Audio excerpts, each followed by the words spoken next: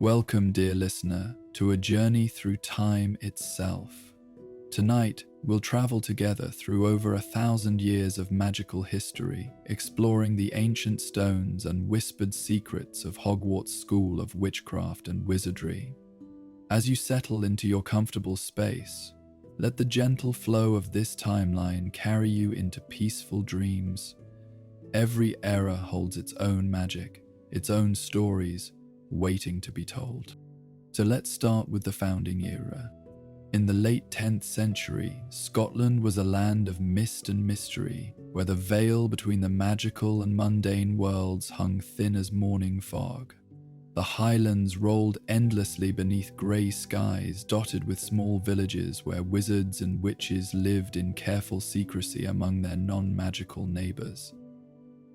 This was a time before the international Statute of Secrecy, when magic folk walked more freely, though still with caution. The magical communities of Scotland were scattered like stars across the dark landscape. Small covens gathered in hidden glens, practicing ancient Celtic magic passed down through generations. Druids still walked the old paths, tending to sacred groves and stone circles that hummed with primordial power. In the lochs, magical creatures swam in the deep waters, undisturbed by human eyes. The forests teemed with unicorns, bowtruckles, and other beings that would later become rare. It was into this world that 4 exceptional magical minds were born, each destined to change the course of wizarding education forever. The climate of the time shaped them, an era of Viking raids, of kingdoms rising and falling, of Christianity spreading through lands still remembering older ways. Magic was both revered and feared, practiced openly in some places while hidden in others. The magical population faced unique challenges. Without formal schools, young witches and wizards learned their craft through apprenticeships, often dangerous and inconsistent. Many magical children went untrained, their powers wild and uncontrolled. Accidents were common, sometimes tragic. The need for systematic magical education grew more pressing with each passing year. Godric Gryffindor emerged from the wild moors of the West Country, where his village had been named in his honor. Born to a family of accomplished wizards, Godric showed extraordinary magical ability from his earliest years. His childhood was marked by acts of remarkable bravery. Legends tell of him defending his village from dark creatures when he was barely into his teens. His magic burned bright and fierce, like the fire in the great hall of his family's manor. Godric's philosophy of magic centered on courage and nobility. He believed that magic should be used to protect the innocent, to stand against darkness wherever it arose. His dueling skills were legendary even in his youth, and he advocated for teaching defensive magic to all young wizards. The sword he carried, goblin-forged and imbued with his own magical essence, would become one of the most famous artifacts in wizarding history. From the rolling valleys of Wales came Helga Hufflepuff, whose approach to magic contrasted beautifully with Godric's intensity. Where he burned bright, she glowed warm and steady. Helga's magical talents lay in charms and herbology, in the magic of growing things and nurturing life. Her childhood home was known throughout Wales as a place of healing and hospitality. No traveller was turned away from her door, no hungry child left unfed. Helga's magic expressed itself through creation and care. She could coax plants to grow in the most barren soil, could heal wounds that others declared fatal. Her food charms were legendary. It's said that bread from her table would stay fresh for weeks, and her healing draughts could cure ailments that plagued victims for years. She believed that magic was meant to help, to heal, to bring people together. Rowena Ravenclaw descended from the Scottish Highlands, from a family that prized knowledge above all earthly treasures.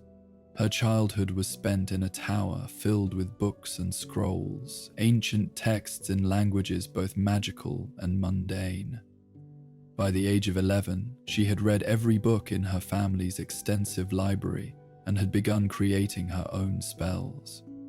Her mind was sharp as winter wind, always questioning, always seeking to understand not just how magic worked, but why. Rowena's approach to magic was systematic and scholarly.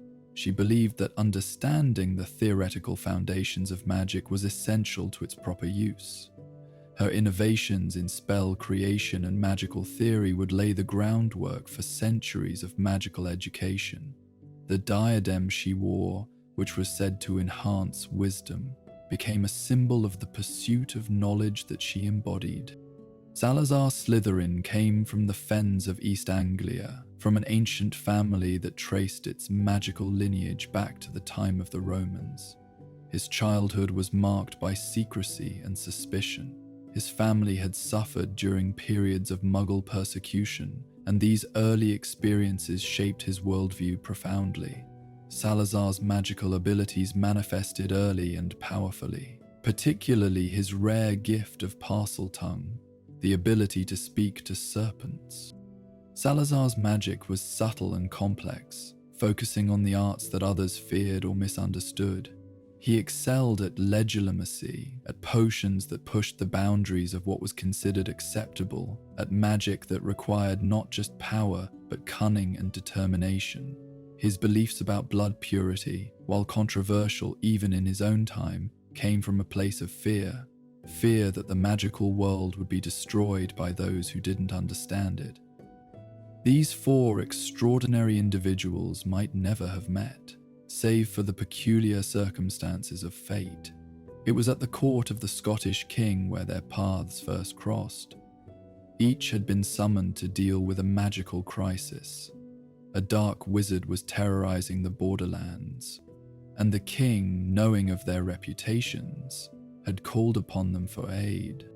The idea for a school of magic arose during long nights spent planning their strategy against the dark wizard. As they worked together, sharing knowledge and techniques, they realized how much they could learn from each other. Godric spoke passionately about the young wizards in his village who needed training. Helga mentioned the magical children she'd encountered, who had no one to teach them. Rowena theorized about what could be accomplished with systematic magical education. Even Salazar, cautious as he was, saw the value in training young wizards properly. The location for their school was chosen with great care. They needed somewhere remote, far from Muggle settlements, where young wizards could practice magic safely. The site they selected was a craggy hilltop beside a vast lake in the Scottish Highlands. The land itself seemed to pulse with ancient magic, as if it had been waiting for them. Construction began in 993 AD on the first day of spring. The four founders combined their magical abilities in ways that had never been attempted before. Godric's strength lifted massive stones into place. Helga's nature magic encouraged the very earth to support their structures. Rowena's architectural spells ensured that every angle, every measurement was perfect. Salazar's protective enchantments were woven into the very foundations. The castle grew like a living thing, towers stretching toward the sky, dungeons delving deep into the earth. Each founder contributed unique elements to the design. Gryffindor Tower rose highest, its windows facing the sunrise, topped with battlements that spoke of strength and protection. Hufflepuff's basement chambers were warm and comfortable, located near the kitchens she'd designed, with windows that let in surprising amounts of light through clever magical enhancement. Ravenclaw Tower was positioned to catch the best light for reading, with a library that seemed to expand to accommodate every new book. The tower's bronze eagle door knocker, enchanted by Rowena herself, would challenge those who sought entry with riddles and puzzles. Slytherin's dungeons extended beneath the lake, with windows that looked out into the murky depths, where the giant squid would later make its home. The Great Hall was their collaborative masterpiece. The enchanted ceiling, Rowena's greatest creation, reflected the sky outside with perfect accuracy. Helga's long tables would fill with food at mealtimes summoned from the kitchens below. Godric insisted on the raised platform for the teacher's table, where they could watch over their students. Salazar's contribution was more subtle, protective spells that would prevent poison or harmful magic from affecting the food. As the castle grew, so did the founders' vision. They added classrooms for every subject they could imagine teaching, chambers for potion making with specialized ventilation, greenhouses for magical plants, towers for astronomy, and courtyards for practicing spells. Each room was imbued with magic to aid in learning.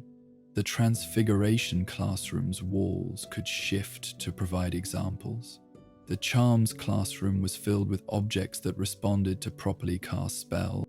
By the autumn of 993 AD, Hogwarts was ready to receive its first students. Word had spread through the magical communities of Britain about the new school. Parents who had worried about their children's magical education now had hope. The founders traveled personally to invite students, seeking out magical children from all backgrounds. The first class was small, barely 40 students in total.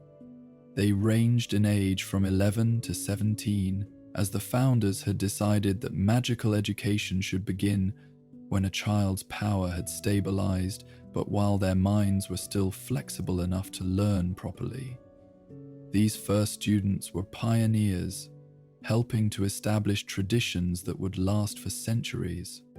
The curriculum was revolutionary for its time. Rather than the haphazard apprenticeship system, students would receive comprehensive education in all branches of magic. Godric taught defense against the dark arts, focusing on practical spells and the courage to use them. His lessons often took place outdoors, with students learning to face their fears in controlled environments. Helga's domain included herbology and charms, taught with patience and encouragement.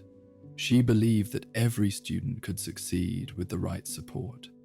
Her greenhouses became places of wonder, filled with magical plants from across the known world. In charms, she taught not just the wand movements, but the intent behind the magic, the importance of meaning what you cast. Rowena revolutionized the teaching of transfiguration and ancient runes. Her classes were intellectually rigorous, challenging students to understand the theory behind the magic. She introduced written examinations, much to some students' dismay, but her methods produced wizards and witches of exceptional skill.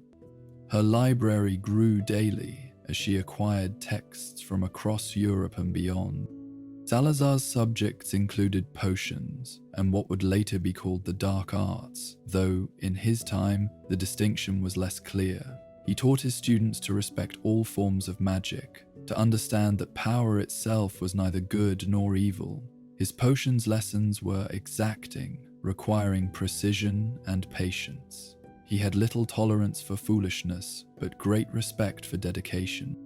As the student body grew, the founders realized they needed a way to organize the school. The house system emerged naturally from their different teaching philosophies and the way students gravitated toward different founders. It began informally, Godric's brave students sitting together at meals, Helga's loyal friends forming study groups, Rowena's scholars debating in the library, Salazar's ambitious pupils practicing advanced magic in secret. The formalization of the houses came in the school's third year. Each founder would have a house in their name, and students would be sorted based on their qualities and values. This would create smaller communities within the school, providing support and friendly competition. The founders spent months debating the criteria for sword. Gryffindor House would value courage, daring, nerve, and chivalry. Godric wanted students who would stand up for what was right, who would protect those who couldn't protect themselves. The lion became their symbol, representing bravery and nobility. Their colors, scarlet and gold, spoke of fire and glory. Hufflepuff House would prize hard work, patience, justice, and loyalty. Helga insisted that her house would take all students who didn't fit neatly into the others, believing that everyone deserved a chance. The badger, tenacious and protective of its own, became their emblem. Yellow and black represented wheat and soil, the foundation of growth. Ravenclaw House would seek those with intelligence, creativity, learning, and wit.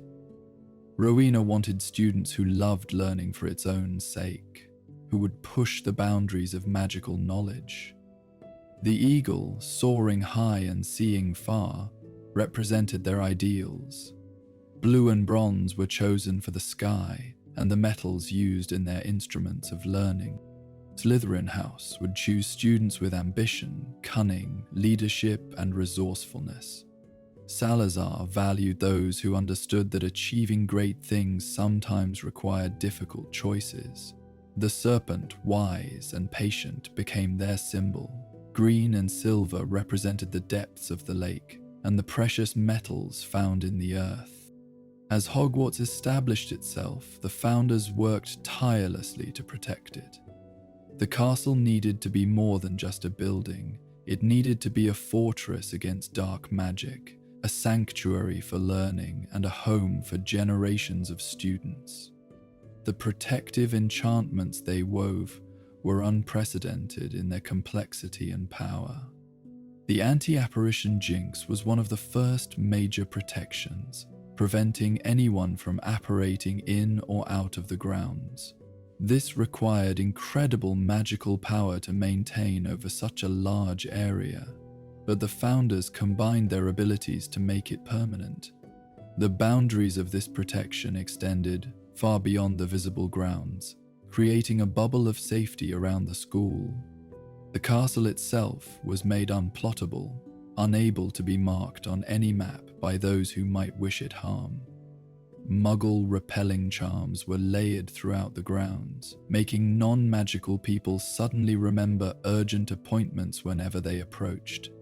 These charms were subtle, causing no harm but ensuring the school's secrecy. More dramatic protections were added as well. The Whomping Willow would come later, but the founders planted other defensive flora. Hedge mazes that would confuse intruders, thorny barriers that grew instantly when threatened. The very stones of the castle were taught to recognize threats. Staircases moving to confuse those with ill intent. The founders also considered internal threats. They created magical contracts for staff, ensuring loyalty to the school's mission. Secret passages were built, some for emergency evacuations, others to allow teachers to monitor student activities. The portraits were enchanted not just to move, but to serve as an early warning system, reporting unusual activities to the headmaster. Perhaps most remarkably, they imbued the castle with a form of consciousness.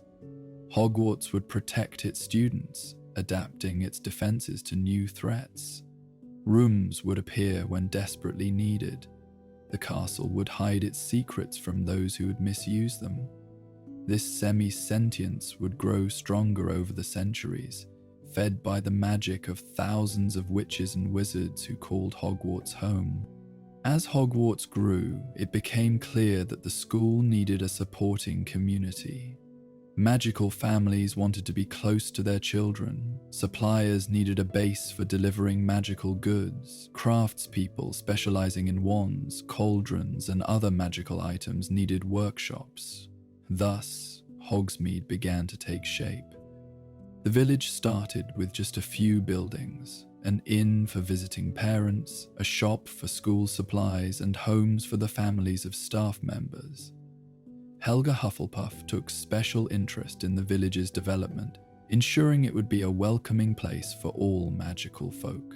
She personally blessed the foundations of the Three Broomsticks, which began as a simple tavern run by a former student. The founders established rules for the village from the beginning.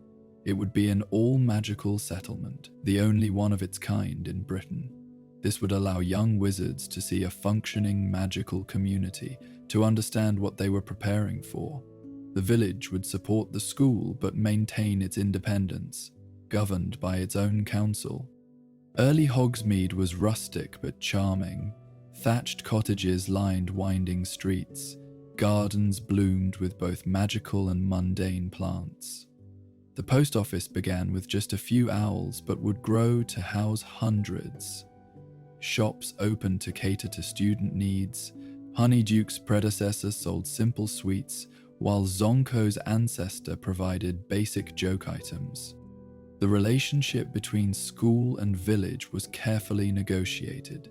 Students would be allowed to visit under supervision, learning to interact with the wider magical world in a safe environment. The village would benefit from the school's protection, sharing in the defensive magic that kept Hogwarts safe. In return, villagers would aid the school in times of need. As the school grew beyond what the founders could personally manage, they needed a way to sort students that would outlast them. The solution came from an unlikely source: Godric Gryffindor's own hat. This wasn't just any hat, but one he had worn in battle, imbued with his own courage and strength. The creation of the sorting hat was perhaps the founders' greatest collaborative magic. Each founder contributed part of their own consciousness to the hat, creating an artifact of unprecedented complexity. The process took months, requiring delicate magical work to ensure the hat would judge fairly and accurately. Godric provided the base, his hat, and the framework of personality. Helga added empathy, the ability to see potential in every student. Rowena contributed intelligence and the capacity to read thoughts. Salazar, despite his growing disagreements with the others, added cunning insight and the ability to see ambition. The enchantment process was exhausting. For 7 days and nights, the founders worked without rest, weaving their magic into the fabric of the hat. They spoke to it constantly, teaching it their philosophies, their hopes for their houses. They showed it memories of ideal students, examples of the qualities they valued. When the work was complete, the hat spoke for the first time. Its voice carried echoes of all 4 founders, wise and ancient even in its first moments. It composed its first song immediately, explaining the houses and their values. The founders wept to hear their ideals expressed so perfectly. The sorting hat's first official sorting was a nervous affair. Would it work as intended? Would it show bias? But as student after student was sorted accurately and fairly, the founders' worries eased. The hat could see into hearts and minds, understanding not just who students were, but who they could become. For the first decade, Hogwarts flourished under the leadership of all 4 founders. But as the wizarding world changed, cracks began to appear in their unity. The primary source of conflict was the admission of Muggle-born students. As Hogwarts' reputation grew, more magical children from non-magical families sought admission. Salazar's opposition to Muggle-born students stemmed from fear rather than mere prejudice. He had witnessed witch hunts in his youth, had seen magical people betrayed by Muggle neighbors they trusted. He argued that Muggle-born students might inadvertently expose the school to danger, that their families couldn't be trusted with the secret of Hogwarts. The other founders disagreed. Godric argued passionately that courage knew no blood distinction. Helga insisted that all magical children deserved education. Rowena presented logical arguments about the fresh perspectives Muggle-born students brought. For years they debated, the disagreements growing more heated with each passing term. The conflict affected the entire school. Students began to take sides. houses divided not just by personality but by ideology. Slytherin House became increasingly isolated, its students viewed with suspicion. Salazar himself grew bitter, feeling his concerns were dismissed, his contributions to the school forgotten. The breaking point came when a Muggle-born student accidentally led witch hunters near the school boundaries. Though the school's protections held, Salazar saw it as vindication of his warnings. He demanded that all Muggle-born students be expelled immediately. The other founders refused, leading to a terrible confrontation.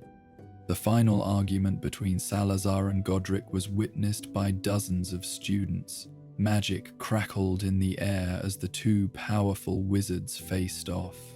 They didn't duel, their respect for each other prevented that, but the verbal battle was fierce enough. Salazar spoke of betrayal, of ideals abandoned. Godric accused him of letting fear rule wisdom. In the end, Salazar left Hogwarts. Some say he departed in the night, others that he made a formal farewell. What is certain is that his leaving created a wound in the school that would take generations to heal. Slytherin House was left without its founder, its students uncertain of their place in a school that suddenly seemed hostile to them. Before his departure, Salazar created his most controversial legacy, the Chamber of Secrets.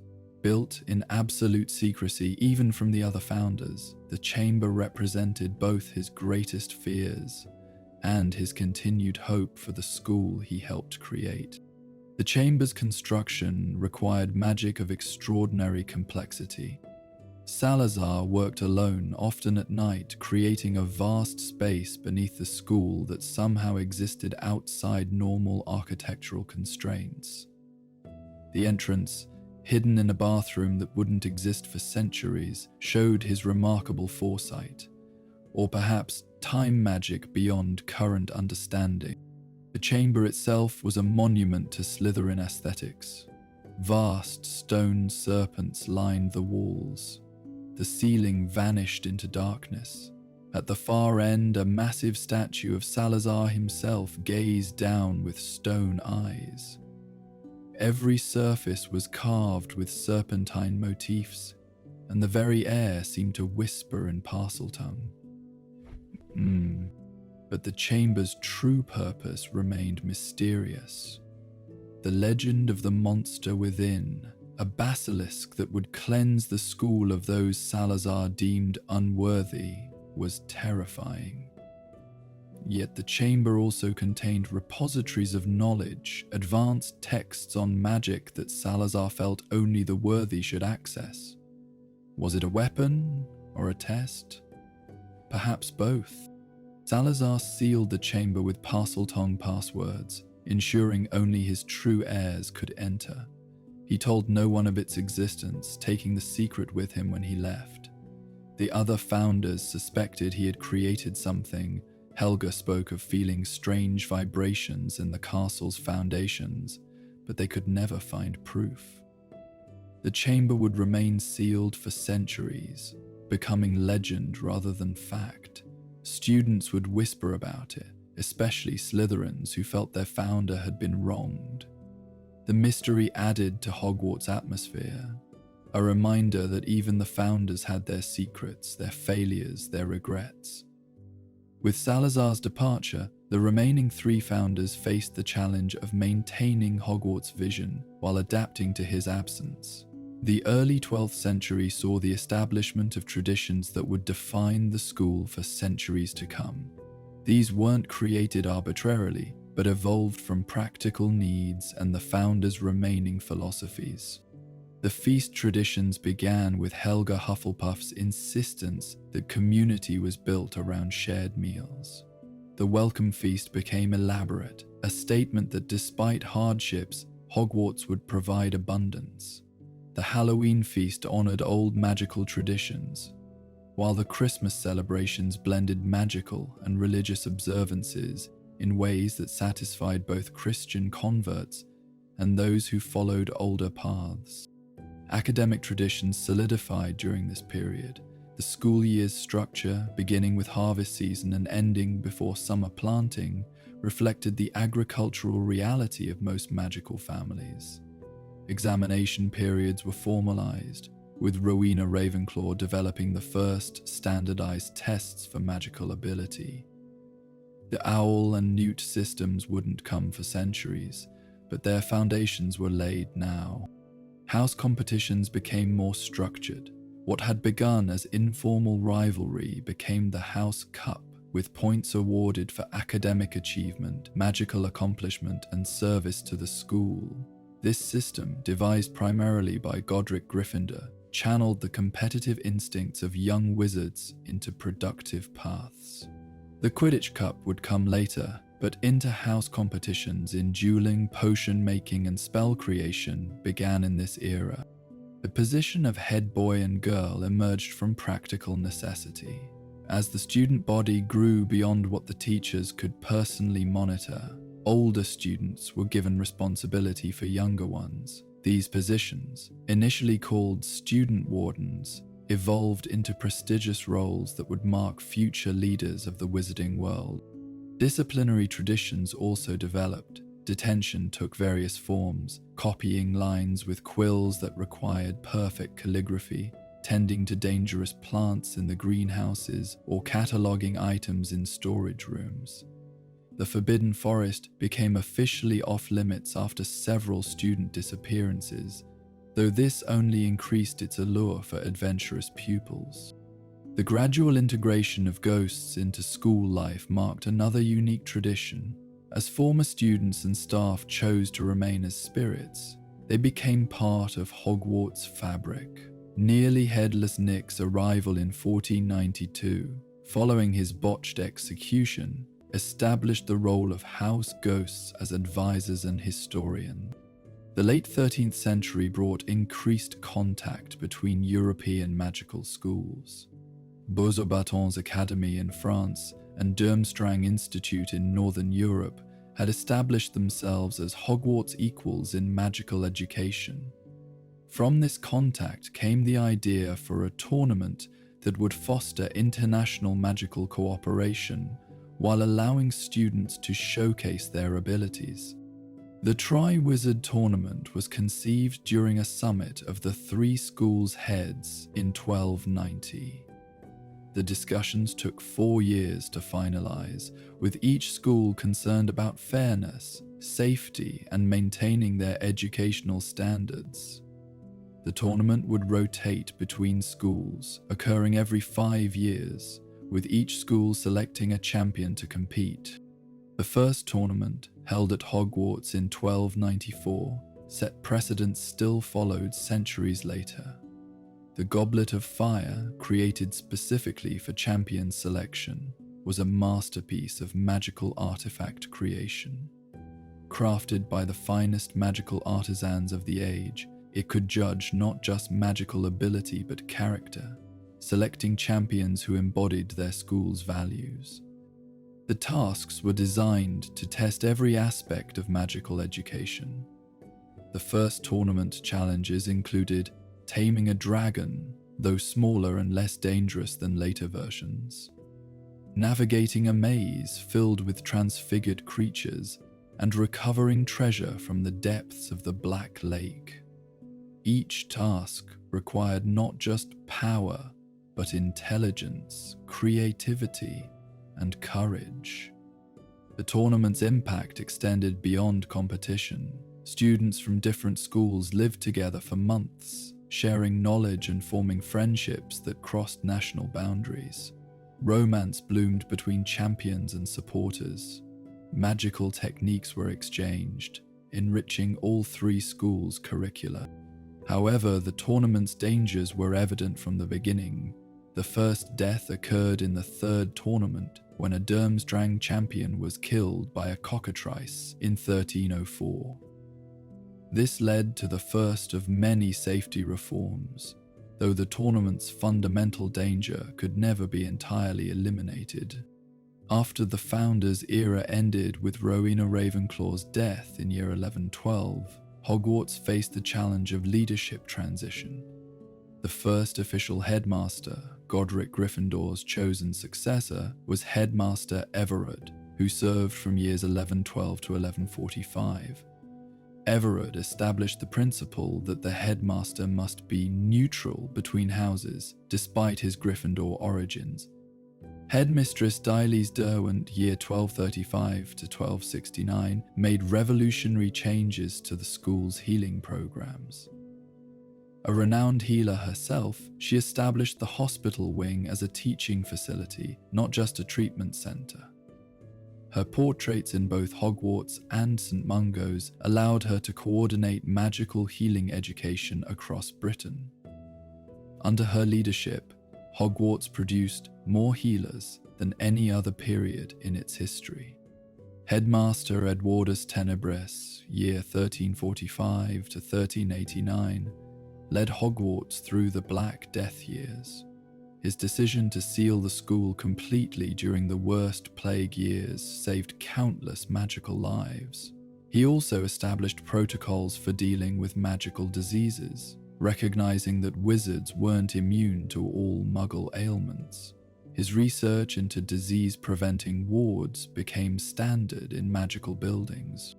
Headmistress Fitherly Undercliff, year 1422 to 1448, was notable for being the first Muggle-born headmistress. Her appointment was controversial, with several board members resigning in protest. However, her tenure proved transformative. She modernized the curriculum, introducing Muggle studies as a subject and establishing better relationships with the non-magical world during a relatively peaceful period. Headmaster Gifford Abbott, year 1474 to 1503, oversaw Hogwarts during the transition from medieval to Renaissance thinking. An accomplished astronomer, he expanded the astronomy tower and introduced mathematical principles to magical education. His belief that magic followed discoverable laws influenced generations of magical theorists. He also established the first exchange programs with foreign magical schools beyond the Triwizard participants. The arrival of the Black Death in Britain in 1348 created unprecedented challenges for the magical community. While wizards had some resistance to the plague, they weren't immune. The disease seemed to affect magical and non-magical people differently, with wizards experiencing magical drain before physical symptoms appeared. Hogwarts' response to the plague showed both the strength and limitations of magical healing. The school's healers worked tirelessly to develop cures, but the plague's magical resistance puzzled them. It seemed to adapt to healing spells, requiring constant innovation. The period saw unprecedented cooperation between the school's potions masters and healers. The decision to quarantine Hogwarts completely came after several student deaths. Headmaster Tenebris ordered the creation of the most powerful protective barriers the school had seen since the founder's time. No one could enter or leave. Food was created through advanced transfiguration and multiplication spells. The isolation lasted 3 years. During quarantine, the school became a self-contained world. Students who should have graduated remained, becoming assistant teachers. Younger students arrived through a complex system of portkeys that activated only after quarantine periods in secured locations. The library became crucial, with students and staff researching historical plagues for solutions. The plague years forged a generation of remarkably skilled wizards. With nowhere to go and constant threat outside, students devoted themselves to study with unprecedented intensity. Advanced magic was taught to younger students out of necessity. The period produced innovations in healing, ward creation, and protective charms that remained standard for centuries. When Hogwarts finally reopened to the world, it had changed profoundly. The experience of isolation had created bonds between houses that hadn't existed before.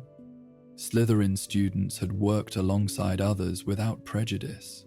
The shared trauma created a sense of unity that influenced school culture for generations. As medieval Britain evolved politically, so did its magical governance.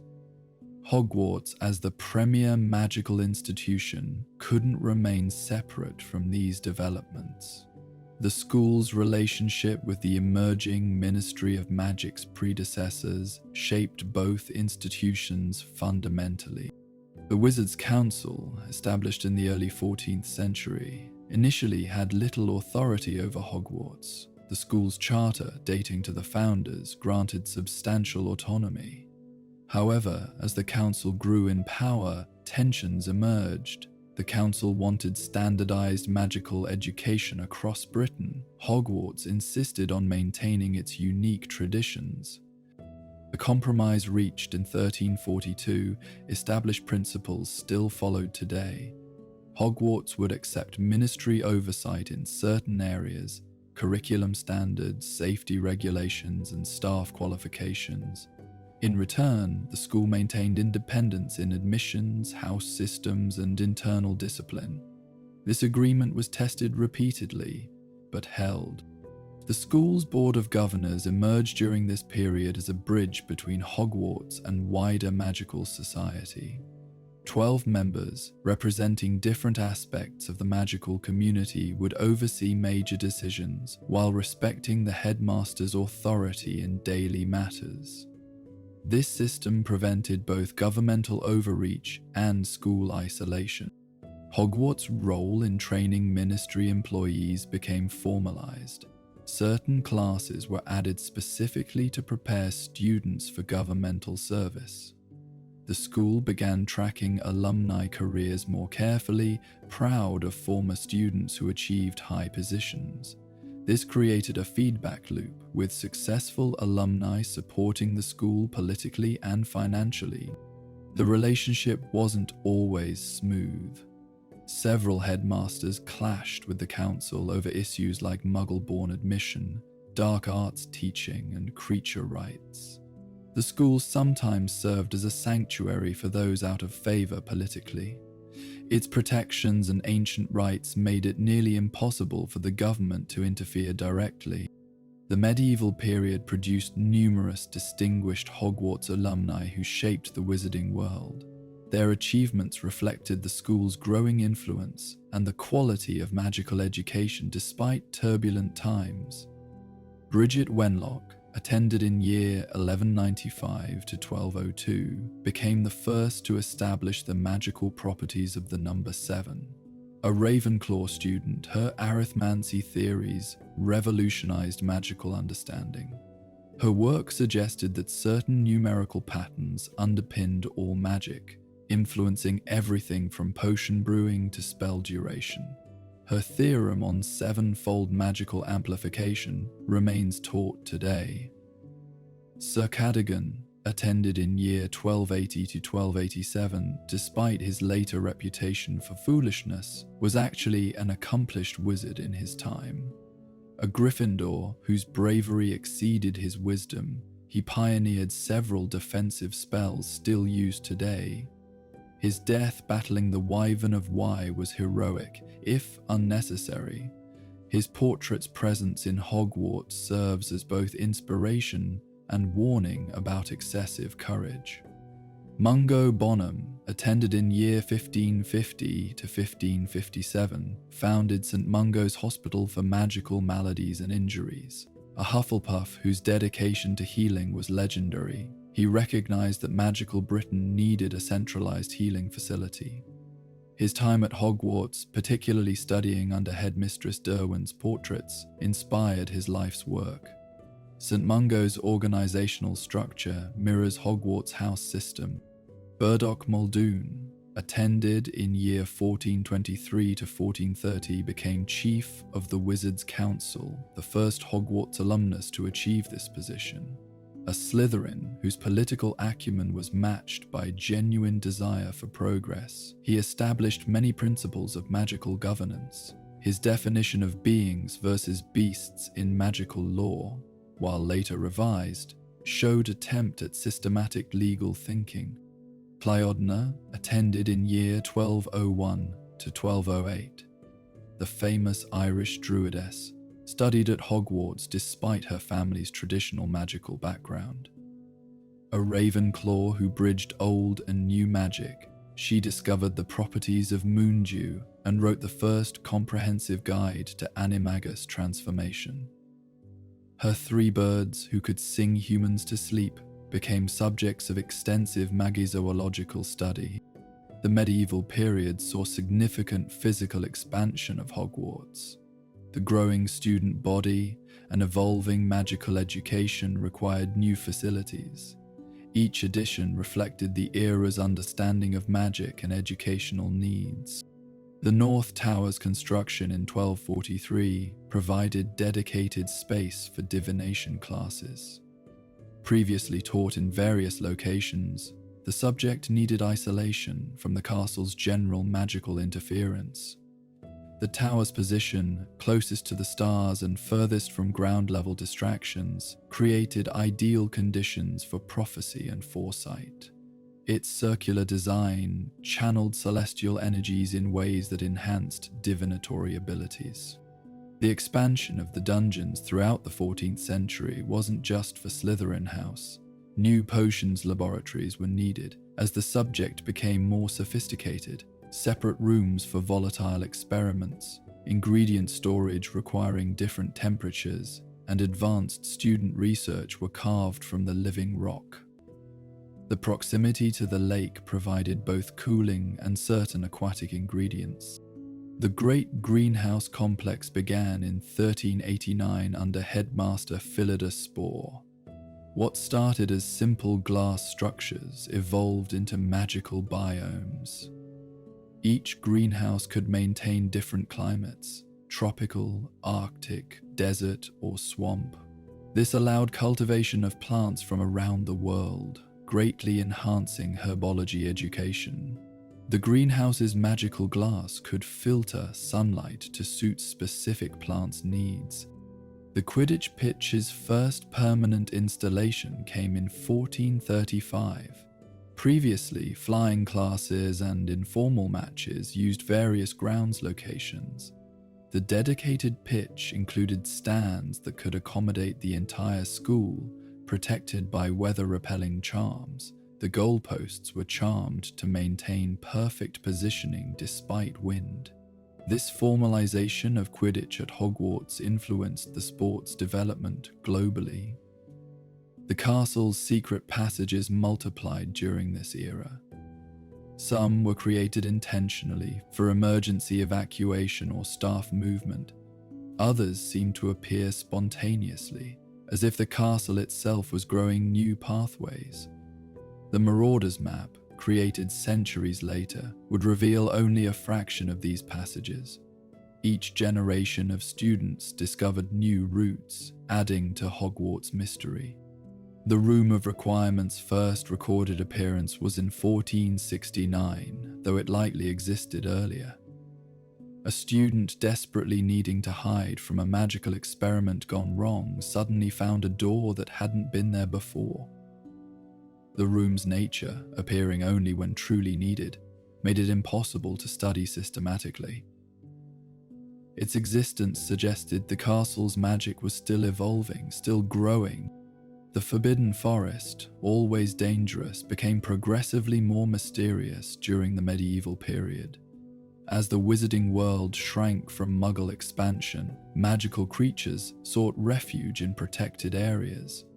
Hogwarts Forest, shielded by the school's ancient magic, became a sanctuary for beings found nowhere else in Britain. The centaur herds arrived in the early 1200s, fleeing persecution in southern England. Their integration into the forest ecosystem was negotiated carefully with Hogwarts administration. The centaurs maintained independence while acknowledging the school's sovereignty. This delicate balance required diplomatic skills from successive headmasters. The centaurs' astronomical observations from forest clearings contributed to Hogwarts' divination programs. The Acromantula colony's establishment was more controversial. A single breeding pair, escaped from a traveling merchant in 1342, found the forest's depths ideal. By the time their presence was discovered, extermination was impossible without destroying much of the forest. Containment became the strategy, with magical barriers keeping them from the castle, while allowing forest expansion. Unicorn herds, always present, grew more numerous as their habitats elsewhere disappeared. The forest's unicorns developed unique characteristics. They were warier of humans, but also more magically powerful. Their shed hairs and freely given blood became crucial potion ingredients. Protection of the unicorns became a sacred duty, with severe punishments for those who harmed them. The forest's plant life evolved dramatically.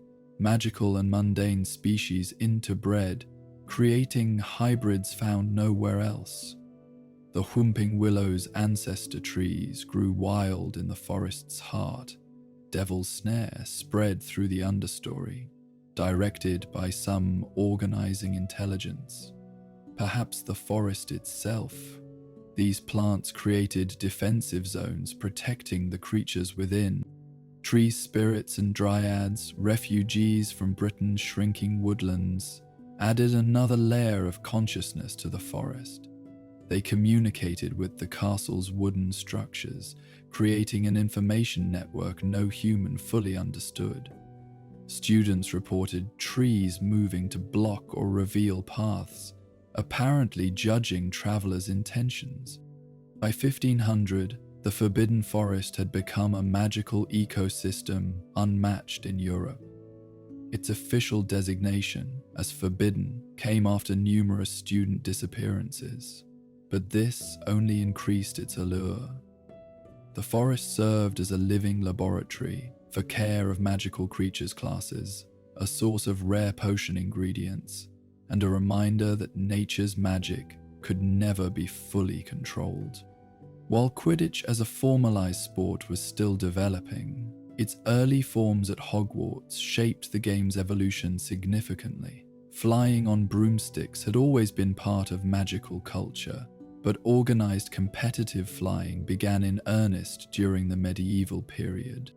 The earliest recorded inter-house flying competition at Hogwarts dates to 1267. These bore little resemblance to modern Quidditch. They were more aerial races with obstacle courses. Students flew through hoops, around towers, and over the lake. Points were awarded for speed and style. These competitions were dangerous, with numerous injuries from collisions with architecture and each other. The introduction of ball play came gradually. The first quaffle was actually an inflated dragon bladder charmed to float slowly. Teams competed to carry it through goals, simple hoops suspended by magic. This game, called bladder ball, was popular but disgusting, as the bladders frequently burst, covering players in noxious fluid. The snitch's precursor appeared around 1350. The golden snidget, a tiny bird, was released during matches. Catching it earned substantial points. This practice, cruel to the endangered birds, was eventually banned. The metal snitch, invented by Bowman Wright, wouldn't appear until later, but Hogwarts students experimented with various magical replacements. Bludgers evolved from a defensive challenge. Originally, spectators threw jinxed balls at players they opposed. This dangerous practice was formalized into two controlled bludgers, with specific students, later beaters, tasked with directing them. Early bludgers were just rocks with mobility charms. Injuries were common and severe. Inter-house Quidditch matches became major events by 1400. Each house developed distinctive playing styles reflecting their values. Gryffindor favored aggressive, risky tactics. Ravenclaw created complex strategies. Hufflepuff emphasized teamwork and endurance. Slytherin used cunning and sometimes questionable techniques. These stereotypes, established early, persisted for centuries. The formalization of rules came slowly. Each year brought new regulations. usually after spectacular accidents. Brooms were standardized after one student arrived on a flying carpet. Wand use during play was banned after a match devolved into an aerial duel. Height limits were established when a seeker pursued a snitch substitute into a thundercloud. The late 17th century brought the most fundamental change to magical society since the founding of Hogwarts itself. The International Statute of Secrecy, officially enacted in 1692, transformed how witches and wizards related to the non-magical world. For Hogwarts, this meant radical adjustments to nearly 7 centuries of tradition. The build-up to the statute had been gradual but accelerating. Witch hunts across Europe and America had claimed thousands of lives, both magical and muggle. While accomplished wizards could escape burning through flame-freezing charms, not all were so fortunate. Children, the elderly, and those caught unaware suffered real deaths. The magical community faced an existential choice: fight back or hide. Hogwarts had always maintained some secrecy, but the new requirements were far stricter. The castle's concealment charms, already formidable, were reinforced by international magical cooperation. The school appeared as a dangerous ruin to any muggle who might stumble upon it. More importantly, all traces of Hogwarts were removed from muggle records and maps. The curriculum changed dramatically. Where once muggle studies had been about understanding non-magical neighbors, it became about avoiding them. New courses in concealment and disguise became mandatory. Students learned to modify memories, to blend in, to hide their abilities. The carefree magic of earlier eras gave way to constant vigilance. For Muggle-born students, the transition was particularly challenging. Previously, they could maintain some connection with their non-magical families. Now, strict rules governed what could be shared. Parents could know of Hogwarts, but extended family and friends could not. The strain this placed on families was immense, leading to the establishment of counseling services. The statute also affected Hogwarts' relationship with the local community.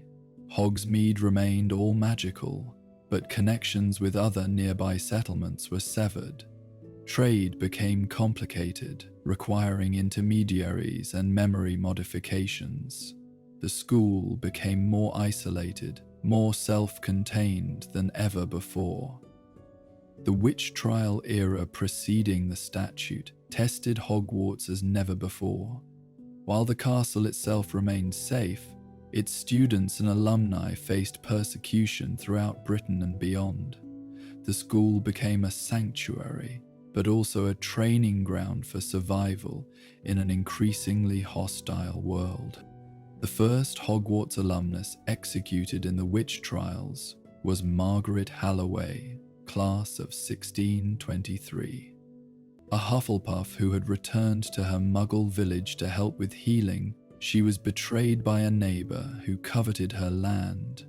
Her death shocked the magical community and led to new policies about graduate placement and protection. Headmaster Everard, years 1650 to 1670, established the Safe House Network, a system of protected locations where magical people could find refuge. Hogwarts became the center of this network, with secret portkeys and flu connections maintained despite ministry concerns. The castle's ancient protections were extended to shield these safe houses. The trials influenced student behavior profoundly. Secret societies formed within the school, dedicated to protecting fellow witches and wizards. The Order of Merlin Precursor began as a Hogwarts student group, training in combat magic and rescue operations. These groups operated with tacit staff approval, though officially discouraged. Several dramatic rescues originated from Hogwarts during this period. The Pendle Hill 12, A group of witches arrested in Lancashire were freed by a coordinated effort of recent graduates. The rescue's planning occurred entirely within Hogwarts walls, using the Room of Requirement as headquarters. Such activities made the school a target for Muggle authorities, though they never succeeded in locating it. The psychological impact on students was severe. Many arrived at Hogwarts traumatized by witnessing arrests or executions. The hospital wing expanded its mental healing services. Group therapy sessions, disguised as meditation and magical theory classes, helped students process their experiences. This period established Hogwarts' tradition of providing comprehensive emotional support. The trials also sparked intellectual development. Students and faculty researched historical persecutions, developing theories about Muggle magical relations.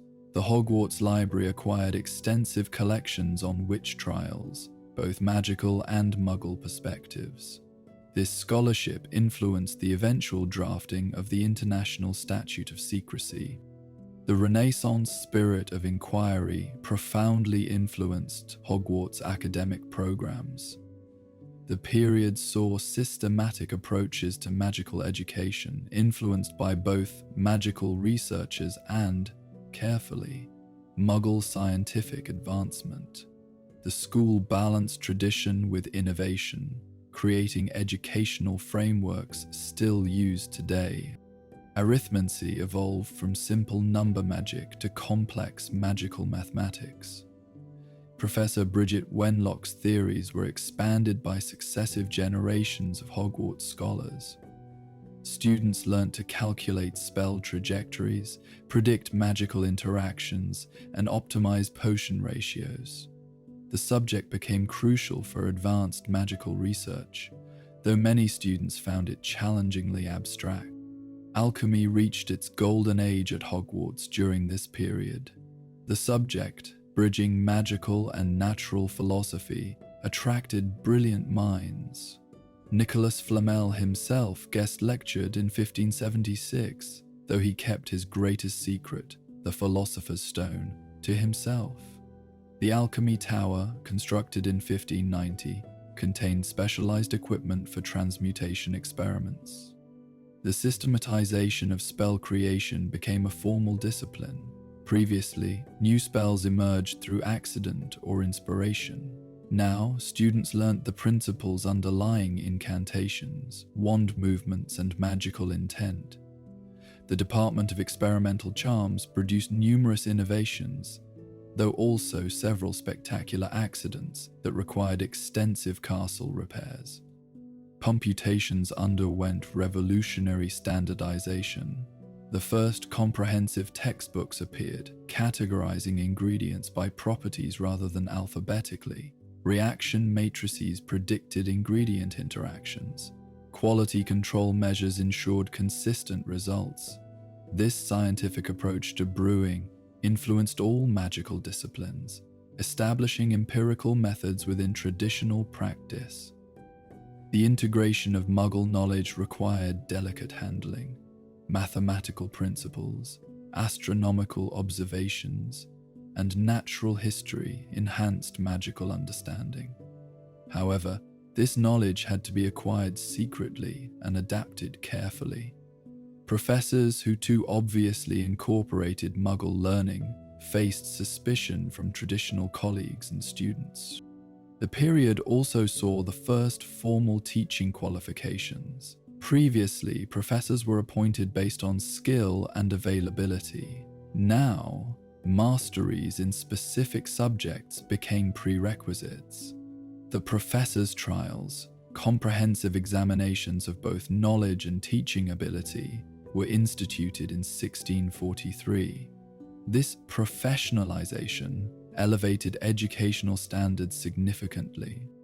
The restricted sections establishment in 1551 marked a crucial development in Hogwarts' approach to dangerous knowledge. As magical research advanced, certain texts proved too hazardous for general access. The decision to preserve but restrict these works rather than destroy them, reflected Renaissance values of knowledge preservation. Headmaster Philetus Spore initiated the restricted section after a student accidentally triggered a book curse that transformed half the library into a swamp. The incident highlighted the need for controlling access to dangerous texts while maintaining them for legitimate research.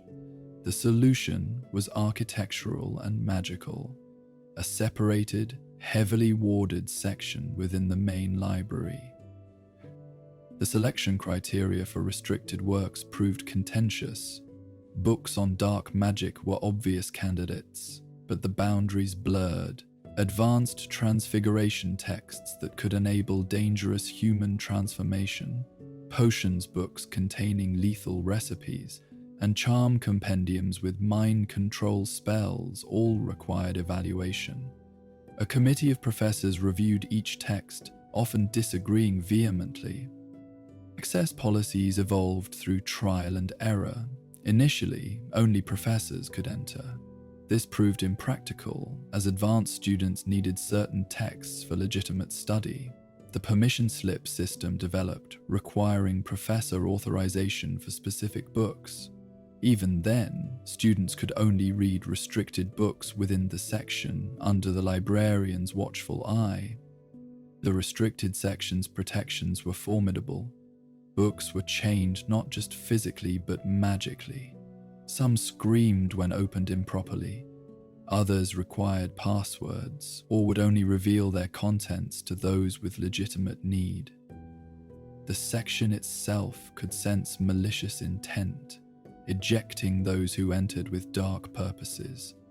Notable restricted texts included Mosti Potente potions containing dangerous body transformation brews, Magic Mosti Evilly, detailing unforgivable curses, and The Secret of the Darkest Art, explaining soul splitting. These books provided crucial knowledge for defense against dark magic, justifying their preservation despite their dangers. The restricted section also became a repository for unique or historically significant texts.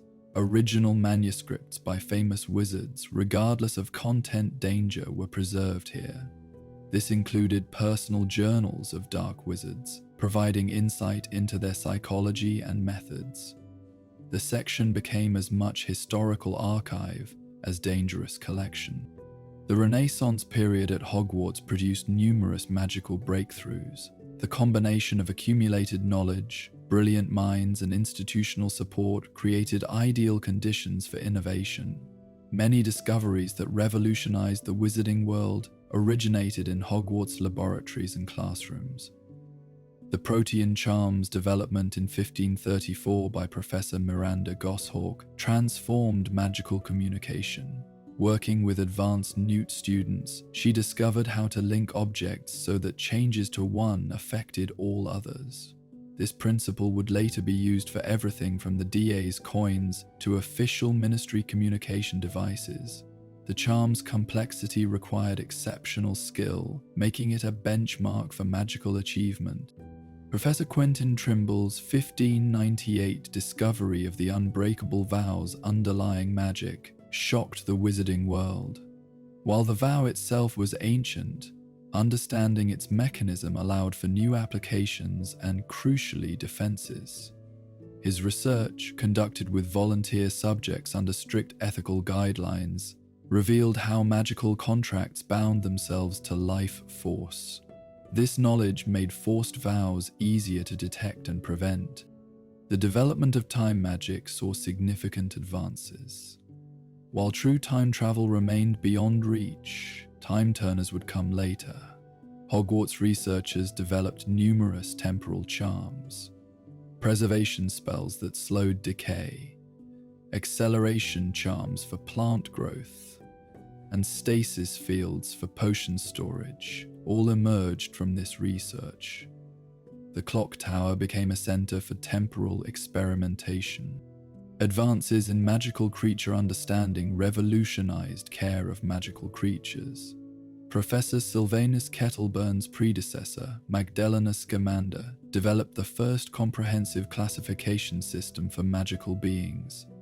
Her work established communication protocols with sentient creatures and handling procedures for dangerous species.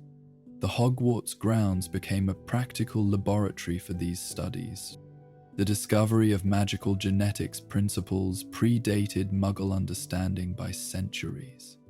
Hogwarts researchers identified inheritance patterns for magical abilities, though the mechanisms remained mysterious. This research, controversial for its blood purity implications, was restricted but continued. Understanding why magical children could be born to Muggles and vice versa remained elusive but tantalizing.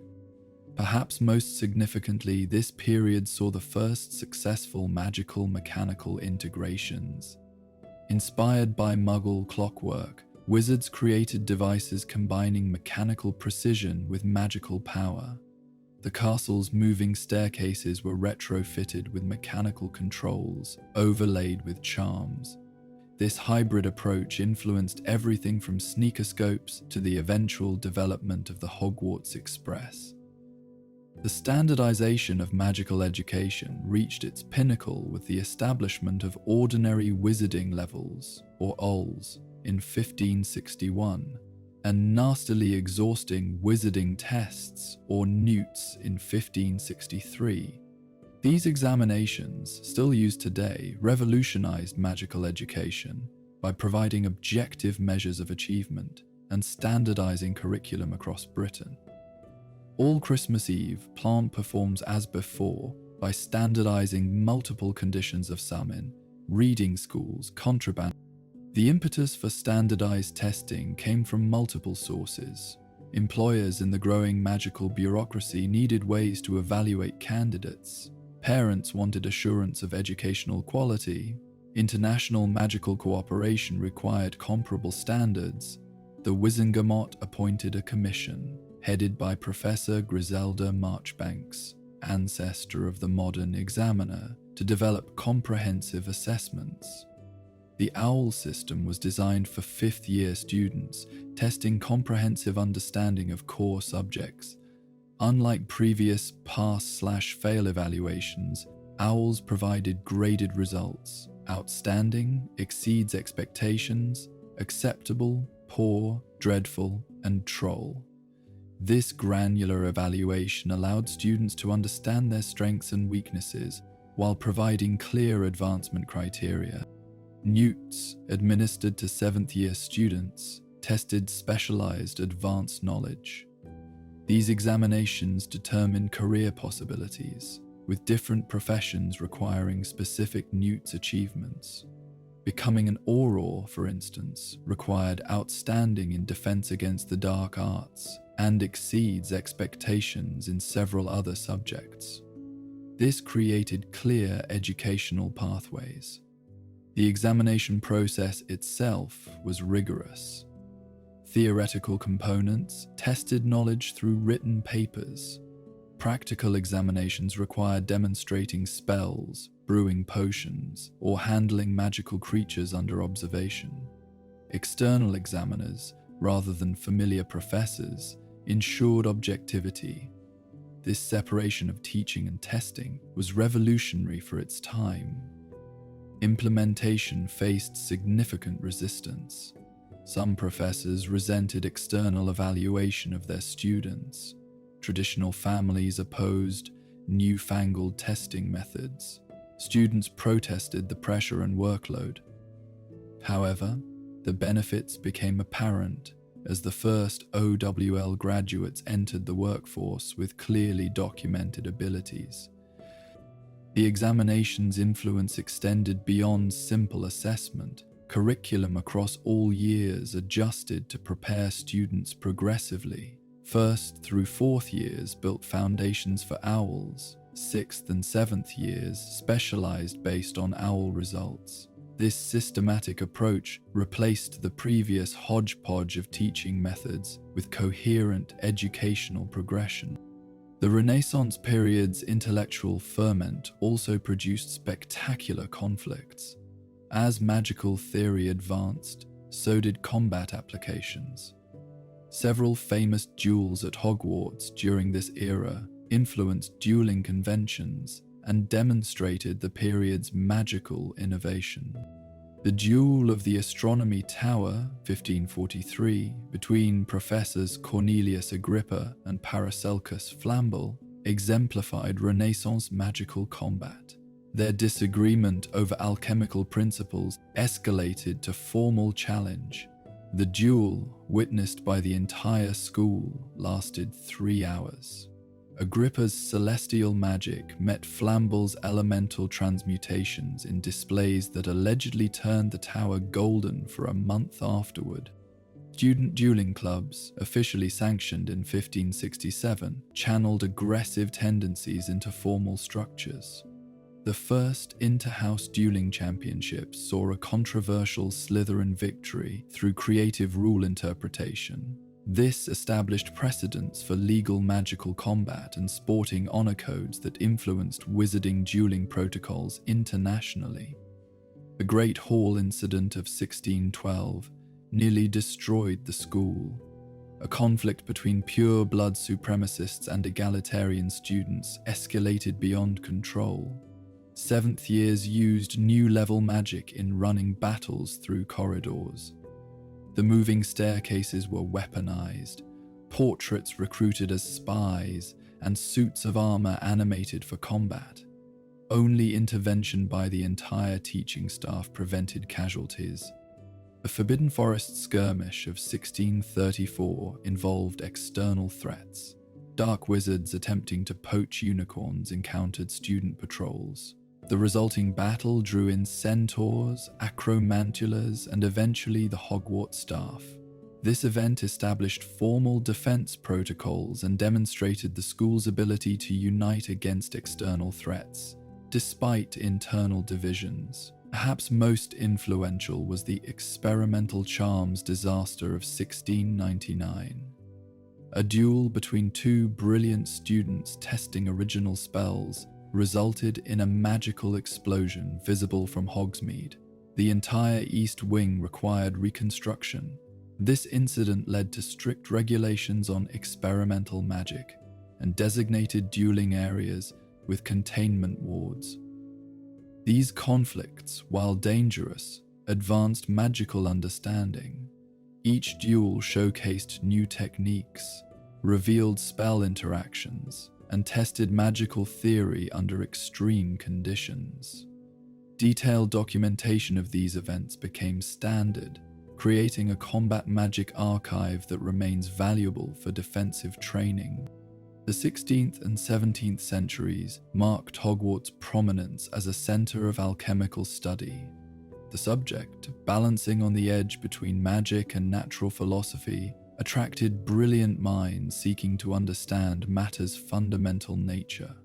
Hogwarts' alchemical achievements during this period influenced magical understanding profoundly. The construction of the Grand Alchemical Laboratory in 1556 signaled serious institutional commitment. This facility, separate from General Potions laboratories, contained specialized equipment for transmutation work, crystal alembics that could withstand philosophical mercury, furnaces maintaining precise temperatures for months, and observation chambers shielded from magical interference made advanced research possible. Professor Zygmunt Budge, arriving in 1571, revolutionized alchemical education. His systematic approach replaced mystical obscurantism with practical methodology. Students learned to recognize true transmutation, from mere appearance change to calculate magical energy requirements for elemental shifts, and to understand why most alchemical pursuits failed. His textbook, Alchemy, Ancient Art and Science, became definitive. The search for the Philosopher's Stone dominated research. While Nicolas Flamel had succeeded, his methods remained secret. Hogwarts alchemists pursued independent paths. Professor Budge's team achieved partial transmutations, led to silver, though unstable. More importantly, They documented why certain approaches failed, eliminating false paths for future researchers. Alchemical medicine emerged as practical application. Where full transmutation failed, partial processes succeeded in creating powerful healing substances. The infirmary's stocks included alchemically purified essences that could cure previously fatal conditions. This medical alchemy influenced St. Mungo's practices and established Hogwarts' reputation for healing innovation. The intersection of alchemy and other magical disciplines proved fruitful. Alchemical principles applied to transfiguration explained why certain transformations resisted reversal. Potions theory incorporated alchemical understanding of essential qualities. Even defense against the dark arts benefited, as alchemical shields could resist curses that penetrated normal protections. The decline of alchemists' golden age came gradually. As the 17th century ended, the subject's limitations became apparent. True transmutation remained elusive except for Flamel's secret. Medical applications were superseded by advancing potions. Most significantly, the International Statute of Secrecy made acquiring Muggle alchemical texts dangerous. The subject retreated to specialized study, its broader influence absorbed into other disciplines. The 18th century brought the Enlightenment's rationalist spirit to Hogwarts, fundamentally altering approaches to magical education. The school adapted to changing times while maintaining core traditions, creating educational frameworks that would endure into the modern era.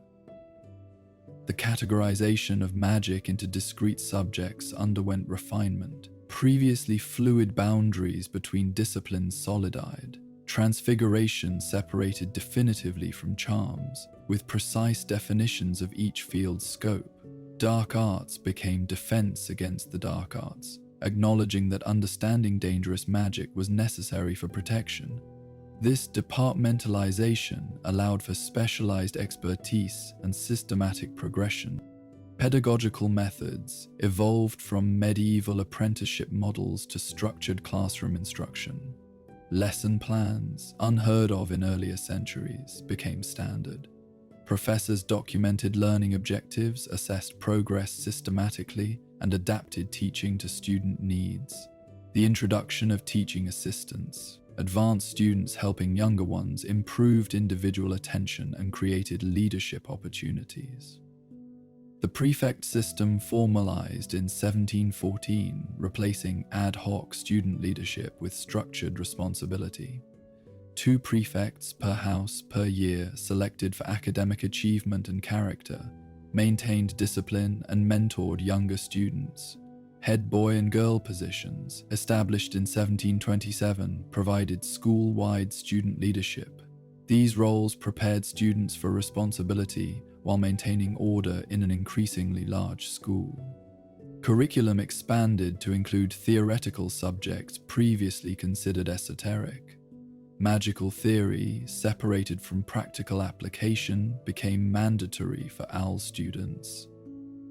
Ancient studies expanded beyond runes to include comparative mythology and magical anthropology. These additions reflected Enlightenment values of comprehensive understanding over mere practical application. Assessment methods grew more sophisticated. Continuous evaluations supplemented major examinations. Project work, particularly in 6th and 7th years, allowed students to pursue specialized interests. The infamous nastily exhausting component of newts was actually introduced in 1743, when examinations expanded to include independent research presentations. Perhaps most significantly, the era saw the first comprehensive special needs accommodation. Students with learning differences, physical disabilities, or unusual magical conditions received tailored support. The castle itself adapted, creating accessible routes and modified classrooms. This inclusivity, radical for its time, established Hogwarts' commitment to educating all magical children. While the Industrial Revolution transformed Muggle Britain, its effects on the wizarding world were complex and often indirect. Hogwarts, as the magical community's educational center, had to address these changes while maintaining the Statute of Secrecy. The period's technological advancement created new challenges for concealment. As Muggles developed better transportation and communication, maintaining Hogwarts secrecy required constant adaptation. The Hogwarts Express, established in 1792, represented magical adoption of Muggle innovation. The steam engine, modified with extensive magical enhancement, provided reliable student transportation while maintaining necessary separation. Industrial organization influenced Hogwarts administration. The efficiency principles revolutionizing Muggle factories found magical applications. Scheduling became more precise, resource allocation more systematic. The house elf workforce, while maintaining traditional roles, adopted organizational structures that improved castle maintenance. This efficiency allowed Hogwarts to accommodate growing student numbers without proportional staff increase. New subjects emerged responding to industrial change. Muggle studies, previously focused on avoiding detection, expanded to include understanding Muggle technology. Students learned principles behind steam engines, telegraph systems, and industrial processes, not to use them, but to better hide magic from increasingly sophisticated Muggle observation.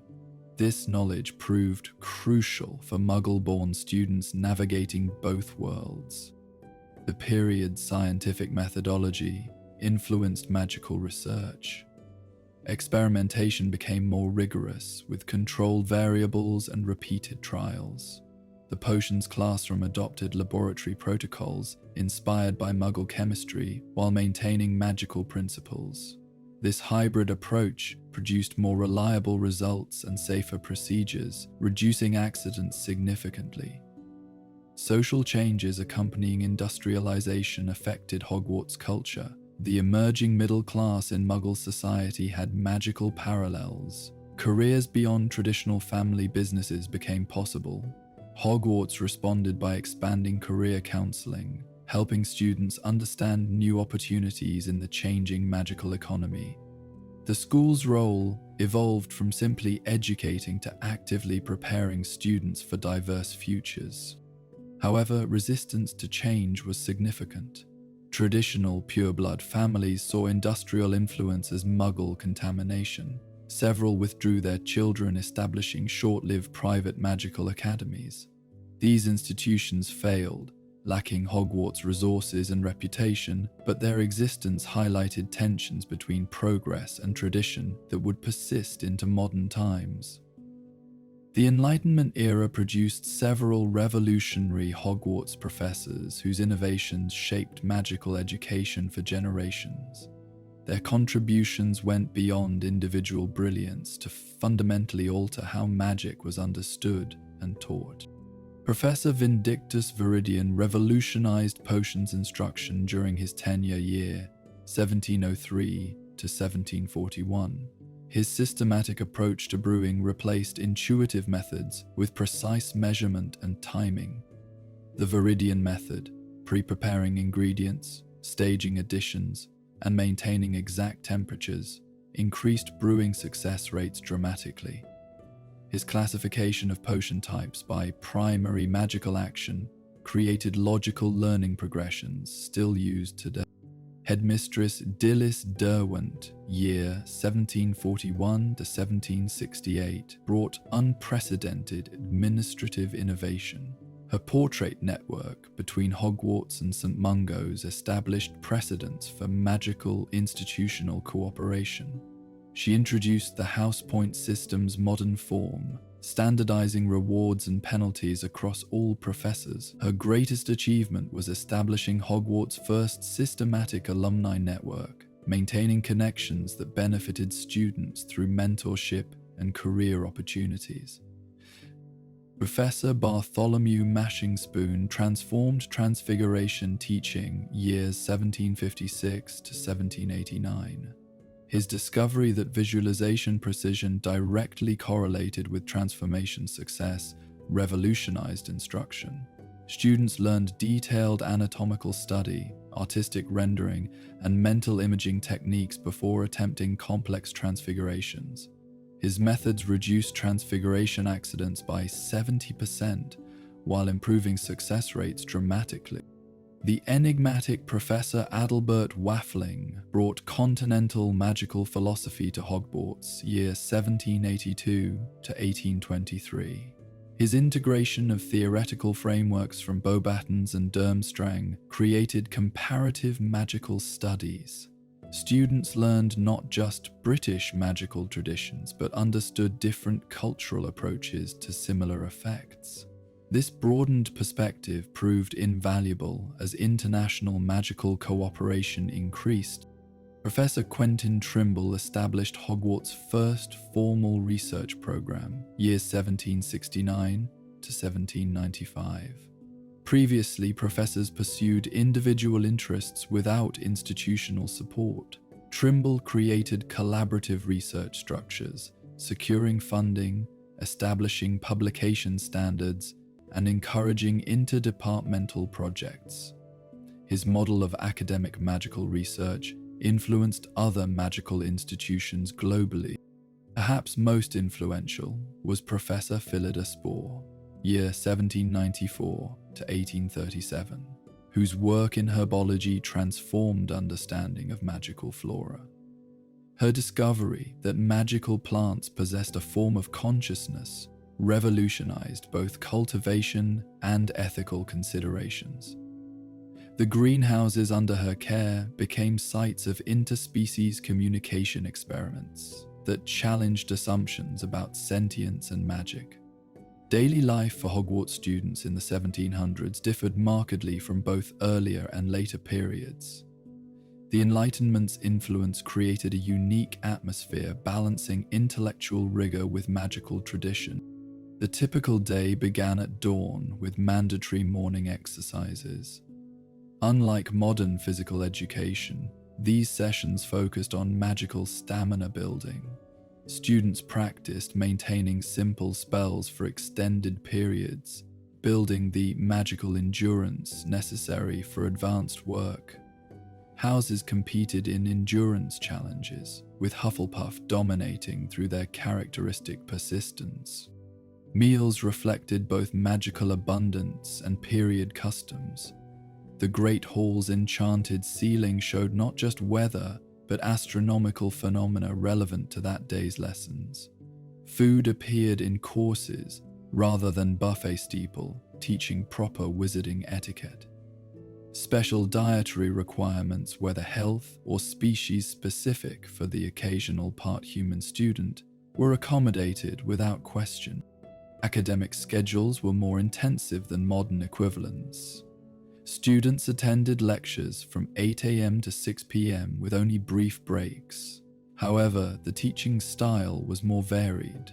Lectures alternated with practical work, discussions, and individual tutorials.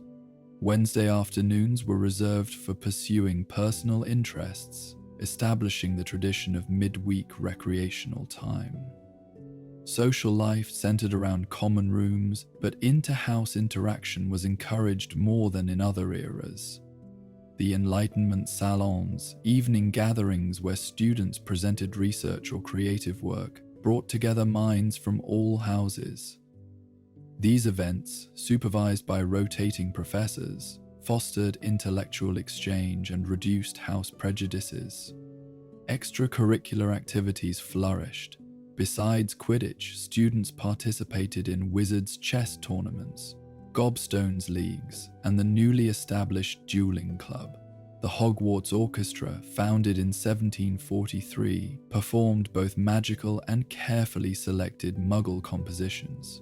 The Frog Choir's origins trace to this period, though it wouldn't gain prominence until later. Discipline reflected Enlightenment principles of natural consequences rather than arbitrary punishment. Detentions involved repairing damage caused by infractions or assisting with tasks related to the offense. A student caught brewing prohibited potions might spend weeks preparing medicinal drafts for the infirmary. This approach aimed at education rather than mere punishment. The 18th century saw unprecedented progress in magical creature rights and integration at Hogwarts. Enlightenment principles of universal rights extended, gradually and controversially, to non-human magical beings.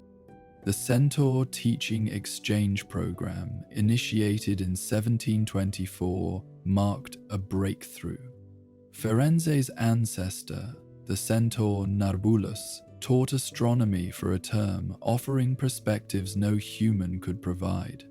While some parents protested, students gained invaluable insights into celestial magic. The program's success led to regular Centaur guest lectures, though full integration remained centuries away. Household working conditions improved significantly under Headmistress Derwent's administration. While liberation wasn't considered, elves received formal rest periods, improved living quarters, and the right to refuse dangerous tasks.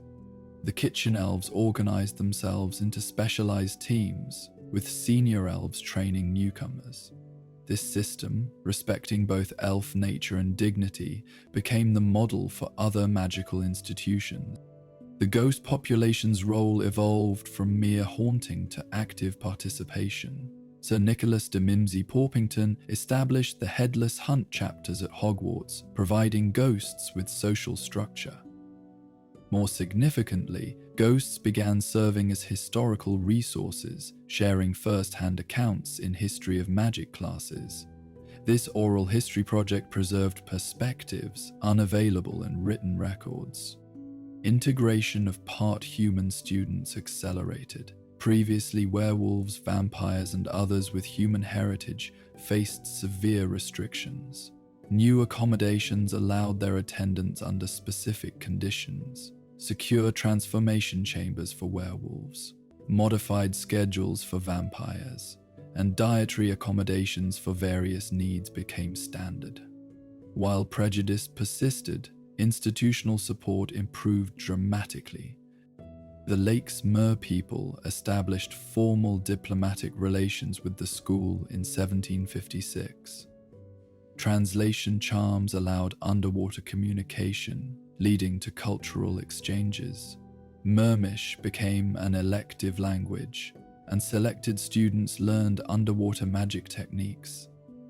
The annual solstice celebration became a joint surface-underwater event, strengthening interspecies bonds. Most remarkably, the period saw the first magical creature student-teacher.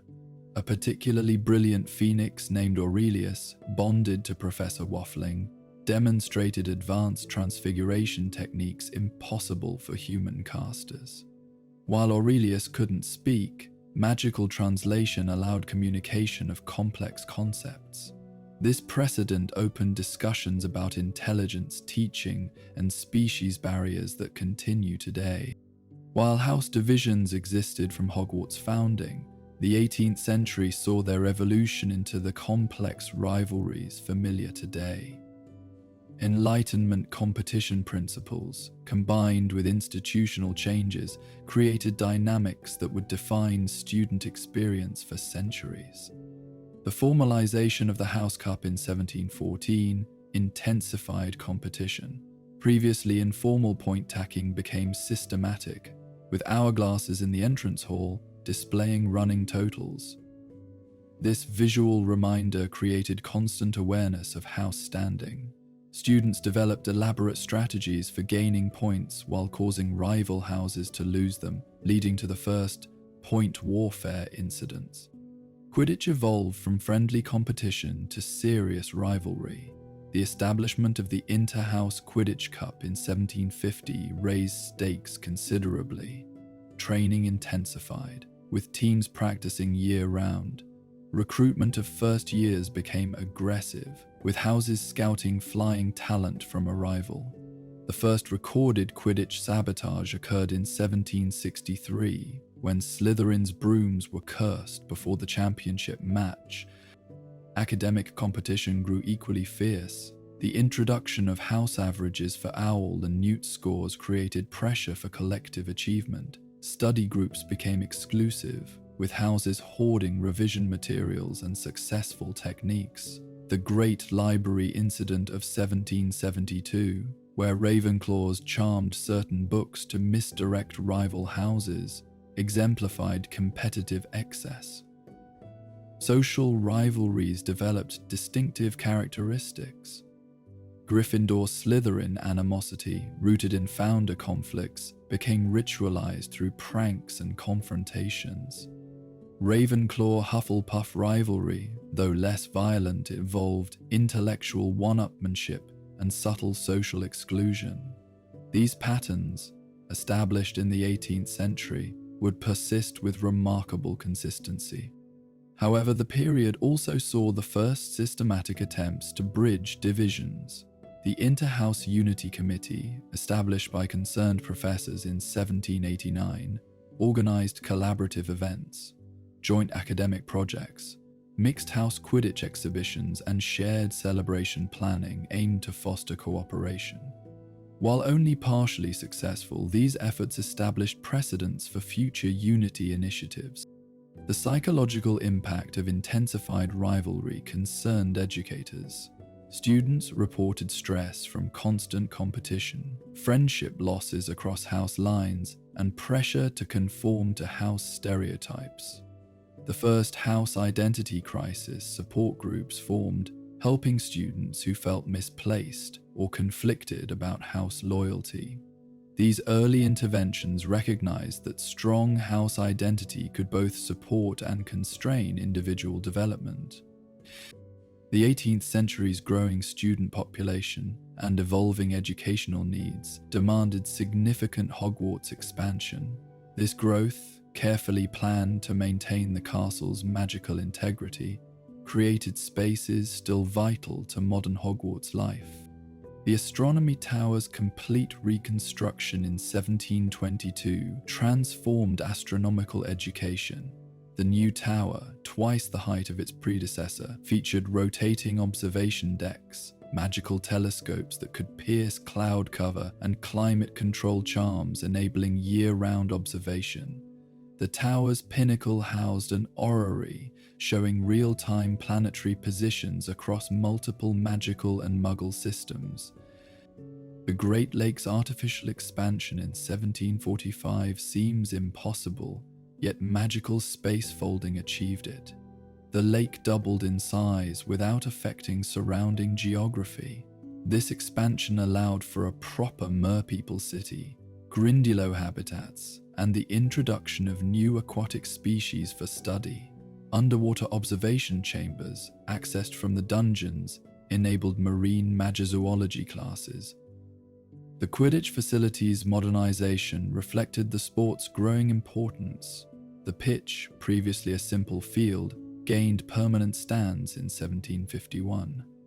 These structures, charmed to accommodate far more spectators than physically possible, could hold the entire school plus visitors. Weather-repelling charms, cushioning spells on seats, and magical amplification for commentary created comfortable viewing regardless of condition. New classroom wings addressed specialized subjects. The experimental magic wing, constructed 1767, contained rooms with variable magical fields, allowing safe practice of unstable spells. Walls could absorb excess magic, ceilings opened to dissipate energy, and observation galleries permitted supervision without interference. This facility enabled practical education previously too dangerous to attempt. The hospital wing's expansion in 1784 created a proper medical facility. Previously a large room with beds, the new wing included specialized treatment areas, long-term care wards, and isolation chambers for contagious magical maladies. The addition of a medicinal garden directly connected by covered walkways ensured fresh ingredient availability. Training facilities for aspiring healers established Hogwarts' role in medical education. Perhaps most mysteriously, the castle itself seemed to grow new rooms spontaneously. Professors reported discovering corridors that hadn't existed previously. Some theorized the castle responded to needs, creating spaces before they were consciously required. The Room of Requirement's official discovery in 1771 supported this theory, though evidence suggests it existed far earlier. The appointment of Phineas Nigellus Black as headmaster in 1847 marked one of Hogwarts' most tumultuous periods. Black, a pure-blood supremacist who made no effort to hide his disdain for Muggle-born students, brought policies that would divide the school for decades. Black's administration began with subtle changes that gradually revealed his agenda. Admission letters to Muggle-born students arrived later than those to magical families, often leaving insufficient time for preparation. The book lists for these students included supplementary reading on wizarding customs that portrayed Muggle society as inferior. While not explicitly discriminatory, these actions created clear hierarchies. The curriculum under Black shifted towards subjects favoring pureblood students. Ancient family magic, previously a minor elective, became heavily emphasized. Muggle studies transformed from cultural understanding to a catalogue of Muggle deficiencies. New courses on wizarding genealogy and sacred 28 family histories appeared, thinly veiled celebrations of blood purity. Student life reflected these prejudices. Pure-blood students received preferential treatment in everything from dormitory assignments to Quidditch team selection. The Prefect system, supposedly merit-based, mysteriously selected only students from established wizarding families during Black's tenure. Muggle-born students found themselves excluded from advanced classes through bureaucratic obstacles rather than explicit bans. The resistance to Black's policies created unlikely alliances. Progressive pure-blood students joined with Muggle-borns and half-bloods in subtle protest. Secret study groups shared knowledge Black tried to restrict. The Hogwarts Underground, a student publication, spread through magical copying charms, documenting discrimination and celebrating Muggle-born achievements. Black's downfall came through his own arrogance. His attempt to formally segregate the Great Hall by blood status in 1864 provoked open rebellion. Students from all houses refused to comply, sitting deliberately mixed. When Black threatened mass expulsions, the Board of Governors intervened. Faced with the prospect of Hogwarts emptying, they forced his resignation in 1865. Despite his brief tenure, Black's impact lingered. The divisions he exacerbated took years to heal. However, the unified resistance he provoked also created stronger inter-house bonds among progressive students. His portrait, required by tradition to hang in the headmaster's office, became notorious for shouting prejudiced comments at future heads, serving as an unintended reminder of paths not to follow. The Victorian era's love of codification and propriety profoundly influenced Hogwarts' regulatory structure. What had been informal traditions and understood practices became written rules, creating the comprehensive framework still largely in place today. The Hogwarts Charter, revised in 1842, established fundamental principles previously assumed. Students' rights to magical education regardless of background, professors' academic freedom within curriculum guidelines, and the school's independence from direct ministry control were explicitly stated. This document, publicly posted in the entrance hall, became the foundation for all subsequent regulations. The Student Code of Conduct, formalized in 1855, replaced centuries of ad hoc rules with systematic regulations. The famous list of forbidden items began modestly with 50 entries, but grew to over 400 by century's end. Punishments were standardized. No longer could professors assign arbitrary consequences. The detention system, point deductions, and privilege removals were carefully delineated. Examination protocols achieved their modern form during this period. Anti-cheating measures became increasingly sophisticated as students developed creative circumvention methods. The introduction of anti-cheating quills in 1867, the segregation of houses during testing, and the use of time-locked examination papers established precedents for academic integrity still maintained. Traditions were documented and ritualized. The sorting ceremony's exact procedures, previously varying by headmaster preference, were standardized. The words spoken, the order of events, and even the positioning of the stool were prescribed.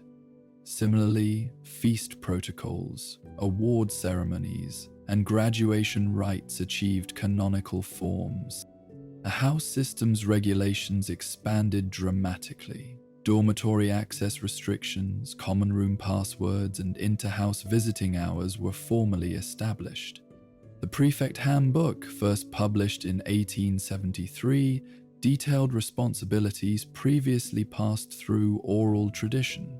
Head boy and girl selection criteria were published, making the process transparent, if not less political. Perhaps most significantly, the era saw the first comprehensive cataloguing of school traditions in the Hogwarts: A History, first edition of 1881. This monumental work documented centuries of customs, explaining origins and evolutions. While later editions would expand and revise, this Victorian compilation preserved traditions that might otherwise have been forgotten. The Victorian era's rigid social structures and moral expectations created unique challenges and opportunities for Hogwarts. The school had to balance magical tradition with contemporary social pressures while maintaining its educational mission. Gender segregation, minimal in Hogwarts' earlier centuries, intensified under Victorian influence. Separate staircases for boys and girls' dormitories were charmed to prevent opposite gender access. Chaperoned interactions became standard for older students. Mixed gender study groups required professor supervision. These restrictions, while less severe than Muggle Victorian standards, marked a significant departure from Hogwarts' traditionally egalitarian approach.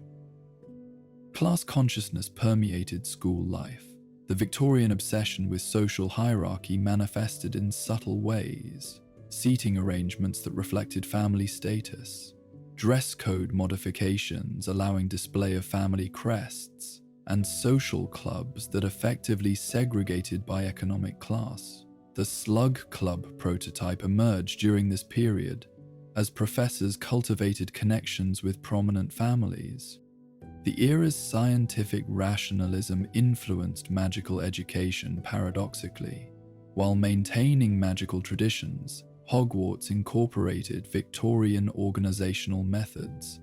Detailed record-keeping, statistical analysis of student performance, and scientific approaches to spell development reflected contemporary Muggle thinking, adapted to magical contexts. Moral education became explicit rather than implicit. Weekly ethics lectures, mandatory for all students, addressed proper magical conduct. The Victorian emphasis on character building through sports justified expanded Quidditch programs and introduced other physical activities. Mens sana in corpore sano became an unofficial school motto, though magical enhancement complicated pure physical achievement. The British Empire's expansion affected Hogwarts through increased international students. Colonial magical families sent children to Hogwarts for proper British magical education. This influx brought new perspectives, but also colonial attitudes. The school struggled to balance cultural sensitivity with period-typical British supremacist views. Technology's advancement required careful navigation, as Muggles developed telegraphs, photographs, and eventually early electrical devices. Maintaining the Statute of secrecy became increasingly complex. Hogwarts adapted by teaching counter-technology magic, spells to disrupt electrical devices, ways to avoid photographic detection, and methods for explaining magical incidents as technological malfunctions. Hogsmeade's transformation from a simple magical village to a thriving student destination reflected both Hogwarts' growth and Victorian commercial development.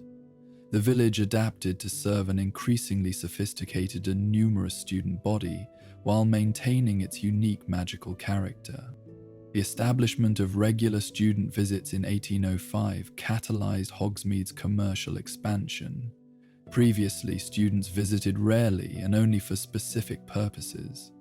The new policy of scheduled Hogsmeade weekends for third years and above created predictable demand. Shops previously serving only locals expanded or specialized to attract student customers. The students' tired nerves failed to predict the Honeydukes, established in 1841, exemplified this transformation. Beginning as a modest sweet shop, it expanded into a confectionery palace.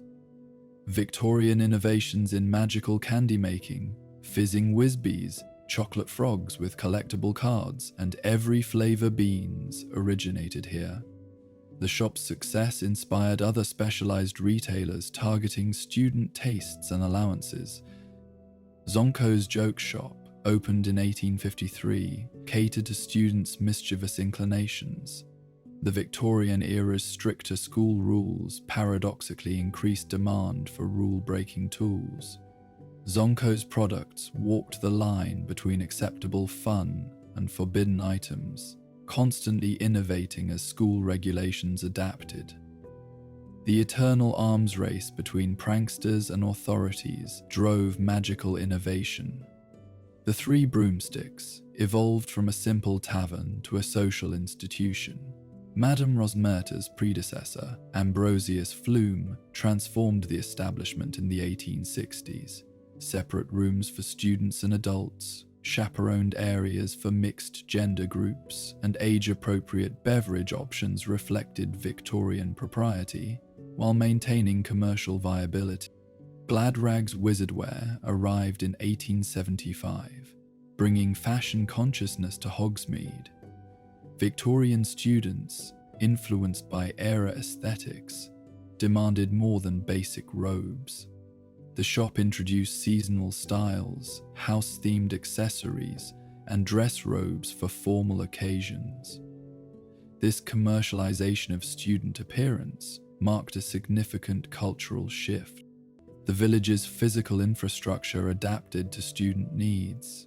Paved walkways replaced muddy paths. Street lighting, using perpetual flame charms, made evening visits safer.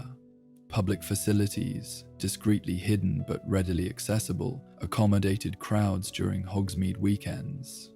The village council, recognizing student economic importance, invested heavily in amenities. The Victorian era produced Hogwarts alumni who would fundamentally reshape magical society. Their achievements, reflecting both period opportunities and Hogwarts education, established patterns of influence continuing today. Artemisia Lufkin, attended in years 1834 to 1841, became the first female minister for magic in 1798. A Hufflepuff, whose determination overcame significant prejudice, she modernized ministry operations and established merit-based hiring. Her reforms, though initially resisted, created the professional civil service structure that efficiently governed magical Britain. Her success inspired generations of female students to pursue governmental careers. Thaddeus Thurkell, attended in years 1842 to 1849, revolutionized magical creature rights despite his tragic end. A Gryffindor whose father was killed by a manticore, he nevertheless dedicated his life to creature welfare. His 7-volume monstrous compendium established ethical guidelines for creature treatment. Though killed by his own pet manticores, his work influenced all subsequent magizoology. Elfrida Clegg, attended in years 1862 to 1869, served as chieftainess of the Wizards' Council before the ministry's modern formation. A brilliant Ravenclaw, she navigated the complex transition from council to ministry governance. Her diplomatic skills prevented civil conflict during restructuring. More importantly, she established Hogwarts graduates' dominance in government positions through strategic appointments. Gwendoline Oliphant, attended in years 1870 to 1877, revolutionized magical transportation. A Slytherin whose ambition focused on practical innovation, she developed the first reliable portkey network. Her company, Oliphant Operations, connected magical Britain as never before. Hogwarts benefited directly through improved student transportation and supply delivery systems. Hesper Starkey, attended in years 1881 to 1888, transformed witch education advocacy. Though Hogwarts admitted witches equally, broader magical society remained restrictive. Starkey, a Gryffindor, established organizations promoting witch advancement in traditionally wizard-dominated fields. Her writings on magical equality influenced progressive thought well into the 20th century. Bartholomew Barebone, attended in years 1889 to 1896, became infamous for different reasons. A talented Hufflepuff who renounced magic after graduation, he founded anti-magical movements in America. His intimate knowledge of magical society made him particularly dangerous.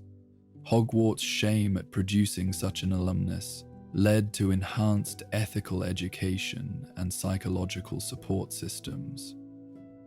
The Victorian era's transportation revolution extended to magical conveyances, fundamentally altering how students reached Hogwarts. These developments reflected both technological inspiration and unique magical innovation. The Hogwarts Express's establishment in 1830 marked the most significant transportation advancement. The ministry's acquisition of a steam locomotive, extensively modified with magical enhancements, solved numerous problems. Previously, students arrived through various means: family as-accompanied apparition, flue powder, flying, or enchanted vehicles. This chaos created security risks and scheduling nightmares. Brian, the train's magical modifications went far beyond simple concealment. Extension charms created comfortable compartments exceeding physical space. Self-cleaning spells maintained hygiene during long journeys. Protection enchantments ensured student safety from both magical and physical threats. The locomotive itself combined steam power with magical propulsion, achieving speeds impossible for purely mechanical engines. Platform 9 3/4 creation required unprecedented cooperation between magical and Muggle authorities. Memory modifications for construction workers, permanent concealment charms, and space-folding magic created a hidden platform within King's Cross Station. The barrier's selective permeability, solid to Muggles but permeable to magical folk, represented advanced enchantment work. The night bus, though primarily serving adult wizards, began accepting Hogwarts students in 1865. This service provided emergency transportation for students missing the train or requiring mid-sawn travel. The bus's ability to compress and elongate, fitting through impossible spaces, made it reliable if uncomfortable transportation. Thestral-drawn carriages replaced self-propelling carriages in 1878. While invisible to most students, these creatures provided reliable transport from Hogsmeade Station to the castle. The decision to use the Thestrals, controversial due to their death associations, reflected practical considerations. Their navigation abilities and weather immunity made them ideal. Individual transportation methods faced increasing restriction. Flying carpet bans, broomstick regulations, and apparition age limits reflected Victorian concerns about safety and propriety. The standardization of student transport via the Hogwarts Express served both practical and social purposes, ensuring equality of arrival regardless of family wealth or transportation access. The Victorian era's emphasis on hierarchy and student leadership crystallized Hogwarts' prefect system into its modern form. What had been informal leadership roles became structured positions with defined responsibilities and selection criteria. The Prefect Selection Protocol of 1847 established objective criteria replacing previous arbitrary appointments. Academic achievement, leadership demonstration, and moral character became weighted factors. Each house selected 2 fifth-year prefects annually, creating a consistent leadership pipeline. The selection process, while ultimately the head of house's decision, incorporated peer and faculty input. Prefect responsibilities expanded dramatically from simple corridor monitoring. The Victorian Prefect Handbook detailed duties including younger student mentoring, study group organization, discipline enforcement, and house unity promotion. Prefects received private quarters, bathroom access, and limited disciplinary powers. These privileges came with expectations of exemplary behavior and academic performance.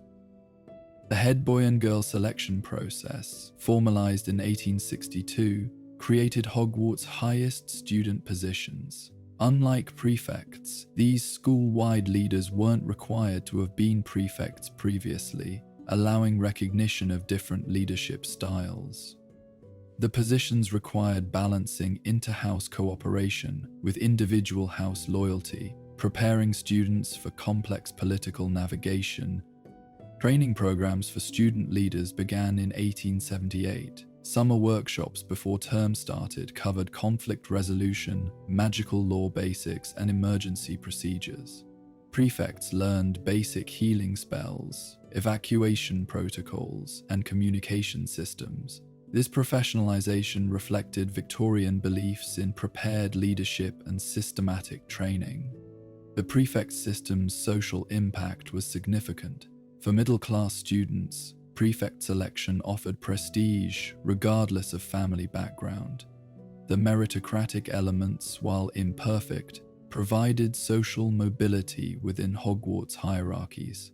Many ministry careers began with prefect appointments, as leadership experience became increasingly valued. However, the system also institutionalized certain biases. Statistical analysis reveals pure-blood students were disproportionately selected during certain periods. Gender biases appeared in responsibility assignments. Female prefects often handled nurturing duties, while males enforced discipline. These disparities, products of Victorian society, would require future generations to address. Armando Dippet assumed the position of headmaster in 1925, inheriting a school still grappling with the aftermath of World War I and the changing dynamics of the wizarding world. His early tenure, often overshadowed by later events, established patterns that would define Hogwarts through its most challenging period. Dippet, a former Ravenclaw, brought an academic sensibility to administration. His first priority was modernizing Hogwarts' curriculum to address the rapidly changing magical world. The rise of international magical cooperation required students to understand global magical traditions. New courses in comparative magical systems and international magical law prepared students for careers beyond Britain's borders.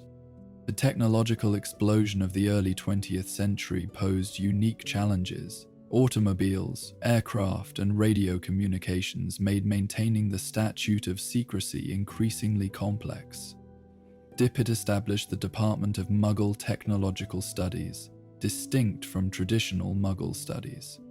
Students learned to magically disable cameras, disrupt radio signals and create plausible explanations for magical incidents witnessed by Muggles. Dippet's administration saw the first systematic psychological support for students. The trauma of the Great War, which had claimed many alumni and affected countless families, necessitated new approaches. Mind healers visited regularly. Group therapy sessions disguised as meditation and magical theory helped students process grief. This mental health awareness, progressive for its time, prevented numerous magical accidents caused by emotional distress. The international situation influenced school policy significantly. The rise of Grindelwald created security concerns even in Britain. Dippet implemented new protective measures, visitor screening, enhanced ward stones, and emergency evacuation procedures. Regular drills prepared students for potential attacks, though many considered such preparations alarmist. Academically, Dippet encouraged innovation while maintaining tradition. He established the annual Student Research Symposium, where 7th years presented original magical research. This initiative produced several breakthrough discoveries and encouraged academic ambition. However, his cautious nature also led him to restrict certain research areas, particularly those touching on dark magic or radical transformation.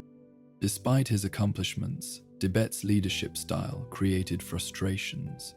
His preference for maintaining status quo, avoiding controversy, and deferring difficult decisions would later prove problematic. Young professors like Albus Dumbledore found him frustratingly conservative, while older staff appreciated his stability. This tension between innovation and tradition would define his entire tenure. Though the wizarding world maintained official neutrality during the Great War, Hogwarts couldn't remain entirely isolated from the conflict reshaping Europe. The war years, 1914-1918, brought unique challenges and transformed the school in unexpected ways. The immediate impact was personal. Numerous alumni served in both magical and Muggle capacities. Muggle-born wizards caught between worlds often enlisted in Muggle forces while secretly using magic to protect fellow soldiers. The casualty lists reading in the Great Hall became a somber weekly tradition. Black-bordered letters arrived with increasing frequency, informing students of relatives' deaths. Practical challenges emerged as the war disrupted supply chains. Imported potion ingredients became scarce, forcing creative substitutions. The greenhouses expanded dramatically, growing previously imported plants. Students learned wartime herbology, cultivating healing herbs, preserving ingredients, and maximizing yields. These practical skills proved invaluable as shortages continued post-war. The castle itself became a subtle support facility. While maintaining official neutrality, Hogwarts Hospital Wing quietly treated wounded wizards from both sides. St. Mungo's, overwhelmed by magical casualties, established a discreet ward in Hogwarts dungeons. Senior students assisted with basic healing, gaining practical experience while serving humanitarian needs. Curriculum adapted to wartime realities. Defense against the dark arts expanded to include battlefield magic, shield charms capable of deflecting shrapnel, healing spells for Muggle weapons injuries, and concealment techniques for combat situations. Though controversial, this practical focus saved numerous lives among alumni serving in various capacities. The war's psychological impact shaped student culture profoundly. Traditional house rivalries seemed petty compared to global conflict. Inter-house cooperation increased as students united in support efforts, knitting charmed socks that never wore out, brewing healing potions for field hospitals, and maintaining correspondence with deployed alumni. When armistice came in 1918, Hogwarts had changed irrevocably. The innocence of pre-war magical education was lost. Students understood that magical ability didn't guarantee safety, that the Muggle and magical worlds were more interconnected than previously acknowledged. This realization influenced all subsequent decisions about magical education and secrecy. Gellert Grindelwald's rise to power in continental Europe during the 1920s and 1930s created ripple effects felt even in Hogwarts' protected halls. His ideology, wizarding domination for the greater good, found sympathizers among some students and created deep divisions within the school. Initial awareness of Grindelwald came through international students, particularly those from Durmstrang, his alma mater. Their stories of his charisma, power, and vision sparked heated common room debates. Some students, particularly those from pure-blood families, found his arguments compelling. Others, especially Muggle-borns, recognized the existential threat he represented. Dumbledore's position as Transfiguration Professor placed him uniquely.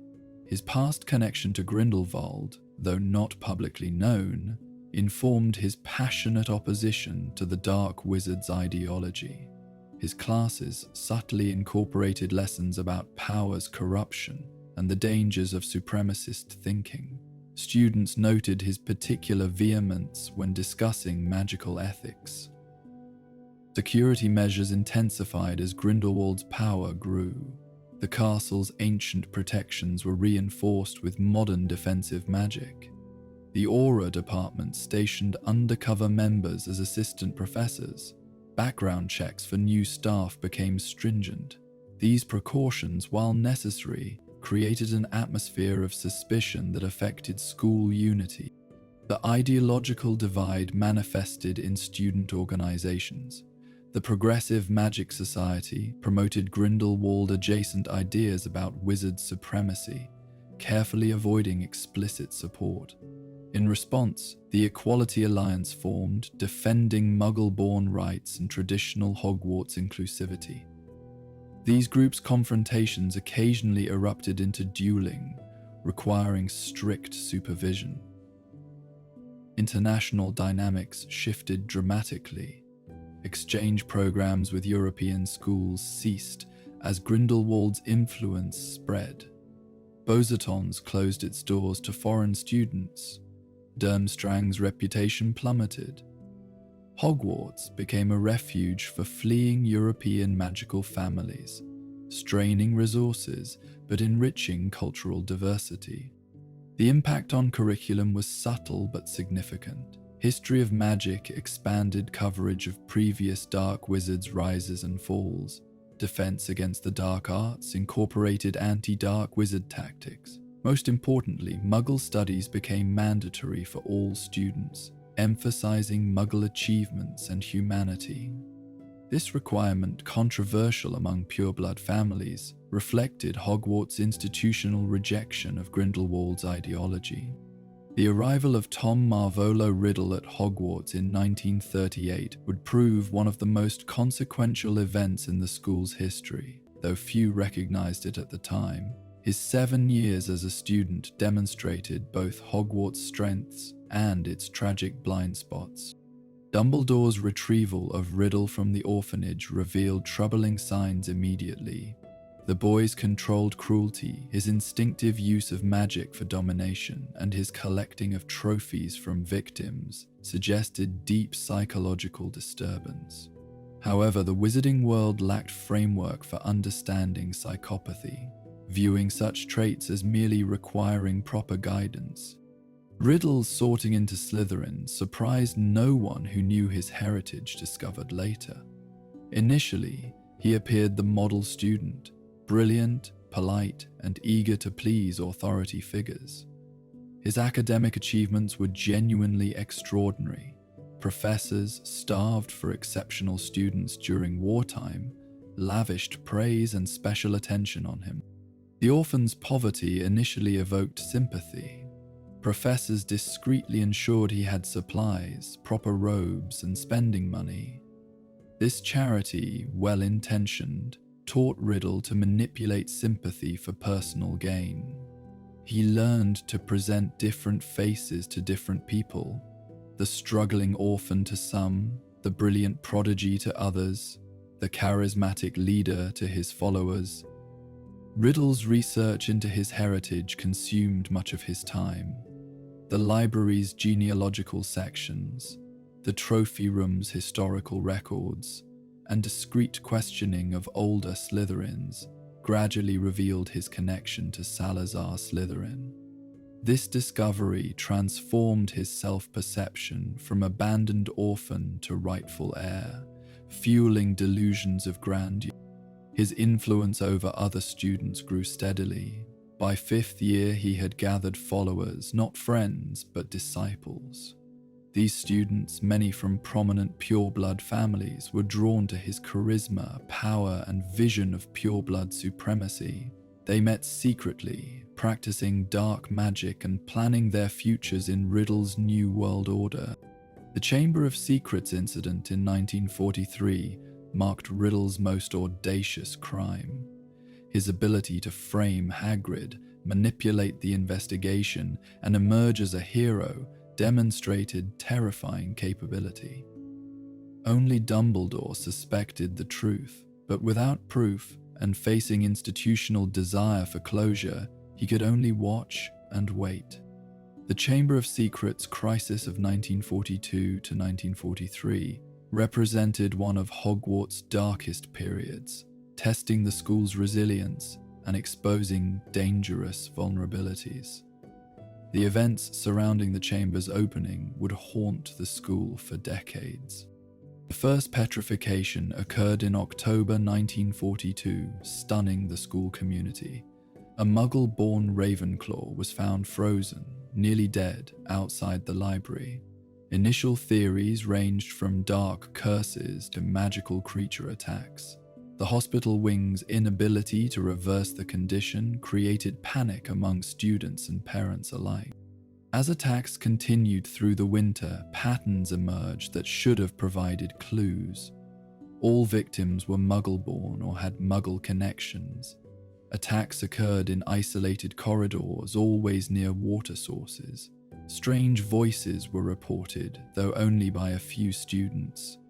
The faculty's failure to connect these dots reflected both unprecedented situation and institutional blindness. Riddle's performance during this crisis was masterful manipulation.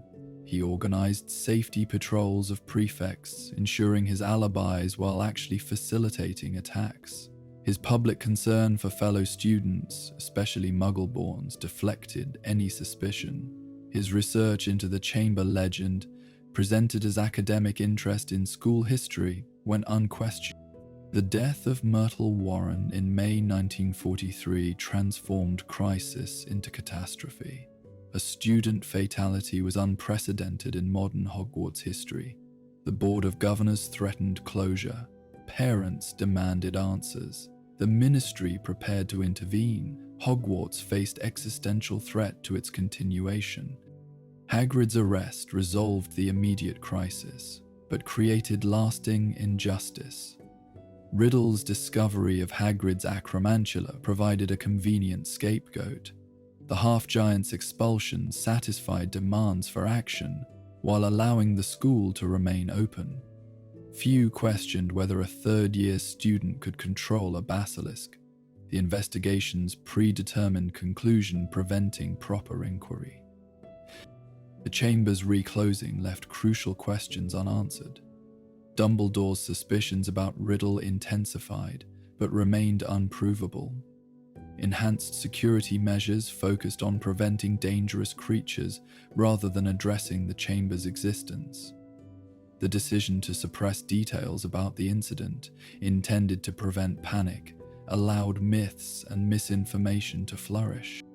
Albus Dumbledore's tenure as Transfiguration Professor in years 1927 to 1956 established him as one of Hogwarts' most influential educators before his eventual ascension to headmaster. His teaching methods, philosophical approach, and personal example shaped a generation of wizards during tumultuous times. Dumbledore brought revolutionary approaches to transfiguration education. Rather than rote memorization of spell techniques, he emphasized understanding transformation's fundamental principles. Students learned to visualize not just end results, but intermediate states, to comprehend matter's mutability at conceptual levels. His new T classes produced more transfiguration masters than any previous era. His classroom management balanced high expectations with genuine warmth. Unlike professors who maintained strict authority through fear, Dumbledore commanded respect through competence and fairness. He knew every student's name, remembered their struggles, and tailored instruction to individual needs. This personal attention, remarkable given class sizes, made lasting impressions. Beyond transfiguration, Dumbledore influenced broader Hogwarts culture. He sponsored numerous student organizations, the Transfiguration Club certainly, but also groups promoting international magical cooperation and Muggle magical understanding. His office became an informal counseling center where students discussed problems beyond academic concerns. The Grindelwald situation placed unique pressures on Dumbledore. Students sensed his deep knowledge of the Dark Wizard, though none knew their past connection. His passionate speeches against totalitarianism and supremacist ideology carried personal weight that resonated with perceptive students. When he finally defeated Grindelwald in 1945, his return to teaching rather than accepting political power demonstrated principles over ambition. Dumbledore's identification and mentoring of exceptional students became legendary. He recognized potential others missed, the struggling Muggle-born who became a renowned healer, the shy Hufflepuff who revolutionized charm work. However, his greatest failure was Tom Riddle. Despite recognizing the boy's darkness, Dumbledore couldn't prevent his transformation into Lord Voldemort. His research contributions while teaching were substantial. The 12 uses of dragon's blood, discovered during summer holidays, revolutionized multiple magical fields. His work on human transformation's limitations established ethical boundaries still observed. Publications in Transfiguration today influenced global magical scholarship. This balance of teaching, research, and moral leadership established the model of professor-scholar. The early 20th century brought paradigm shifts in magical understanding that necessitated comprehensive curriculum reform. Theoretical advances, practical discoveries, and changing world circumstances demanded educational evolution. Quantum magical theory emerged in the 1920s, challenging classical spellcasting understanding. The realization that observer intention affected magical outcomes at fundamental levels revolutionized teaching methods. Students learned that emotional state, subconscious desires, and even quantum uncertainty influence spell results. This theoretical framework explained previously mysterious magical variations. The integration of psychological principles into magical education marked significant advancement. Understanding that magical ability linked closely to emotional and mental states led to holistic teaching approaches. Meditation became standard pre-spell practice. Emotional regulation techniques were taught alongside wand movements. The connection between trauma and magical blocks received serious study. Arithmancy evolved from numerical divination to magical mathematics. Complex equations predicting spell interactions, calculating magical energy requirements, and optimizing potion brewing became standard curriculum. The subject's transformation from mysticism to science attracted different students, but proved essential for advanced magical work. Defensive magic expanded beyond simple dueling. The world wars demonstrated that magical conflicts required strategic thinking, group coordination, and ethical decision-making. Students learned squad-based defensive tactics, magical first aid, and the psychology of magical combat. Controversial but necessary, these additions prepared students for increasingly dangerous times. New subjects emerged reflecting changing needs. Magical ethics became mandatory after Grindelwald's rise demonstrated ideology's dangers. Muggle technology and magic explored the intersection of two advancing fields. International magical relations prepared students for an increasingly connected world. These additions strained schedules, but proved essential. The student's present day sent material world into a world that demanded the theoretical breakthrough in understanding magic as energy transformation rather than reality violation, reconciled magical and scientific worldviews. This framework, developed primarily at Hogwarts, explained why certain spells required more effort, why magical exhaustion occurred, and how magical creatures sustained impossible biologies. The theory's elegance attracted Ravenclaw minds, while its practical applications engaged all houses. The early 20th century produced numerous notable Hogwarts students whose impacts, both positive and negative, shaped the wizarding world's trajectory. Their time at school provided glimpses of future greatness or darkness. Newt Scamander, attended in years 1908 to 1915, exemplified how supposed failure could lead to unique success. Expelled for endangering students with a creature, he transformed disgrace into purpose. His passion for misunderstood magical creatures, nurtured despite official censure, revolutionized magizoology. His later work with Dumbledore against Grindelwald demonstrated that unconventional paths could serve good. Minerva McGonagall, attended in years 1935 to 1942, showed exceptional promise from a rival. Her transfiguration talents surpassed even senior students, while her Quidditch skills made her a Gryffindor legend. More importantly, her moral clarity during the Chamber Crisis, organizing student protection groups and challenging authorities' inadequate responses, presaged her future leadership. Rubeus Hagrid's, attended in years 1940 to 1943, truncated education represented institutional failure. His expulsion for Myrtle's death, despite innocence, showed how prejudice against half-humans persisted. Dumbledore's intervention to secure his groundskeeper position demonstrated individual kindness, correcting systemic injustice. Hagrid's continued residence proved that Hogwarts could be home beyond student years. The Pruitt brothers, attended in years 1935 to 1942, embodied Gryffindor courage during dark times. Their organization of underground resistance to pure-blood supremacist students created networks later vital to opposing Voldemort.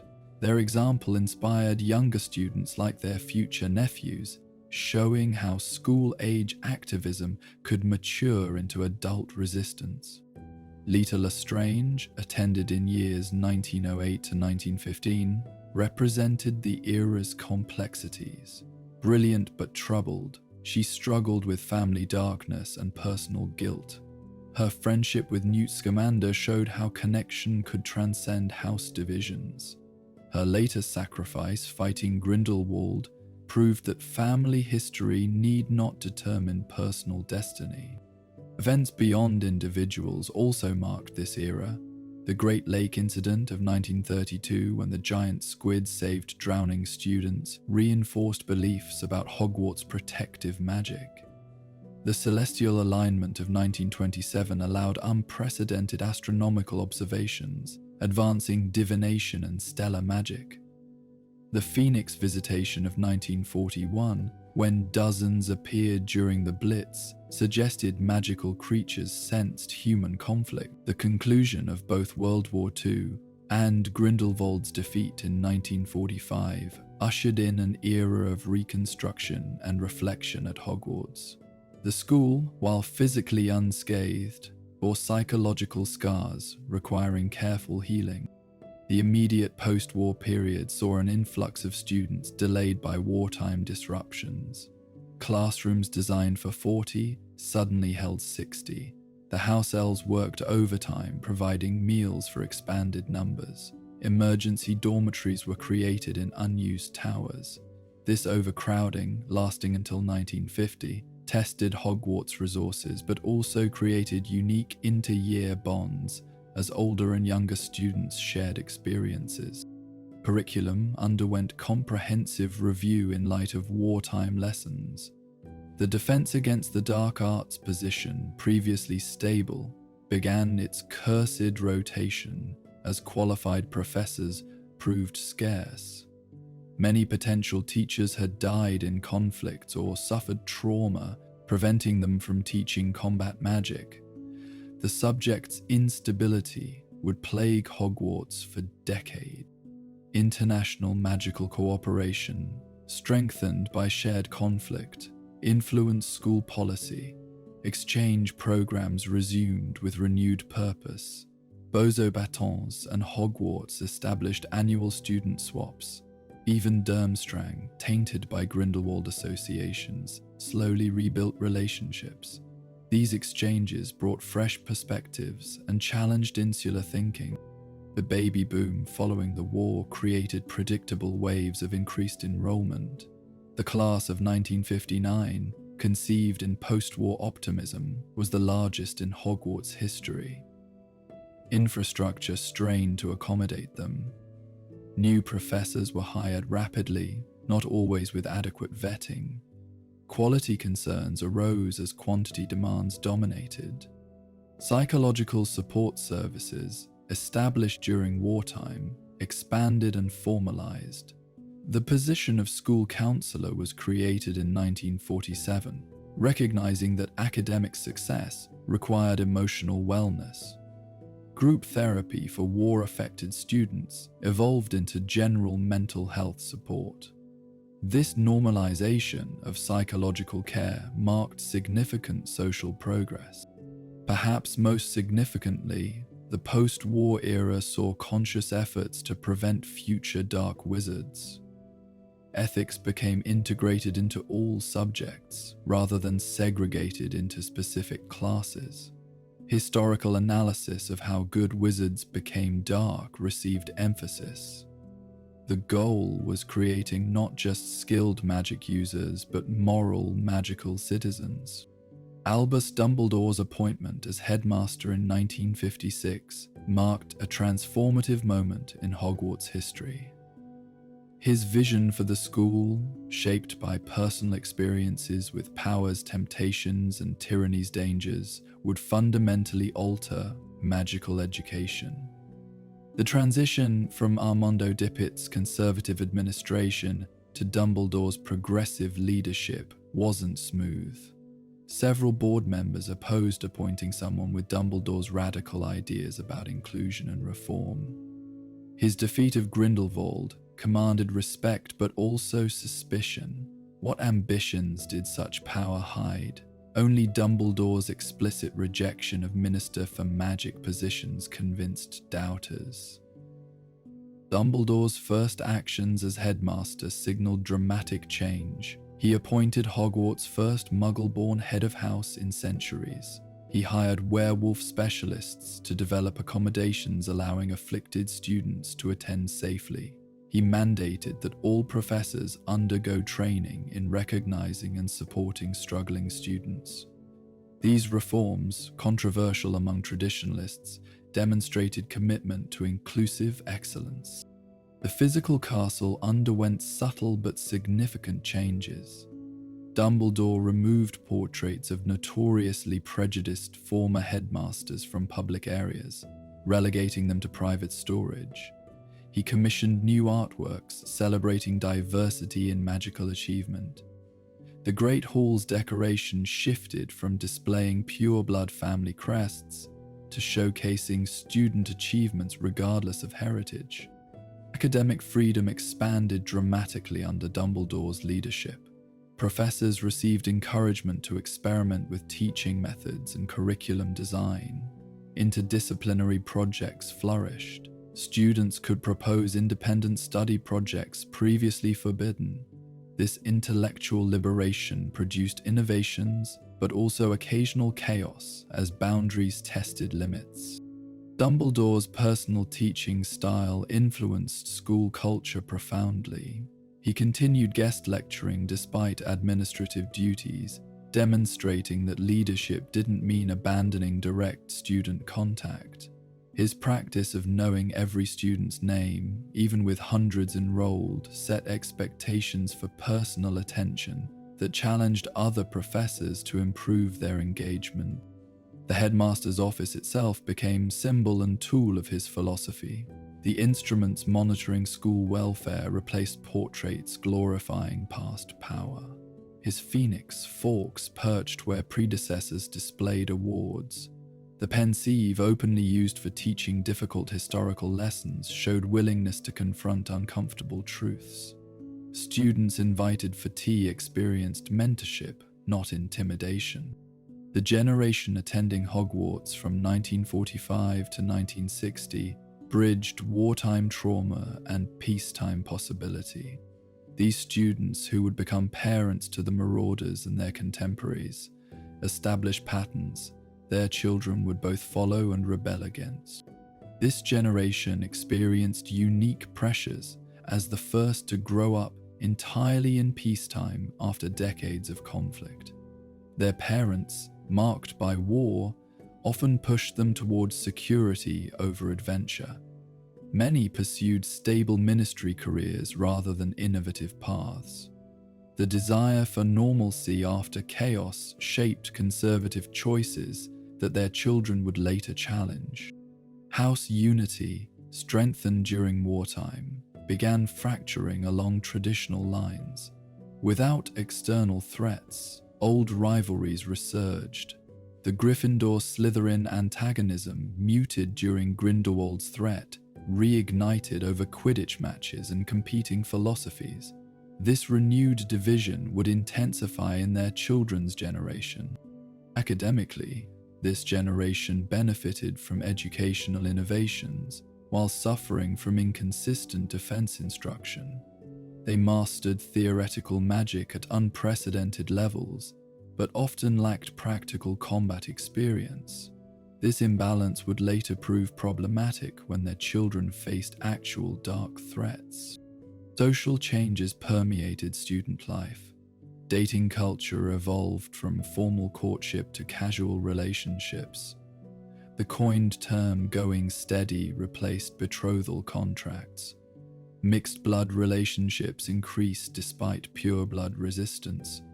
These social evolutions laid groundwork for their children's even more dramatic rebellions.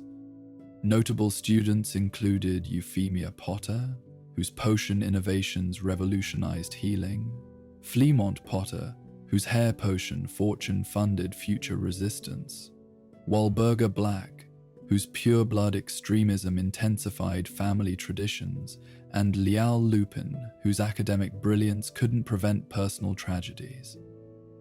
These individuals' choices directly shaped the next generation's possibilities and limitations. The Cultural Revolution beginning in Muggle society influenced this magical generation subtly. Music, fashion, and attitudes seeped through Muggle-born students. Wizard Rock's earliest forms emerged. Robe styles incorporated Muggle fashion elements. These seemingly trivial changes represented deeper shifts that would explode in their children's era. The 1950s and 1960s witnessed Hogwarts' most comprehensive modernization efforts since the Victorian era. These changes, driven by Dumbledore's vision and societal evolution, transformed both physical infrastructure and social culture. Technological adaptation became crucial as Muggle innovations accelerated. The complete electrification of Britain posed new challenges for magical concealment. Hogwarts developed sophisticated interference fields preventing satellite detection. Students learned to navigate increasingly complex Muggle world while maintaining secrecy. Muggle studies transformed from quaint customs observation to essential survival skills. Gender integration advanced significantly. Previously gender-restricted areas opened to all students. The outdated ladies' staircase charms were removed. Mixed-gender study groups no longer required supervision. Quidditch teams, traditionally single-gender, experimented with co-ed rosters. These changes, resisted by traditionalists, reflected broader social evolution. Creature rights initiatives expanded from token gestures to meaningful integration. House elf working conditions improved, with mandatory rest periods and wage options, though few accepted payment. Centaur representatives gained formal advisory roles in astronomy and divination departments. The merpeople received recognized status as lake co-inhabitants rather than mere residents. Accessibility improvements made Hogwarts navigable for students with various disabilities. Magical mobility aids replaced excluding physical requirements. Dyslexia-correcting quills helped struggling readers.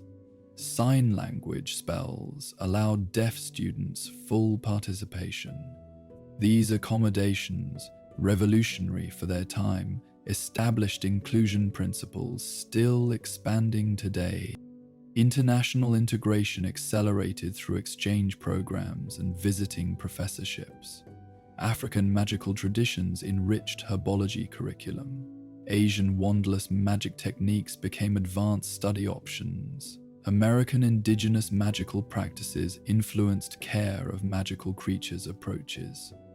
This global perspective challenged British magical supremacy assumptions. The most visible modernization was the Great Hall's renovation in 1963. The enchanted ceiling received enhancement, allowing projection of educational content. Heating charms replaced drafty medieval ambience. Acoustic improvements allowed normal conversation despite hundreds dining. These comfort improvements seemed minor but significantly enhanced daily life. Despite post-war optimism, the 1960s saw emerging darkness that would culminate in Voldemort's rise. Multiple factors contributed to this resurgence of dark magic advocacy and practice within Britain's magical community. Economic inequality increased as traditional pure-blood families lost influence to ambitious mixed-in-heritage wizards. Fortunes built on centuries of privilege eroded against entrepreneurial innovation. Some ancient families adapted, investing in new ventures. Others retreated into resentment, funding supremacist organizations and dark magic research. This economic anxiety fueled ideological extremism. The Knights of Walpurgis, Voldemort's predecessor organization to the Death Eaters, recruited heavily from disaffected Hogwarts alumni during this period. Their message, restoring pureblood prominence through any means necessary, appealed to those feeling displaced by social change. Secret meetings in London mansions planned systematic campaigns of terror. Within Hogwarts, warning signs appeared but were often dismissed. Slytherin House, unfairly tainted by association with dark wizards, became increasingly isolated. Well-meaning attempts at inter-house unity often excluded Slytherins, driving them toward internal solidarity. This isolation created echo chambers, where extremist ideas flourished, unchallenged. Curriculum battles reflected larger ideological conflicts. Proposals to expand dark arts education for better defense met fierce resistance. Some argued understanding dark magic was necessary for protection. Others claimed any exposure risked corruption.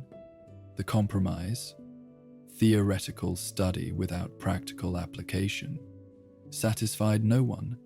and left students unprepared. Faculty divisions over addressing the growing threat paralyzed effective response. Some professors advocated proactive measures, monitoring suspicious students and restricting dangerous knowledge access. Others, including Dumbledore, believed heavy-handed intervention would drive problems underground. This philosophical divide prevented coherent institutional response. The first confirmed Death Eater attacks in 1969 shocked the wizarding community from complacency. Targets were symbolic: Muggle-born-owned businesses, mixed-in-heritage families, progressive politicians.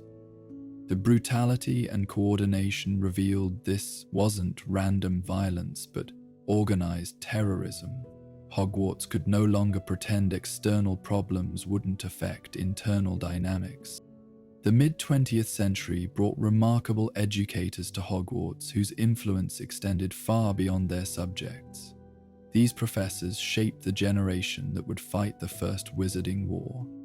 Professor Horace Slughorn epitomized both the era's opportunities and limitations. His potions mastery was unquestionable, producing more Newt-level students than any predecessor. However, his Slug Club favoritism created divisions while providing valuable networking. His collection of promising students included Tom Riddle, a connection that would haunt him. His teaching philosophy of cultivating talent regardless of blood status was progressive, yet his methods reinforced social hierarchies.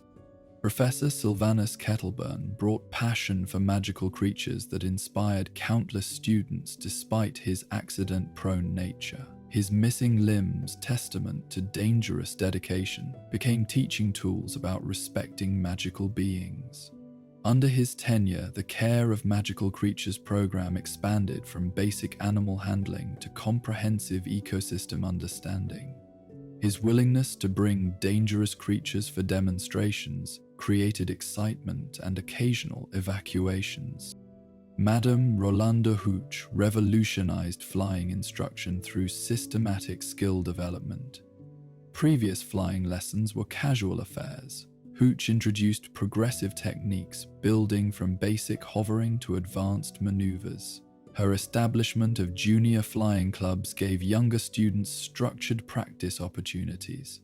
Her emphasis on safety, while sometimes mocked by daredevil students, significantly reduced flying accidents.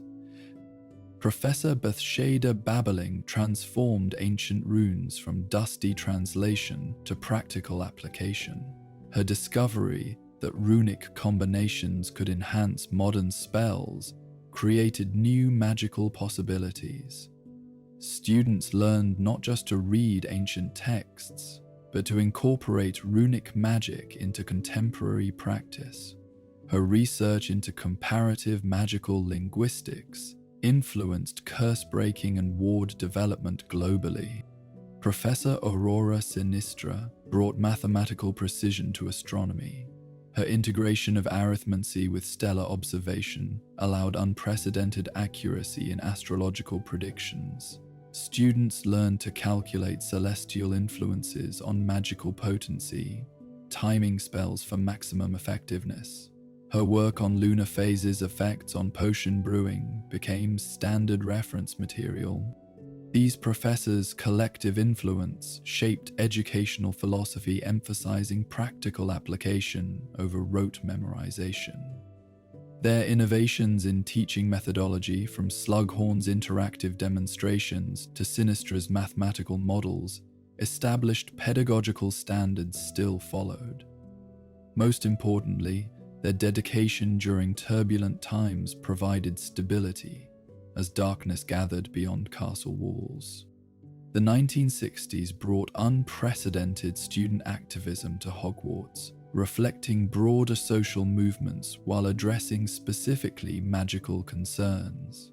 This generation challenged traditions their parents accepted without question.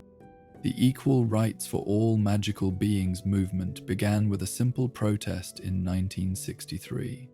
Students wore badges declaring "Being not Beast" supporting centaur classification changes. This evolved into comprehensive activism addressing house elf exploitation, werewolf discrimination, and goblin financial restrictions. The movement's leaders, primarily Hufflepuffs and Gryffindors, organized petition drives and awareness campaigns. Anti-blood supremacy activism emerged in direct response to increasing pureblood extremism. The Mixed and Proud campaign of 1967 saw Muggle-born and half-blood students openly celebrating their heritage.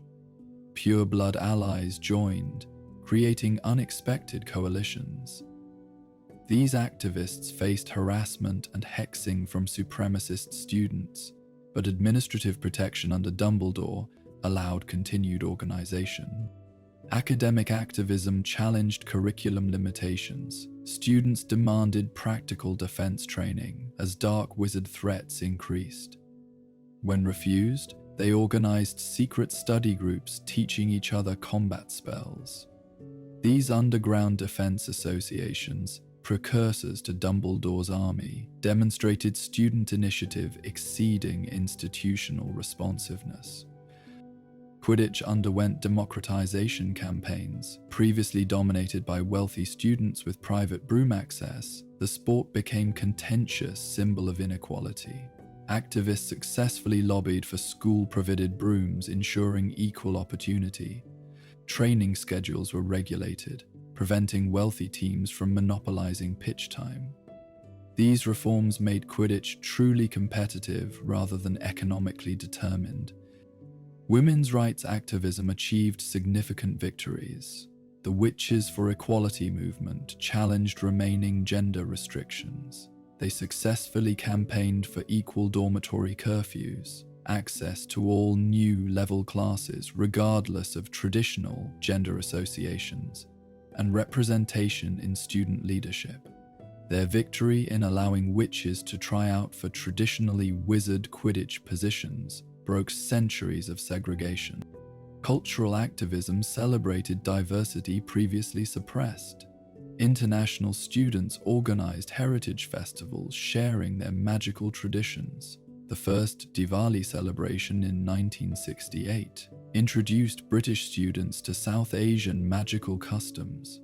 Chinese New Year demonstrations of Eastern magic challenged Western-centric curriculum. These cultural exchanges enriched Hogwarts' previously insular environment, while building international understanding crucial for future cooperation against dark forces. The arrival of James Potter, Sirius Black, Remus Lupin and Peter Pettigrew at Hogwarts in 1971 marked the beginning of an era that would become legendary for both mischief and tragedy. Their 7 years at school coincided with the darkening wizarding world outside, creating a stark contrast between youthful exuberance and gathering storm. The sorting ceremony of 1971 scattered expectations and family traditions. Sirius Black's placement in Gryffindor shocked the pureblood community, representing the first Black in memory to reject Slytherin.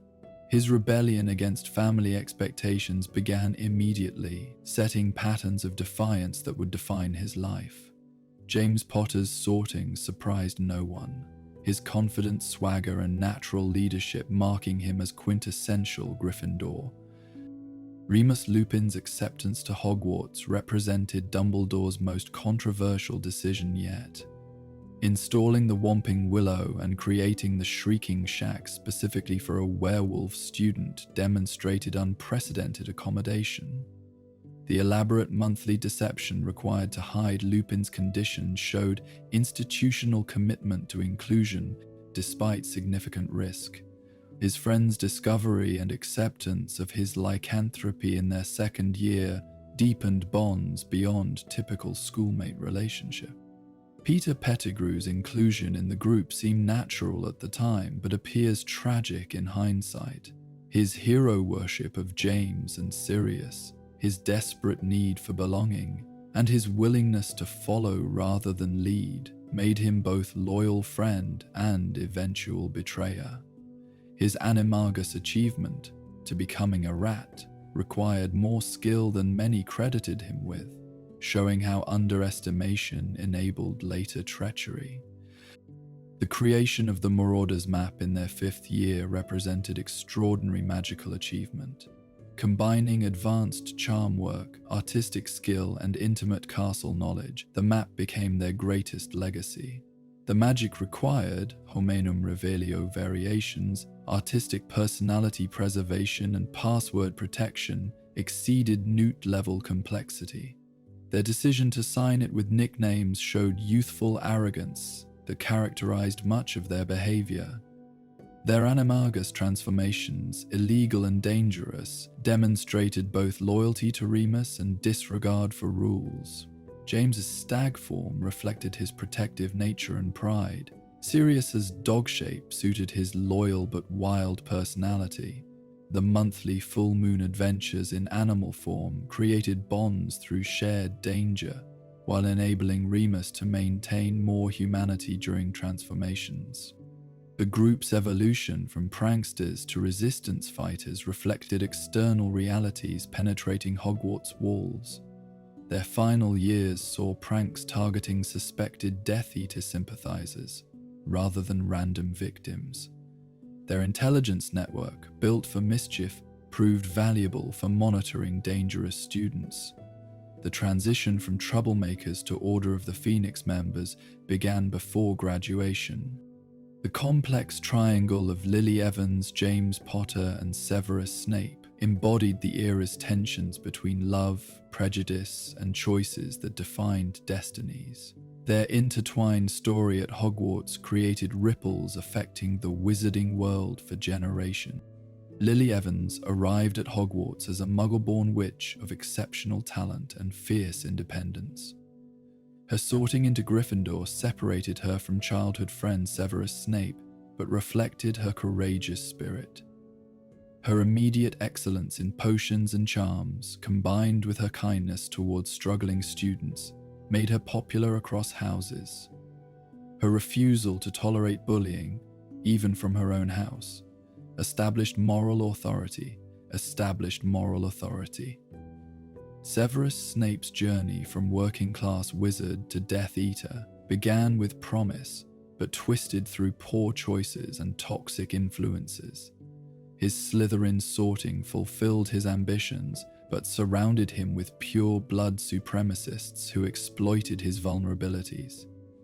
His exceptional potions, talent, and spell creation abilities marked him as brilliant, but his attraction to dark magic and extremist ideology poisoned his potential. The friendship between Lily and Severus represented hope for inter-house unity, but ultimately demonstrated how prejudice destroys relationships. Their shared magical discovery before Hogwarts created deep bonds. However, Severus's increasing involvement with future Death Eaters and casual use of dark magic strained their connection. Lily's attempts to maintain friendship despite house pressures showed admirable loyalty until finally broken. James Potter's initial antagonism towards Severus stemmed from multiple sources: house rivalry, jealousy over Lily's friendship, and genuine disgust at Snape's dark interests. The bullying, particularly the infamous Nigellus incident, showed James at his worst: arrogant, cruel, and abusing power. These actions, while partially provoked by Snape's own hexes and dark magic use, remained inexcusable. The pivotal moment came in 5th year, when James's public humiliation of Snape led to the irreparable break between Lily and Severus. Snape's use of mudblood in anger revealed how deeply supremacist ideology had infected him. This moment crystallized choices: Lily rejecting prejudice despite personal cost, Snape choosing ideology over love, James beginning to recognize his behavior's consequences. James's transformation in 6th and 7th year from bully to head boy seemed remarkable, but reflected genuine maturation. His growing respect for Lily, evidenced by changed behavior rather than empty words, eventually won her affection. Their relationship, built on mutual respect and shared values rather than initial attraction, provided a powerful partnership against dark forces. Tom Riddle's transformation into Lord Voldemort and his rise to power during the 1970s created an atmosphere of terror that penetrated even Hogwarts' ancient protections. His influence on the school, both direct and indirect, fundamentally altered the educational experience. Recruitment efforts within Hogwarts intensified throughout the decade. Death Eaters identified promising students, those with pure-blood heritage, family connections, or useful talents. Slytherin House became primary recruiting ground, though ambitious students from other houses weren't ignored. The promise of power, protection, and privilege in Voldemort's new order attracted those feeling threatened by social changes. The curriculum battles intensified as Voldemort's power grew. Parents aligned with Death Eaters demanded expanded dark arts education, arguing their children needed such knowledge for protection. Progressive parents countered that normalizing dark magic encouraged its use. The Board of Governors split along ideological lines, creating administrative paralysis that frustrated effective response. Student disappearances began in 1975. Initially attributed to family emergencies or transfers, the pattern became undeniable. Muggle-born students vanished during holidays, never returning. Some pureblood students left to join Death Eater training camps. Others fled the country with families seeking safety. Each empty seat in the Great Hall reminded remaining students of external dangers. Faculty faced impossible choices. Some professors were Death Eater sympathizers, using positions to identify targets or recruit followers. Others risked their lives passing intelligence to the Order of the Phoenix. The majority tried maintaining neutrality, focusing on education while ignoring political implications. This neutrality, while understandable, often enabled extremism through inaction. Security measures escalated annually but proved insufficient. Additional protective enchantments, auroral patrols during Hogsmeade visits, and restricted castle access created prison-like atmosphere. Students learned to recognize Imperio symptoms in classmates, to vary routines avoiding predictable targets, to trust no one completely. The psychological toll of constant vigilance affected academic performance and mental health. Dumbledore's leadership during this period balanced multiple imperatives: maintaining educational quality, protecting students, gathering intelligence, and preparing young wizards for war. His decision to recruit directly from graduating classes for the Order of the Phoenix blurred lines between school and battlefield. Critics argued he militarized education. Supporters countered that ignoring reality would leave students defenseless. Despite external threats, Hogwarts maintained its role as sanctuary through extraordinary efforts by staff, students, and the castle itself. This preservation of safety and normalcy amidst chaos provided crucial stability for a generation traumatized by war. The castle's ancient protections proved remarkably adaptive to modern threats. Wards detecting dark marks prevented infiltration by marked Death Eaters. The castle developed ability to seal itself against forced entry. Lockdown procedures activated by specific threat levels. Portrait networks became intelligence systems, reporting suspicious activities instantly. The Room of Requirement appeared more frequently, providing hideouts for threatened students. Underground support networks emerged organically. Older students protected younger ones, especially Muggle-borns facing harassment. Cross-house alliances formed for mutual protection, breaking traditional rivalries. Secret study groups taught defensive magic beyond official curriculum. These student-led initiatives often exceeded institutional responses in effectiveness. The hospital wing expanded services beyond physical healing. Madame Pomfrey treated curse damage, torture, after effects, and psychological trauma with equal dedication. Mind healers visited regularly, providing counseling for war-orphaned students. Support groups for various losses, parents, siblings, innocents, met in protected spaces. This comprehensive care approach recognized war's multifaceted damage. Academic continuity despite disruption showed remarkable institutional resilience. Professors modified lessons accommodating traumatized students while maintaining standards. Extended deadlines, alternative assessments, and emotional support became standard. The library expanded resources on coping with loss, understanding trauma, and maintaining hope. Education adapted to reality while preserving its transformative power. Cultural events and traditions gained heightened importance as stability symbols. Quidditch matches, despite security concerns, continued with enhanced protections. Holiday feasts grew more elaborate, providing comfort through abundance. Inter-house competitions channeled anxieties into productive rivalry. These normal activities amidst abnormal times provided crucial psychological anchors. International students faced particular challenges, caught between homeland safety and British magical war. Hogwarts established communication networks helping students contact families despite international flu network disruptions. Emergency evacuation plans included provisions for foreign nationals.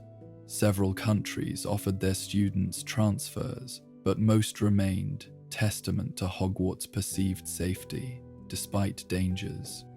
The relationship between Hogwarts and Dumbledore's Order of the Phoenix created complex dynamics affecting education, security, and ethical boundaries. This resistance organization's connections to the school proved both invaluable and controversial. Recruitment from graduating classes began immediately after formation. Dumbledore personally approached exceptional students, particularly those with useful skills or family situations making them vulnerable to Death Eater recruitment. The Pruitt brothers, Marlene McKinnon, and eventually the Marauders all joined directly from school. This pipeline provided the Order with young, idealistic members while offering purposeful alternatives to despair. Intelligence gathering within Hogwarts supported Order operations. Student members reported on Death Eater recruitment attempts, suspicious activities, and family intelligence. Professors in the Order monitored colleague loyalties and student radicalization. This surveillance network, while necessary, created ethical dilemmas about educational trust and privacy. The line between protection and spying blurred uncomfortably. Training beyond official curriculum prepared students for warfare realities. Advanced defense against the dark arts sessions, disguised as academic clubs, taught combat magic. Healers in the Order provided medical training for battlefield injuries. Strategic thinking exercises masqueraded as wizard chess tournaments. This shadow education system equipped students with survival skills while maintaining plausible deniability. The castle itself served Order purposes. Secret meetings occurred in protected spaces. The Room of Requirement provided training facilities undetectable by hostile forces. Flu network connections enabled rapid communication and emergency evacuation. Supply caches hidden throughout the castle supported both educational and resistance needs. Hogwarts became an unofficial Order stronghold. Ethical concerns about militarizing education created significant debate. Critics argued Dumbledore abused his position, turning school into a recruitment center. They claimed students deserved political neutrality, opportunities to choose paths without pressure. Supporters countered that ignoring war realities left students unprepared for inevitable involvement. The debate reflected larger questions about institutional responsibilities during existential threats. Personal relationships complicated professional boundaries. Order members teaching at Hogwarts struggled with dual loyalties. Protecting students while gathering intelligence created moral conflicts. Preparing students for lightly combat while maintaining hope challenged emotional resources. These tensions affected teaching quality and personal well-being, costs of war extending beyond physical dangers. A childhood trauma failed to condense is wild as the past. The tragedy of Hogwarts during this era included producing students who chose darkness despite educational opportunities. Understanding how promising young wizards became Death Eaters reveals institutional failures and individual choices' consequences. Regulus Black represented family pressure's tragic power. Sorted into Slytherin unlike his brother Sirius, Regulus initially embodied house loyalty and pure-blood pride without extremism. His academic excellence, particularly in ancient runes and potions, suggested bright futures. However, family expectations and Sirius's rebellion pushed him toward Death Eaters, seeking approval and belonging. His later disillusionment and heroic death, attempting to destroy a Horcrux, showed potential for redemption cut short. Evan Rosier demonstrated how ideology poisoned talent. A brilliant duelist and spell creator, Rosier might have contributed significantly to magical advancement. Instead, his innovations served torture and murder. His recruitment of younger students showed how extremism perpetuated itself through mentorship, perverted into corruption. His violent death-fighting auras wasted abilities that could have served humanity.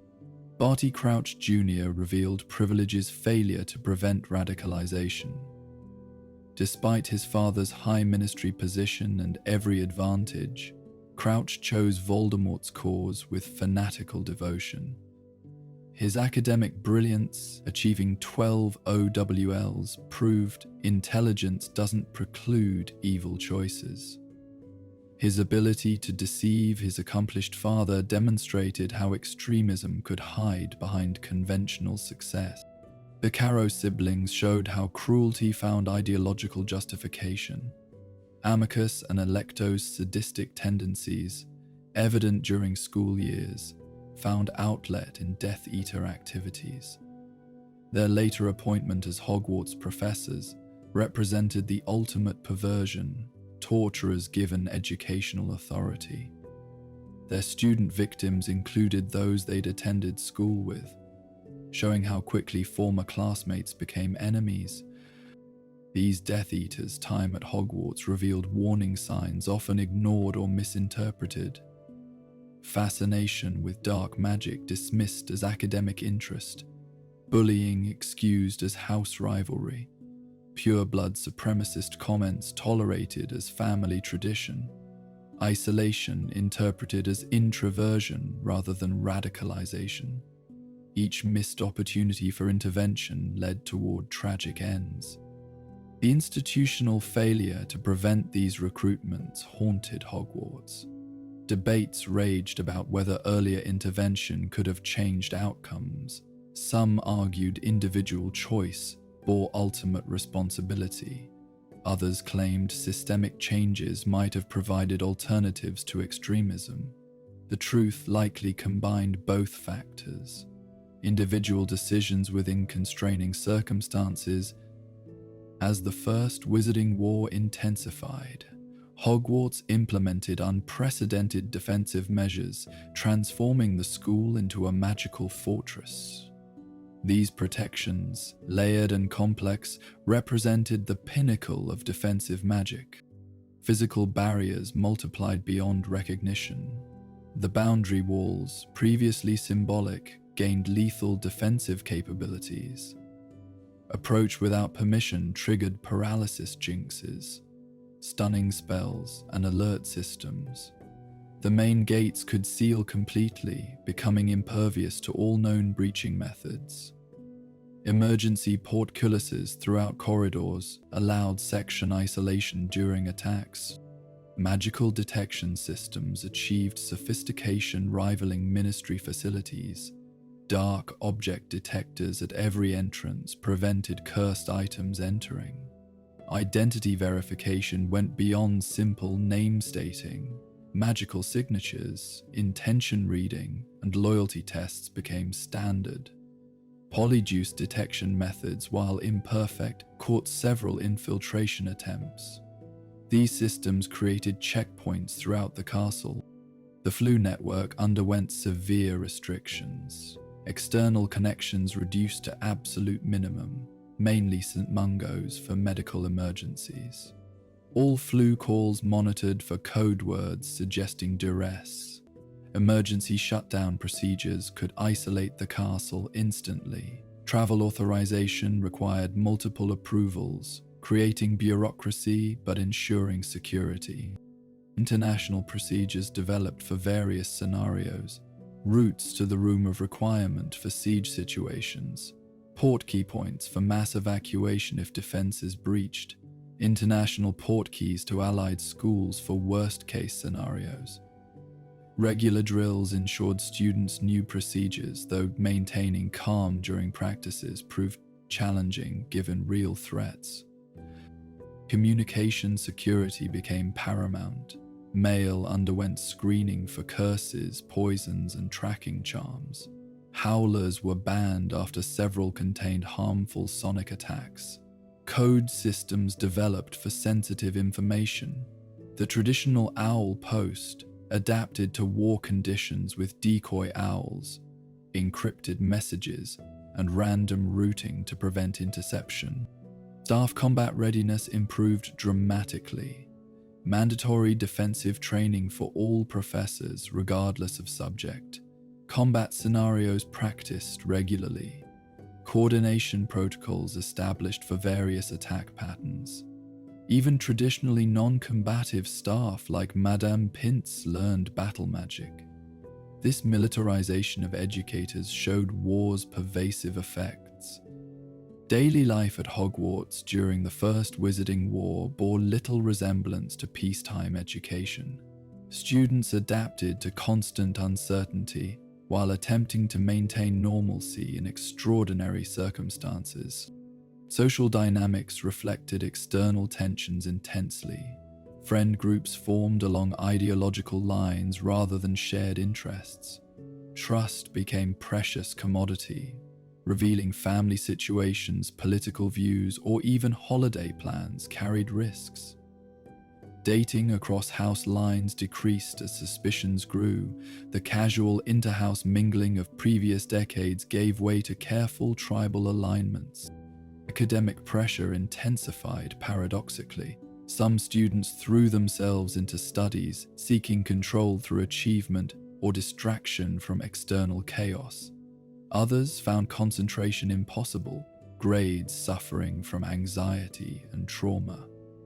Professors struggled, balancing academic standards with compassionate understanding of student circumstances. The owl and newt pass rates dropped significantly during war years. Extracurricular activities adapted to wartime realities. Dueling club membership exploded, shifting from sporting competition to survival training. Herbology clubs focused on healing plants and antidotes. Astronomy clubs mapped escape routes using celestial navigation. Even traditionally peaceful activities, like gobstones, developed strategic thinking applications. Recreation became preparation. Mental health challenges overwhelmed available resources. Students exhibited symptoms of anxiety, depression, and post-traumatic stress. Nightmares disrupted dormitories. Panic attacks during classes became common. Some students developed magical manifestations of psychological distress, uncontrolled magic bursts, inability to cast spells, or protective charms failing. The stigma around mental health slowly decreased as suffering became universal. Holidays presented particular challenges. Many students remained at Hogwarts rather than risk travel. Christmas celebrations felt forced with empty chairs at house tables. Parents sent coded messages indicating safety or danger. Some students learned of family deaths through missed letters rather than official notification. The castle during holidays echoed with absences. Small acts of resistance and hope sustained morale. Anonymous notes of encouragement appeared on pillows. Study groups shared beyond academics. Food packages from home, defensive spell tips, simple companionship. Inter-house cooperation increased among anti-Voldemort students. These micro-communities within larger house structures provided vital emotional support during institutional inability to address all needs. Voldemort's defeat on October 31, 1981, brought jubilant relief followed by complex challenges of reconstruction. Hogwarts, like wider wizarding society, faced the difficult transition from wartime survival to peacetime recovery. The immediate aftermath saw emotional extremes. November 1, 1981 began with disbelief, progressed through celebration, and ended with sobering realization of losses. The Great Hall hosted an impromptu feast as news spread, but empty seats reminded everyone of war's cost. Students who'd lost family members felt isolated amidst others' joy. This emotional complexity characterized the entire recovery period. Staffing changes reflected war casualties and trauma. Several professors couldn't continue teaching, their wartime experiences leaving them unable to face classrooms. Emergency hiring brought varying quality replacements. The Defense Against the Dark Arts positions curse continued, claiming annual victims. Rebuilding consistent educational quality while addressing staff trauma proved challenging for successive administrations. Curriculum underwent comprehensive review addressing wartime gaps. Students who'd spent years focused on survival needed remedial work in traditional subjects. Peacetime skills like international magical cooperation replaced combat training. The balance between maintaining defensive capabilities and promoting healing created ongoing tensions. Some parents demanded continued warfare preparation. Others insisted on complete demilitarization. Psychological support services expanded dramatically. The war's end didn't end trauma. Survival guilt, grief processing, and readjustment challenges required long-term support. Group therapy sessions became standard. Art and music therapy programs started recognizing nonverbal healing needs. Peer support networks formalized, training older students in basic counseling. These services, initially crisis responses, became permanent fixtures. House unity initiatives attempted healing wartime divisions. Mandatory inter-house projects forced cooperation. Shared dormitories for willing participants broke traditional separations. The Sorting Hat's songs emphasized unity themes. However, deep suspicions persisted. Slytherin House particularly suffered from Death Eater associations, despite many members' innocence or active resistance. Memory preservation became priority. The Memorial Wall, established in 1982, honored war victims from the Hogwarts community. Oral history projects collected survivor testimonies. History of Magic curriculum expanded, covering recent events. This documentation served both healing and warning purposes, processing trauma while preventing historical repetition. Severus Snape's controversial appointment as Potions Master in 1981 represented Dumbledore's most divisive decision. The former Death Eater's presence at Hogwarts created tensions that would persist throughout his tenure. The appointment shocked the wizarding community. Parents petitioned against hiring a known Death Eater. The Board of Governors split dramatically, Dumbledore's influence barely securing approval. Snape's youth, only 21, added concerns about maturity and teaching ability. Many viewed the appointment as Dumbledore's dangerous favoritism or manipulation. Snape's teaching methods immediately polarized students. His encyclopedic knowledge and innovative techniques produced exceptional new results from talented students. However, his harsh criticism, blatant favoritism towards Slytherin, and cruelty towards struggling students created hostile learning environments. The dungeon classroom's atmosphere reflected its master: cold, precise, and unforgiving. The psychological complexity of teaching James Potter's peers while mourning Lily created terrible dynamics. Snape's treatment of Gryffindors seemed motivated by personal vendettas. His interactions with students who'd known the Marauders carried undertones of barely controlled emotions. This unprofessionalism, while understandable given circumstances, damaged countless students' educational experiences. Professionally, Snape excelled beyond teaching. His modifications to standard potion recipes improved effectiveness and safety. His research contributions to professional journals advanced the field significantly. He maintained the school's medicinal supplies impeccably. These achievements partly justified Dumbledore's faith despite interpersonal failures. The former Death Eater's presence served complex purposes. His insider knowledge helped identify sympathizer students requiring monitoring. His potions expertise supported order activities. His position demonstrated redemption possibilities, however uncomfortable.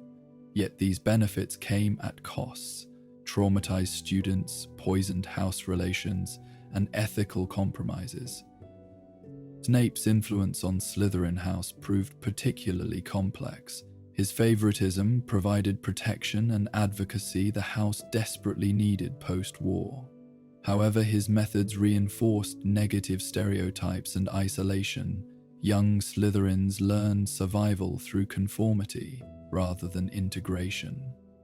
This complicated legacy would affect house dynamics for generations. The 1980s saw significant faculty turnover as Hogwarts rebuilt its teaching staff. These new professors, bringing fresh perspectives and hidden agendas, shaped the interwar period's educational experience. Professor Quirinus Quirrell's initial appointment seemed promising. His academic credentials impressed.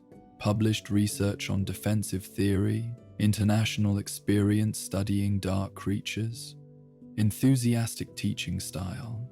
Students appreciated his nervous but kind demeanor after years of stern wartime professors. His theoretical focus on defense pleased parents wanting less militaristic education. Professor Charity Burbage joined as Muggle Studies professor in 1983, revolutionizing the previously stagnant subject. Her innovative curriculum examined Muggle technological advancement, cultural developments, and growing global connectivity. She challenged pure-blood prejudices through academic rigor rather than political rhetoric. Her classes became surprisingly popular among progressive students. Professor Septima Vector brought mathematical precision to arithmancy in 1982. Her background in curse breaking provided practical applications previously lacking. Students learned not just numerical divination, but magical mathematics applicable to ward creation, spell modification, and potion optimization. Her demanding standards and fair grading earned respect across houses. Professor Aurora Sinistra's expansion of astronomy connected celestial observation to practical magic. Her research on planetary influences on spellcasting timing proved valuable for advanced students. Night classes on the astronomy tower became social events as much as educational ones, fostering inter-house friendships under starlight. Her calm presence provided stability during uncertain times. Professor Sylvanus Kettleburn's retirement in 1990 ended an era. His replacement, carefully selected for safety consciousness after Kettleburn's numerous injuries, brought more theoretical approach to magical creatures. While fewer students suffered injuries, Some mourned the loss of hands-on excitement. This shift reflected broader moves toward risk-averse education post-war. The rotating defense professors created particular challenges. Each brought different philosophies, some emphasizing dark creature defense, others focusing on counter curses, still others teaching magical law enforcement procedures. This inconsistency left students with patchy knowledge. The position's curse became accepted fact, with betting pools on each professor's departure method. As the 1980s progressed, subtle preparations began for Harry Potter's eventual attendance, though few recognized their significance at the time. Dumbledore's long-term planning showed remarkable foresight and careful manipulation. Security enhancements accelerated despite peacetime. The reasoning given, preventing Death Eater remnants' revenge attacks, seemed plausible. In reality, protections specifically addressed threats Harry might face. Ward modifications detected possession, enhanced Parseltongue detection, and strengthened anti-Dark Lord-specific defenses. These preparations seemed paranoid to those unaware of Voldemort's likely return. Staff selections showed pattern recognition in hindsight. Dumbledore recruited professors with specific skills useful for Harry's protection and education. McGonagall's fierce protectiveness, Flitwick's dueling expertise, Sprout's nurturing nature, all positioned to support a traumatized, threatened child. Even Snape's presence, however problematic, served protective purposes. Curriculum modifications subtly emphasized skills Harry would need. Critical thinking, encouragement countered potential manipulation. Ethical discussions prepared for difficult choices. Collaborative project emphasis built teamwork abilities. These changes benefited all students while specifically preparing for Harry's requirements. The balance between general education and individual preparations showed masterful planning. The manipulation of objects and locations seemed random but served purposes. The Mirror of Erised's placement, the restricted section's accessibility, even Fluffy's acquisition all created opportunities for guided discovery. Dumbledore constructed elaborate teaching scenarios disguised as coincidences. This theatrical approach to education raised ethical questions about consent and manipulation. Relationship building with key families intensified. The Weasleys received subtle support, positioning them for friendship with Harry. Hermione Granger's acceptance letter emphasized aspects likely to place her in Harry's orbit. These manipulations, while producing positive outcomes, demonstrated Dumbledore's willingness to orchestrate lives for perceived greater good. Information management became crucial. Records of Harry's parents were carefully curated, enough to satisfy curiosity without revealing dangerous secrets. Prophet archives were subtly edited. Certain books disappeared from circulation. This control of narrative prepared for managing Harry's introduction to fame while limiting harmful revelations. The interwar period saw significant evolution in Hogwarts' approach to security and education, balancing war lessons with peacetime needs. These changes created frameworks still influential in modern magical education. Physical security shifted from warfare defense to comprehensive safety.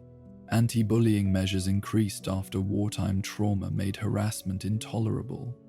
Magical monitoring prevented dangerous pranks from escalating. Safe spaces for vulnerable students multiplied. This holistic security approach recognized threats beyond external attacks. Magical theory integration across subjects reflected improved understanding of magic's interconnectedness. Transfiguration classes referenced charm principles. Potions incorporated arithmetic calculations. Defense drew from all magical disciplines. This interdisciplinary approach produced more versatile, capable wizards than narrow specialization. International magical cooperation entered curriculum meaningfully. Exchange programs resumed with enhanced cultural preparation. Languages beyond traditional Latin expanded. Murmish, Gabbledegook, an international magical dialect. Comparative magical systems became standard senior study. This internationalism prepared students for increasingly connected magical world. Technology adaptation accelerated as Muggle advancement threatened Statute of secrecy. Students learned electronic disruption spells, memory modification for photography encounters, and plausible cover stories for magical incidents. The intersection of magical and technological became crucial survival skill. Forward-thinking professors recognized this would only intensify. Assessment methods evolved beyond traditional testing. Practical demonstrations, collaborative projects, and portfolio assessments recognized diverse talents. The trauma of war years showed standardized testing's limitations in evaluating true capability. More holistic evaluation methods better served students with different strengths and learning styles. Special education support expanded dramatically. Learning differences previously ignored or punished received accommodation. Magical dyslexia solutions, attention-focusing potions for concentration issues, and alternative instruction for processing differences became available. This inclusivity reflected understanding that magical ability manifested diversely, requiring varied support. The 1980s produced students who would bridge the war and peace generations, carrying unique perspectives into the future. Their experiences at post-war Hogwarts shaped approaches to the coming Second Wizarding War. Charlie Weasley, attended in year 1984 or within 1971, embodied the healing power of passion. His dedication to dragon research provided escape from Britain's war trauma through international creature study. His Quidditch leadership as seeker and captain rebuilt Gryffindor pride without militaristic overtones. His choice of Romanian dragon reserves over conventional careers inspired others seeking non-traditional paths. Nymphadora Tonks, attended in year 1984 to 1991, challenged traditional categorizations. Her metamorph magus abilities made her unique, while her clumsiness humanized her gifts. Hufflepuff House's acceptance helped her embrace rather than hide her abilities. Her later Aura career and Order membership showed how interwar students could choose fighting evil without being defined by war. Oliver Wood, attended in year 1987 to 1994, represented healthy competition, replacing wartime conflict. His Quidditch obsession seemed excessive, but channeled aggressive energies productively. His strategic mind and leadership development through sport demonstrated alternative warrior training. His ability to unite teammates despite personal differences provided model for cooperation. Percy Weasley, attended in year 1987 to 1994, exemplified both ambition's promise and perils. His academic excellence and rule adherence offered stability after chaos. However, his rigid thinking and authority trust showed peacetime naivety about power corruption. His later estrangement from family demonstrated how war's absence didn't eliminate ideological divisions. The Pruitt cousins attended during this period, carrying their war hero uncle's legacy. Their presence reminded everyone of war's losses while demonstrating resilience. Their varied responses to family tragedy, some embracing legacy, others rejecting pressure, showed diverse healing paths. International students increased significantly as Britain stabilized. Their perspectives challenged insular thinking while bringing fresh magical traditions. Cultural fusion in student projects produced innovative magic. These exchanges rebuilt international trust, damaged by Britain's war chaos spreading beyond borders. The decade's final years possessed eerie tranquility masking gathering darkness. Surface normalcy concealed deep currents, preparing for Voldemort's return, though few recognized warning signs.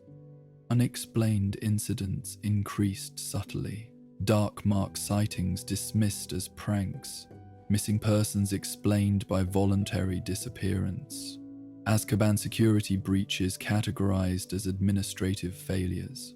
Pattern recognition required accepting Voldemort's possible return, psychologically easier to rationalize individual events than confront terrifying whole.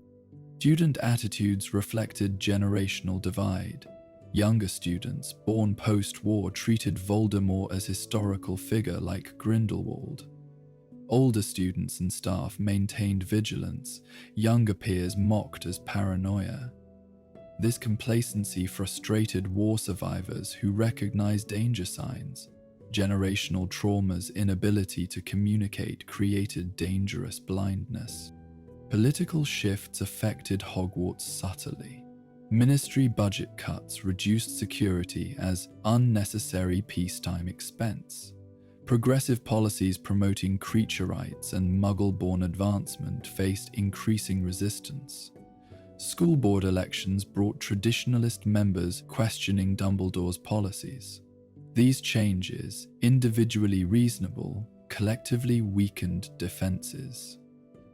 Academic achievements masked underlying tensions. Test scores improved as peacetime allowed educational focus. International competition successes brought pride. Innovation in magical research flourished. Yet this success bred complacency. Surely such achievement indicated past dangers truly past. Excellence became shield against acknowledging threats. Social progress created false security. Interhouse unity initiatives showed measurable success. Muggle-born students reported decreased discrimination. International exchanges expanded horizons. These positive developments, genuinely valuable, nevertheless distracted from extremism growing in shadows. Progress isn't permanent without vigilance. The year 1991 approached with deceptive calm. Students prepared for exams, not battles. Professors planned curricula, not defense strategies. Parents worried about grades, not survival. This normalcy, fought for so desperately, became vulnerability. The storm approaching would shatter illusions, but for these final moments, Hogwarts dozed in peaceful ignorance of destiny. Approaching in the form of a small boy with green eyes and lightning scar. The arrival of Harry Potter at Hogwarts on September 4th, 1991, marked the beginning of a new era, though few realized it at the time. The small, bespectacled boy, who nervously approached the Sorting Hat, carried the weight of prophecy and history on thin shoulders. The sorting ceremony of 1991 became legendary for multiple reasons. Harry's extended time under the hat, his near placement in Slytherin, and ultimate choice of Gryffindor demonstrated free will's power over destiny. The simultaneous sorting of other significant students, Hermione Granger, whose brilliance would prove crucial, Ron Weasley, whose loyalty would never waver, Neville Longbottom, whose hidden courage awaited awakening, created a constellation of talent that would reshape the wizarding world. Harry's integration into Hogwarts life revealed both the school's strengths and weaknesses. His ignorance of basic wizarding culture showed how poorly Muggle-raised magical children were prepared. His fame created artificial barriers to normal friendships. Yet Hogwarts magic embraced him, from the castle's portraits watching protectively to his father's Quidditch talent manifesting immediately.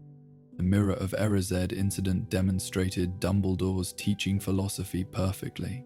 Rather than simply warning Harry away, he allowed controlled discovery and learning. The Mirror's revelation of Harry's deepest desire, family, established emotional themes that would resonate throughout his education. Dumbledore's gentle guidance helped Harry understand dangerous truths about desire and reality. The Philosopher's Stone's presence at Hogwarts transformed the school into a crucible.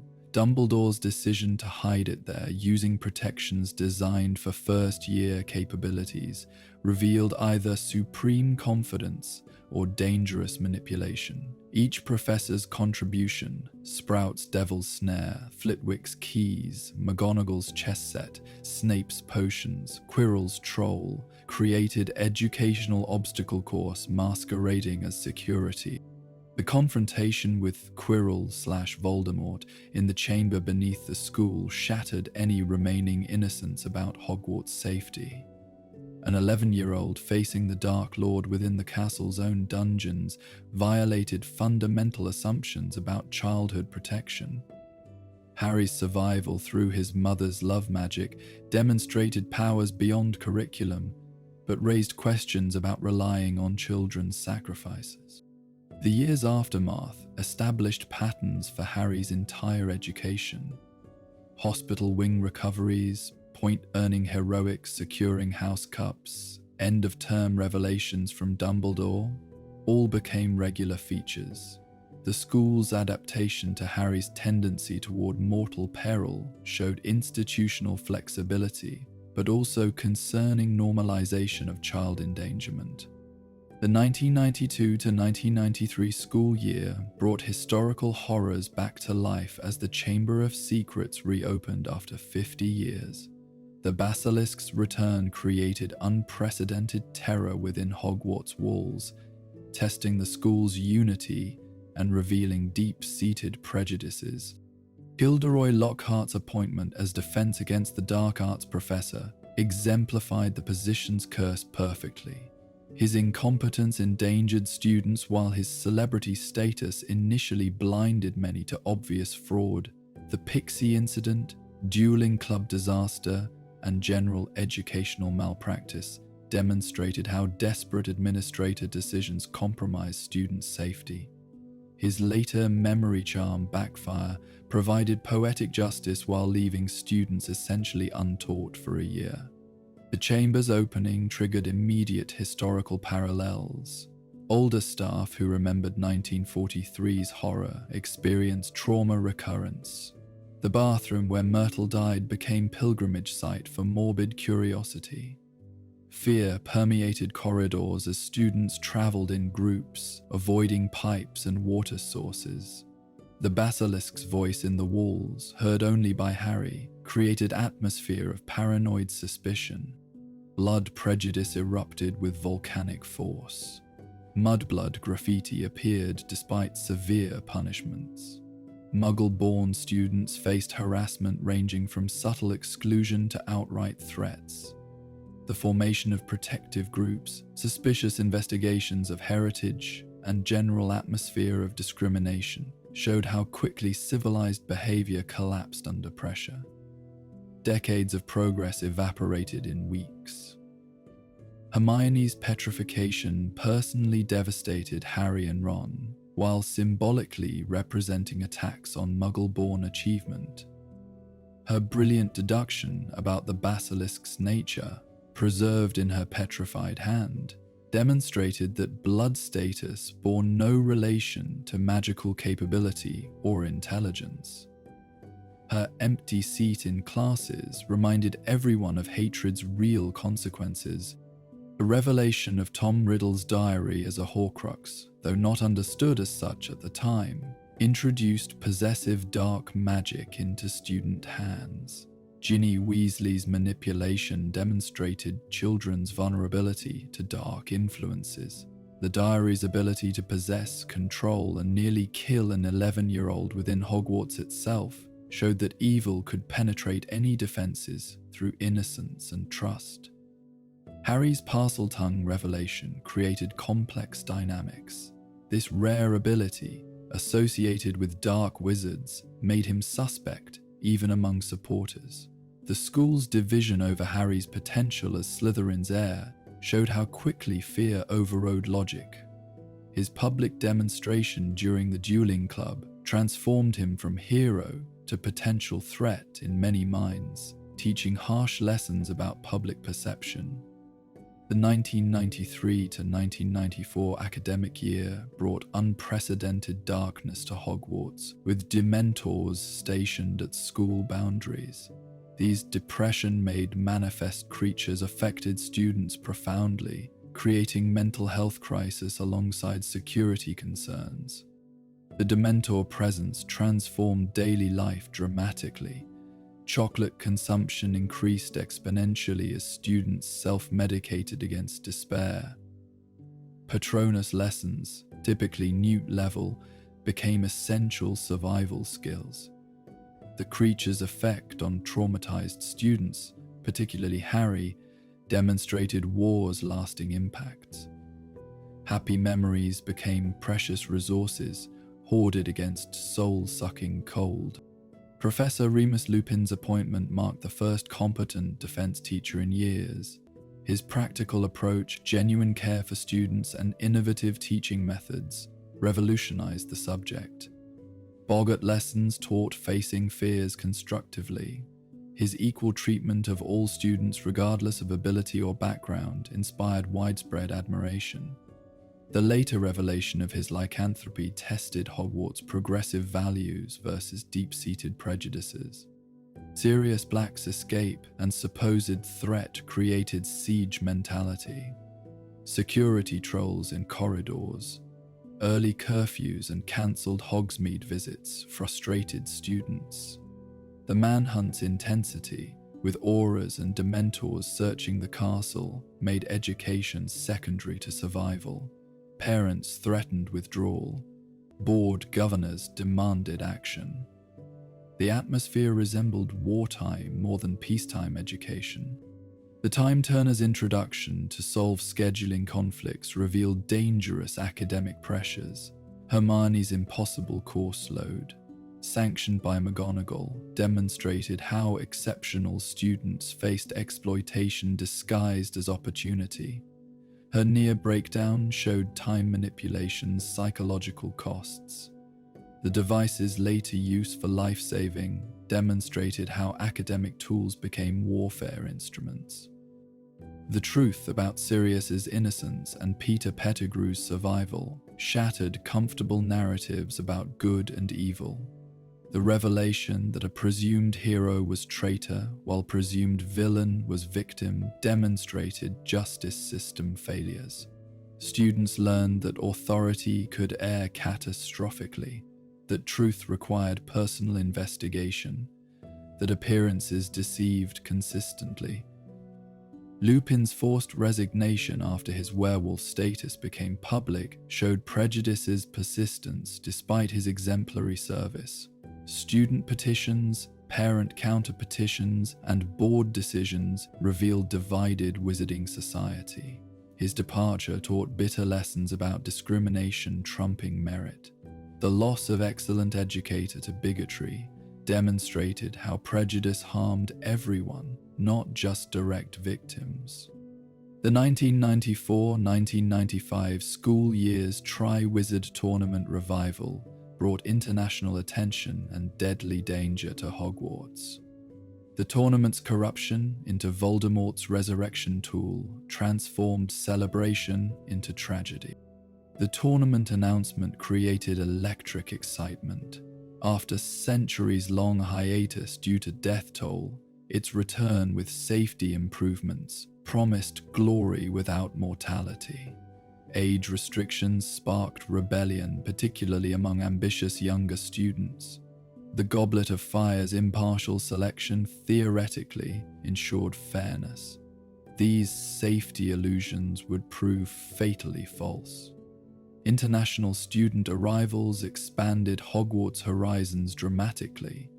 Beaux-Batons brought French elegance, challenging British assumptions. Durmstrang's inclusion, despite dark reputation, showed political rehabilitation attempts. Cultural exchanges enriched education, different magical traditions, languages, and perspectives. House unity strengthened against external competition. These positive developments made later tragedy more devastating. Harry's forced participation violated every protection supposedly in place. The age line's failure, Goblet's confinement, and adult administrators' inability to extract him demonstrated systemic vulnerabilities. A 14-year-old competed against 17-year-olds in death-defying tasks. Public opinion's fickleness, celebrating then vilifying Harry, taught harsh lessons about fame's double edge. The tasks themselves pushed magical education to extremes. Dragons required courage beyond teaching. Lake rescue tested moral choices under pressure. The maze combined every magical challenge imaginable. Spectators watched children risk death for entertainment, normalizing youth endangerment. The tournament structure revealed society's willingness to sacrifice children for tradition and spectacle. Cedric Diggory's murder shattered Hogwarts' remaining innocence. A student killed on school grounds during school event in front of witnesses marked unprecedented violation. His death wasn't accident but murder, transforming tournament from dangerous game to deadly trap. The trauma rippled through houses, Hufflepuff's particular devastation, survivor guilt among other champions, general recognition that nowhere was safe. Voldemort's return, initially disbelieved, created institutional crisis. Ministry denial, prophet propaganda, and public refusal to accept truth left Hogwarts isolated. Dumbledore's speech acknowledging Voldemort's return divided Wizarding's society. Students faced choosing between comfortable denial and terrifying truth. The school year ended with uncertainty, fear, and recognition that war had returned. The 1995 to 1996 school year brought governmental oppression directly into Hogwarts through Dolores Umbridge's appointment. Her regime demonstrated how institutional power could corrupt education into indoctrination. Umbridge's arrival as Defense Against the Dark Arts professor began subtly. Pink cardigans and kitten plates masked authoritarian intentions. Her refusal to teach practical defense, insisting on risk-free theoretical study, left students dangerously unprepared. The textbook's propaganda disguised as education showed how academic authority could spread lies. Students recognized the threat before many adults. Educational decrees accumulated like tightening noose, each restriction disbanding groups, controlling communication, monitoring conversations, eroded freedom incrementally. The High Inquisitor position's creation gave Umbridge unprecedented power over other professors. Teacher evaluations became ideological purges. Trelawney's public dismissal demonstrated tenure meant nothing against political power. Physical torture entered Hogwarts through bureaucratic euphemism. The blood quill, dismissed as detention, carved trauma into students' hands. Umbridge's sadistic pleasure in children's pain, justified through rules and regulations, showed how systems enabled abuse. The scars students bore became badges of resistance, physical manifestations of fighting oppression. Dumbledore's army emerged as necessary resistance to educational malpractice. Students teaching students what adults refused demonstrated youth capability exceeding expectations. The Room of Requirement providing perfect training space suggested Hogwarts itself supported rebellion. Practical defense learning, collaborative teaching, and inter-house cooperation created powerful counter-institution within institution. The mass breakout from Azkaban mid-year shattered any remaining denial about Voldemort's return. Parents faced reality that children needed defense training. Umbridge's increasingly draconian measures, attempting to use Cruciatus Curse on students, revealed her true nature. The distinction between legitimate authority and tyranny became practically relevant rather than theoretical concept. The battle at the Department of Mysteries brought war to students directly. 6 teenagers fighting Death Eaters demonstrated both extraordinary courage and institutional failure requiring such courage. Sirius's death in combat traumatized Harry while proving war's costs. The Ministry's forced acknowledgement of Voldemort's return vindicated student resistance while highlighting adult failure. The 1996-1997 school year operated under war's shadow as Voldemort's power grew. Hogwarts maintained educational function while preparing for inevitable conflict, creating surreal normalcy amid gathering darkness. Security measures reached wartime levels. Auror patrols, enhanced protective enchantments, and arrival searches became routine. Yet these protections proved permeable. Cursed necklaces, poisoned mead, and Death Eaters themselves penetrated defenses. The illusion of safety became more dangerous than acknowledged vulnerability. Students learned constant vigilance through harsh experience. Horace Slughorn's return brought complex dynamics. His Slug Club recreated pre-war social networking, while his guilty knowledge of Horcruxes haunted him. His favoritism toward talented students, regardless of blood status, progressively contrasted with previous prejudices. Yet his cowardice and self-interest demonstrated how personal flaws enabled evil's rise. Harry's private lessons with Dumbledore transformed education into intelligence gathering. Exploring Voldemort's past through pensive memories provided crucial understanding while raising ethical questions about privacy and purpose. These sessions prepared Harry for war through historical understanding rather than combat training. Knowledge became a weapon more powerful than spells. Romance flourished paradoxically amid darkness. Teenage hormones ignored war's proximity. Love triangles, jealousies, and relationships provided normalcy and distraction. Yet these connections carried weight. Choosing partners meant potentially choosing wartime allies. Personal relationships became political statements. Love itself became an act of defiance against regime-promoting hate. Felix Felicis' introduction demonstrated magic's ethical complexities. Liquid Luck's existence raised questions about achievement, fairness, and free will. Its strategic use for memory extraction showed how even beneficial magic could enable manipulation. The potion's rarity and danger prevented widespread abuse, while highlighting magic's potential for undermining merit. The climactic battle brought Death Eaters inside Hogwarts walls. Students fought alongside teachers, childhood ending in combat. Dumbledore's death, planned but appearing as betrayal, shattered Hogwarts' foundation. The headmaster's fall from Astronomy Tower symbolically destroyed safety's last illusion.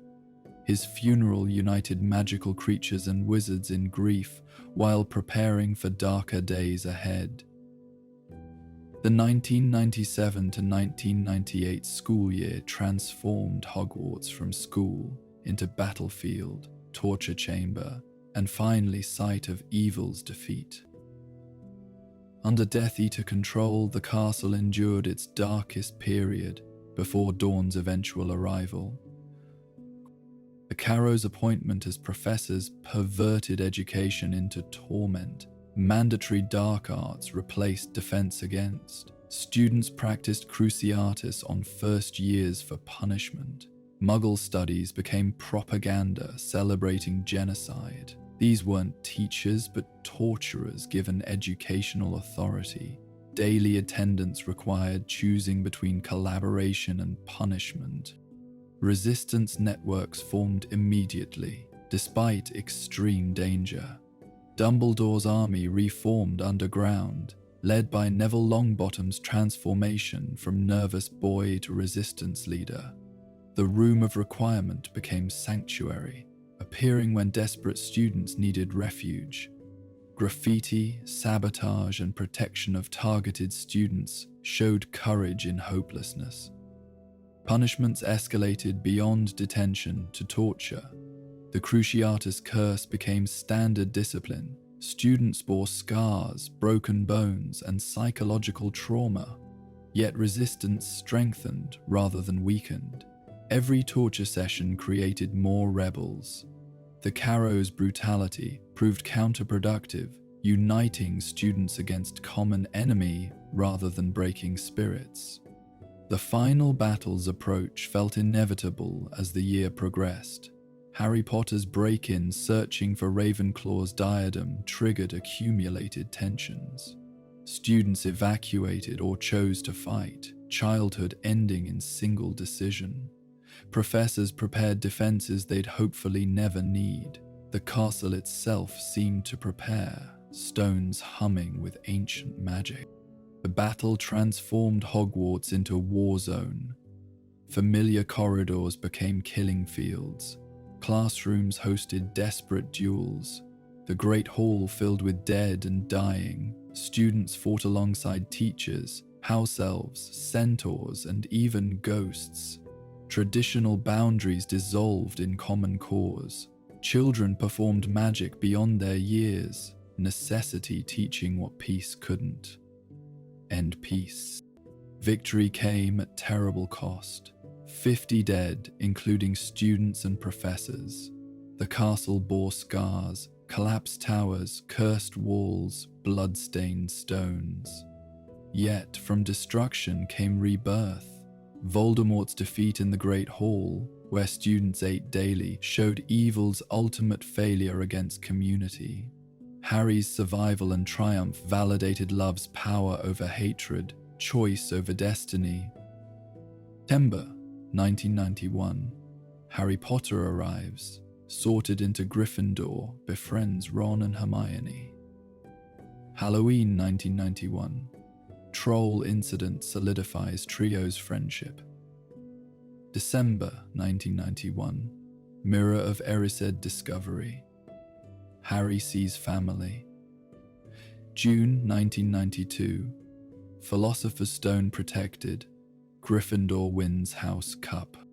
September 1992. Chamber of Secrets opened. Mrs. Norris petrified. November 1992. Harry revealed as Parselmouth during Dueling Club. May 1993. Hermione petrified. Hagrid arrested. Tom Riddle's diary discovered. June 1993. Basilisk killed. Ginny saved. Lockhart obliviated. Dobby freed. September 1993. Dementors arrive. Lupin begins teaching. October 1993. Sirius Black breaks into castle. Fat Lady attacked. June 1994. Truth revealed about Sirius and Pettigrew. Buckbeak and Sirius escape. September 1994. Triwizard tournament announced. Foreign schools arrive. October 1994. Harry chosen as 4th champion. February 1995. Second task in Blacklake. June 1995. Cedric murdered. Voldemort returns. Fudge refuses belief. September 1995. Umbridge appointed. Educational decrees begin. October 1995. Dumbledore's army forms. December 1995. Mr. Weasley attacked. Harry witnesses in vision. June 1996. Battle of Department of Mysteries. Sirius dies. Prophecy revealed. September 1996. Slughorn returns. Private lessons with Dumbledore begin. March 1997. Ron poisoned. Katie Bell cursed. June 1997. Cave expedition. Battle of Astronomy Tower. Dumbledore dies. December 1997. Carrows appointed. Mandatory attendance enforced. May 1998. Battle of Hogwarts. Voldemort defeated. massive casualties. June 1998. Rebuilding begins, memorials established. The immediate aftermath of the Battle of Hogwarts required both physical reconstruction and emotional healing. The castle, bearing centuries of magical reinforcement, had sustained damage unprecedented in its 1,000-year history. Physical repairs began immediately. Professors and volunteers worked tirelessly, repairing structural damage. The collapsed sections required delicate magical reconstruction to maintain the castle's magical integrity. Each stone held memories and magic that simple repair spells couldn't replicate. Ancient runes had to be recarved, protective enchantments rewoven, portraits restored or memorialized. The memorial garden, established where the courtyard had seen heaviest fighting, became sacred ground. Each fallen defender received recognition, students, teachers, households, and creatures alike. The memorial's magic preserved their names against time and weather.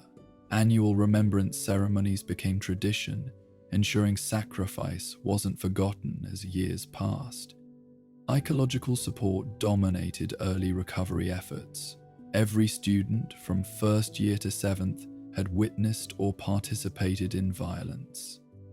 Group therapy became mandatory, not optional. Art therapy helped process trauma non-verbally. Peer support groups united those with shared experiences. The stigma around mental health finally shattered. Everyone needed help. Curriculum underwent complete overhaul. Defense against the dark arts, freed from its curse with Voldemort's death, gained stable, qualified professors. Mandatory courses on recognizing and resisting extremist ideology were added. History of magic finally covered recent events, learning from rather than ignoring the past. Practical healing became standard, preparing students for future conflicts, while hoping they'd never need such skills. House unity initiatives moved from token gestures to fundamental restructuring. Mixed house dormitories became optional for willing students. The House Cup competition was suspended for 3 years, removing competitive divisions during healing. Inter-house collaborative projects became mandatory, forcing cooperation.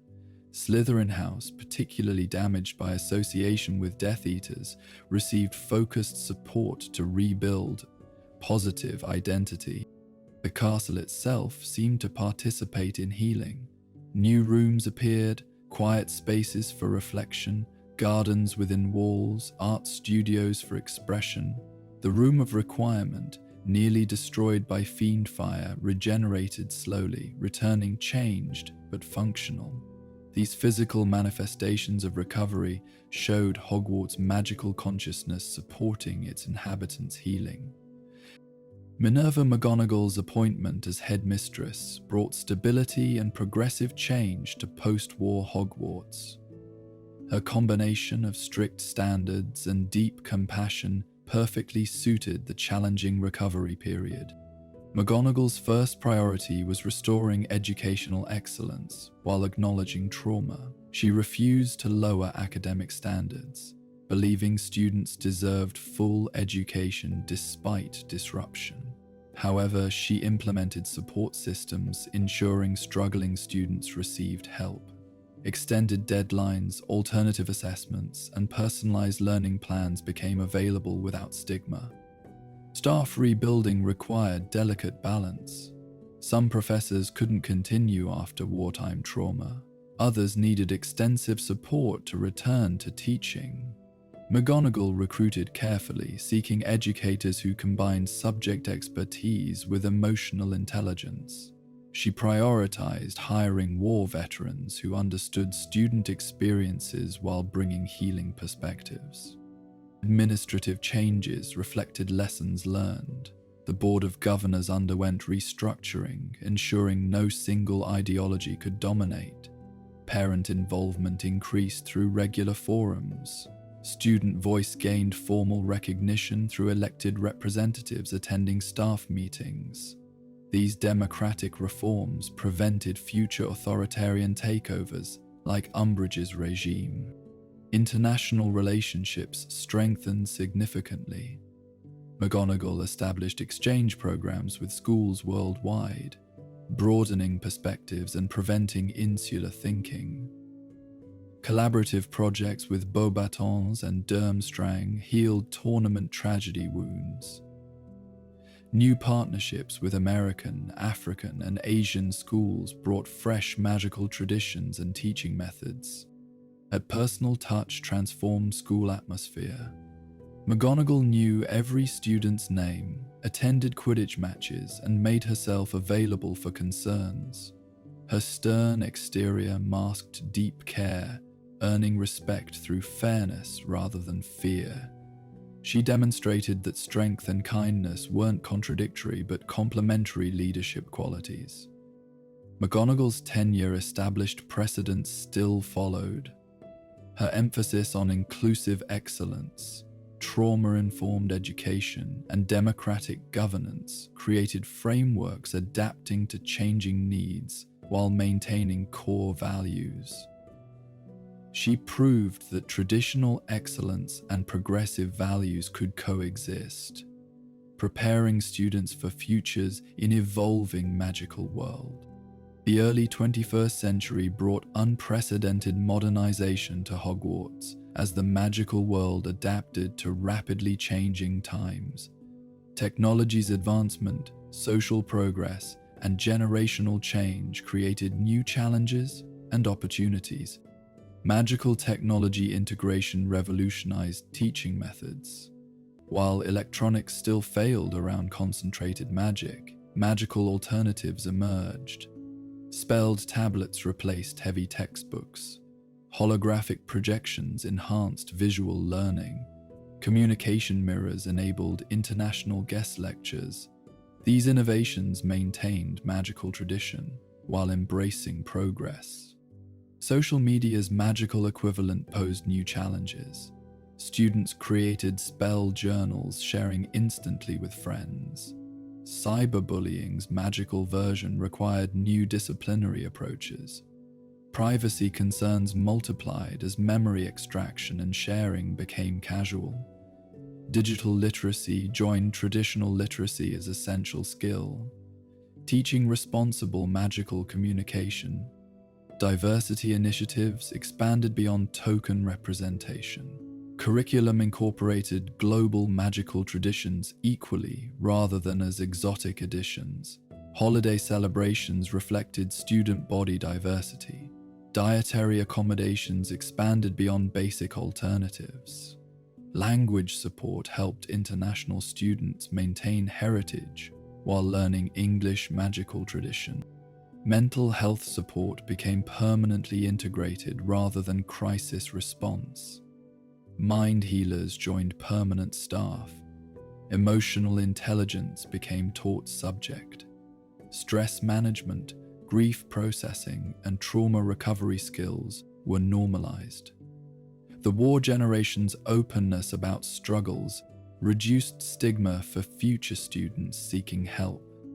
Environmental consciousness entered magical education. Climate change's effects on magical creatures required study. Sustainable potion ingredient harvesting became ethical imperative. Energy-efficient spellcasting reduced magical drain on ley lines. Students learned their magical choices impacted entire ecosystems, fostering environmental responsibility.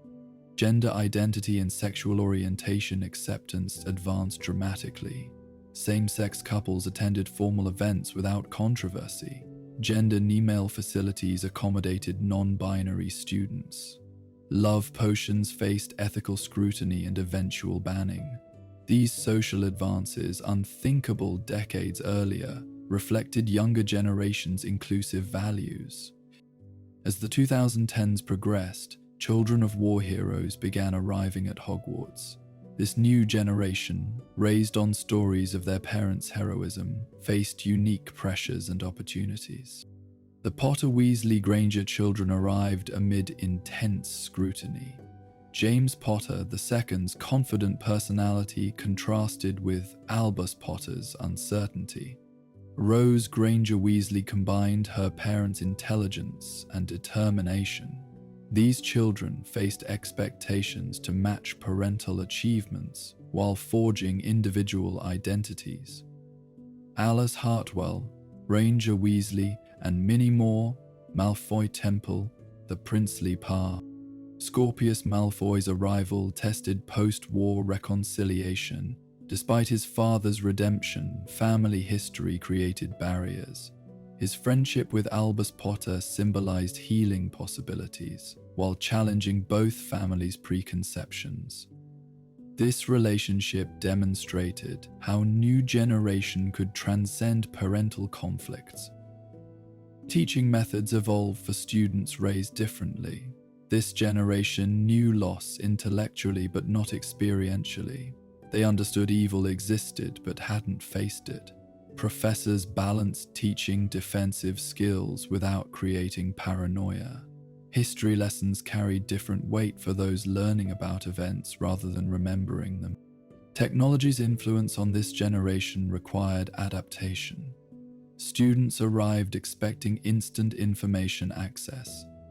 Research skills needed teaching differently when answers seemed immediately available. Critical thinking became crucial as misinformation spread magically as easily as digitally. Traditional scholarship adapted to information age realities.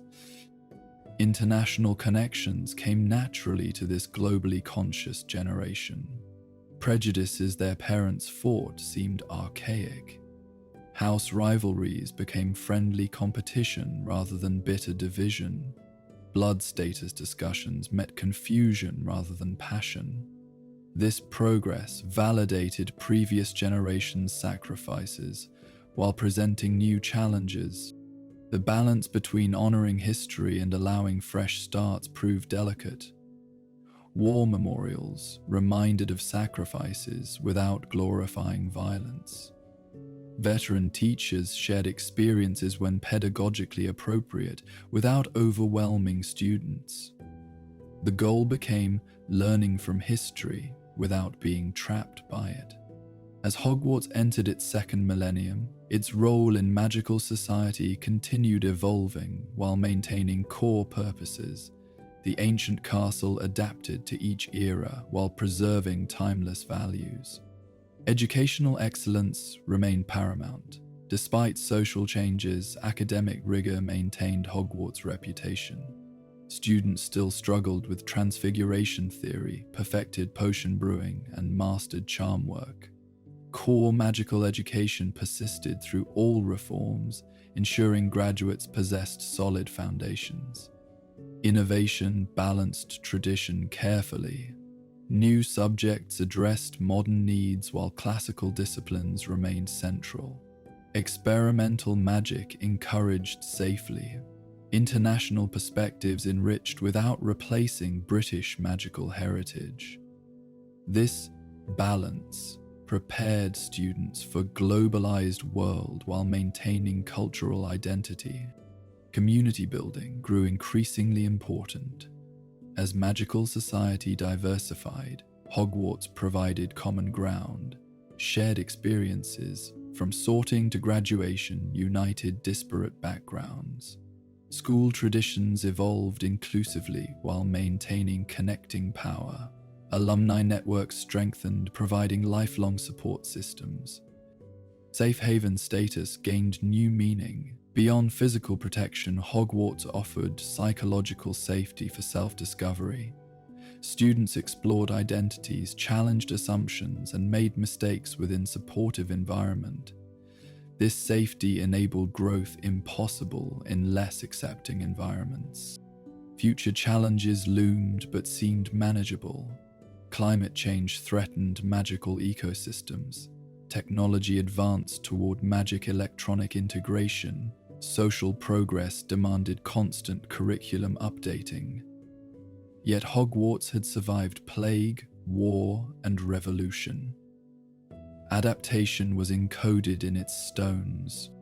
The castle stood ready for whatever came next. Its walls held 1,000 years of memories, triumphs and tragedies, ordinary days and extraordinary events. Each generation added their stories to this legacy. The magic wasn't just in moving staircases or enchanted ceilings, but in continuous renewal through young minds and hearts. As mist rolled across the lake and owls returned to the tower, Hogwarts waited patiently for tomorrow's students. Some would become heroes, others quiet contributors to magical society. All would be transformed by their time within ancient walls. The cycle continued, as it had for millennium, and would for centuries more, teaching, protecting, and preparing young witches and wizards for whatever future awaited.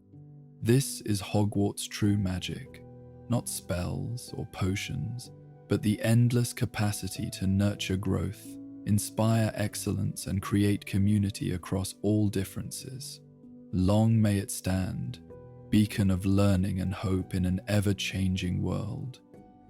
The castle endures, its legacy living not in stones, but in every student who passed through its doors and carried its lessons into the world beyond. And so our journey through time concludes where it began, with an ancient castle by a Scottish lake, filled with magic, mystery, and most importantly, young people discovering who they are and who they might become. The timeline continues, each day adding new moments to history, each student writing their own chapter in the never-ending story of Hogwarts School of Witchcraft and Wizardry. Sweet dreams, dear listener. May your sleep be filled with moving staircases, enchanted ceilings, and the gentle magic that connects us all to this timeless place of learning and wonder.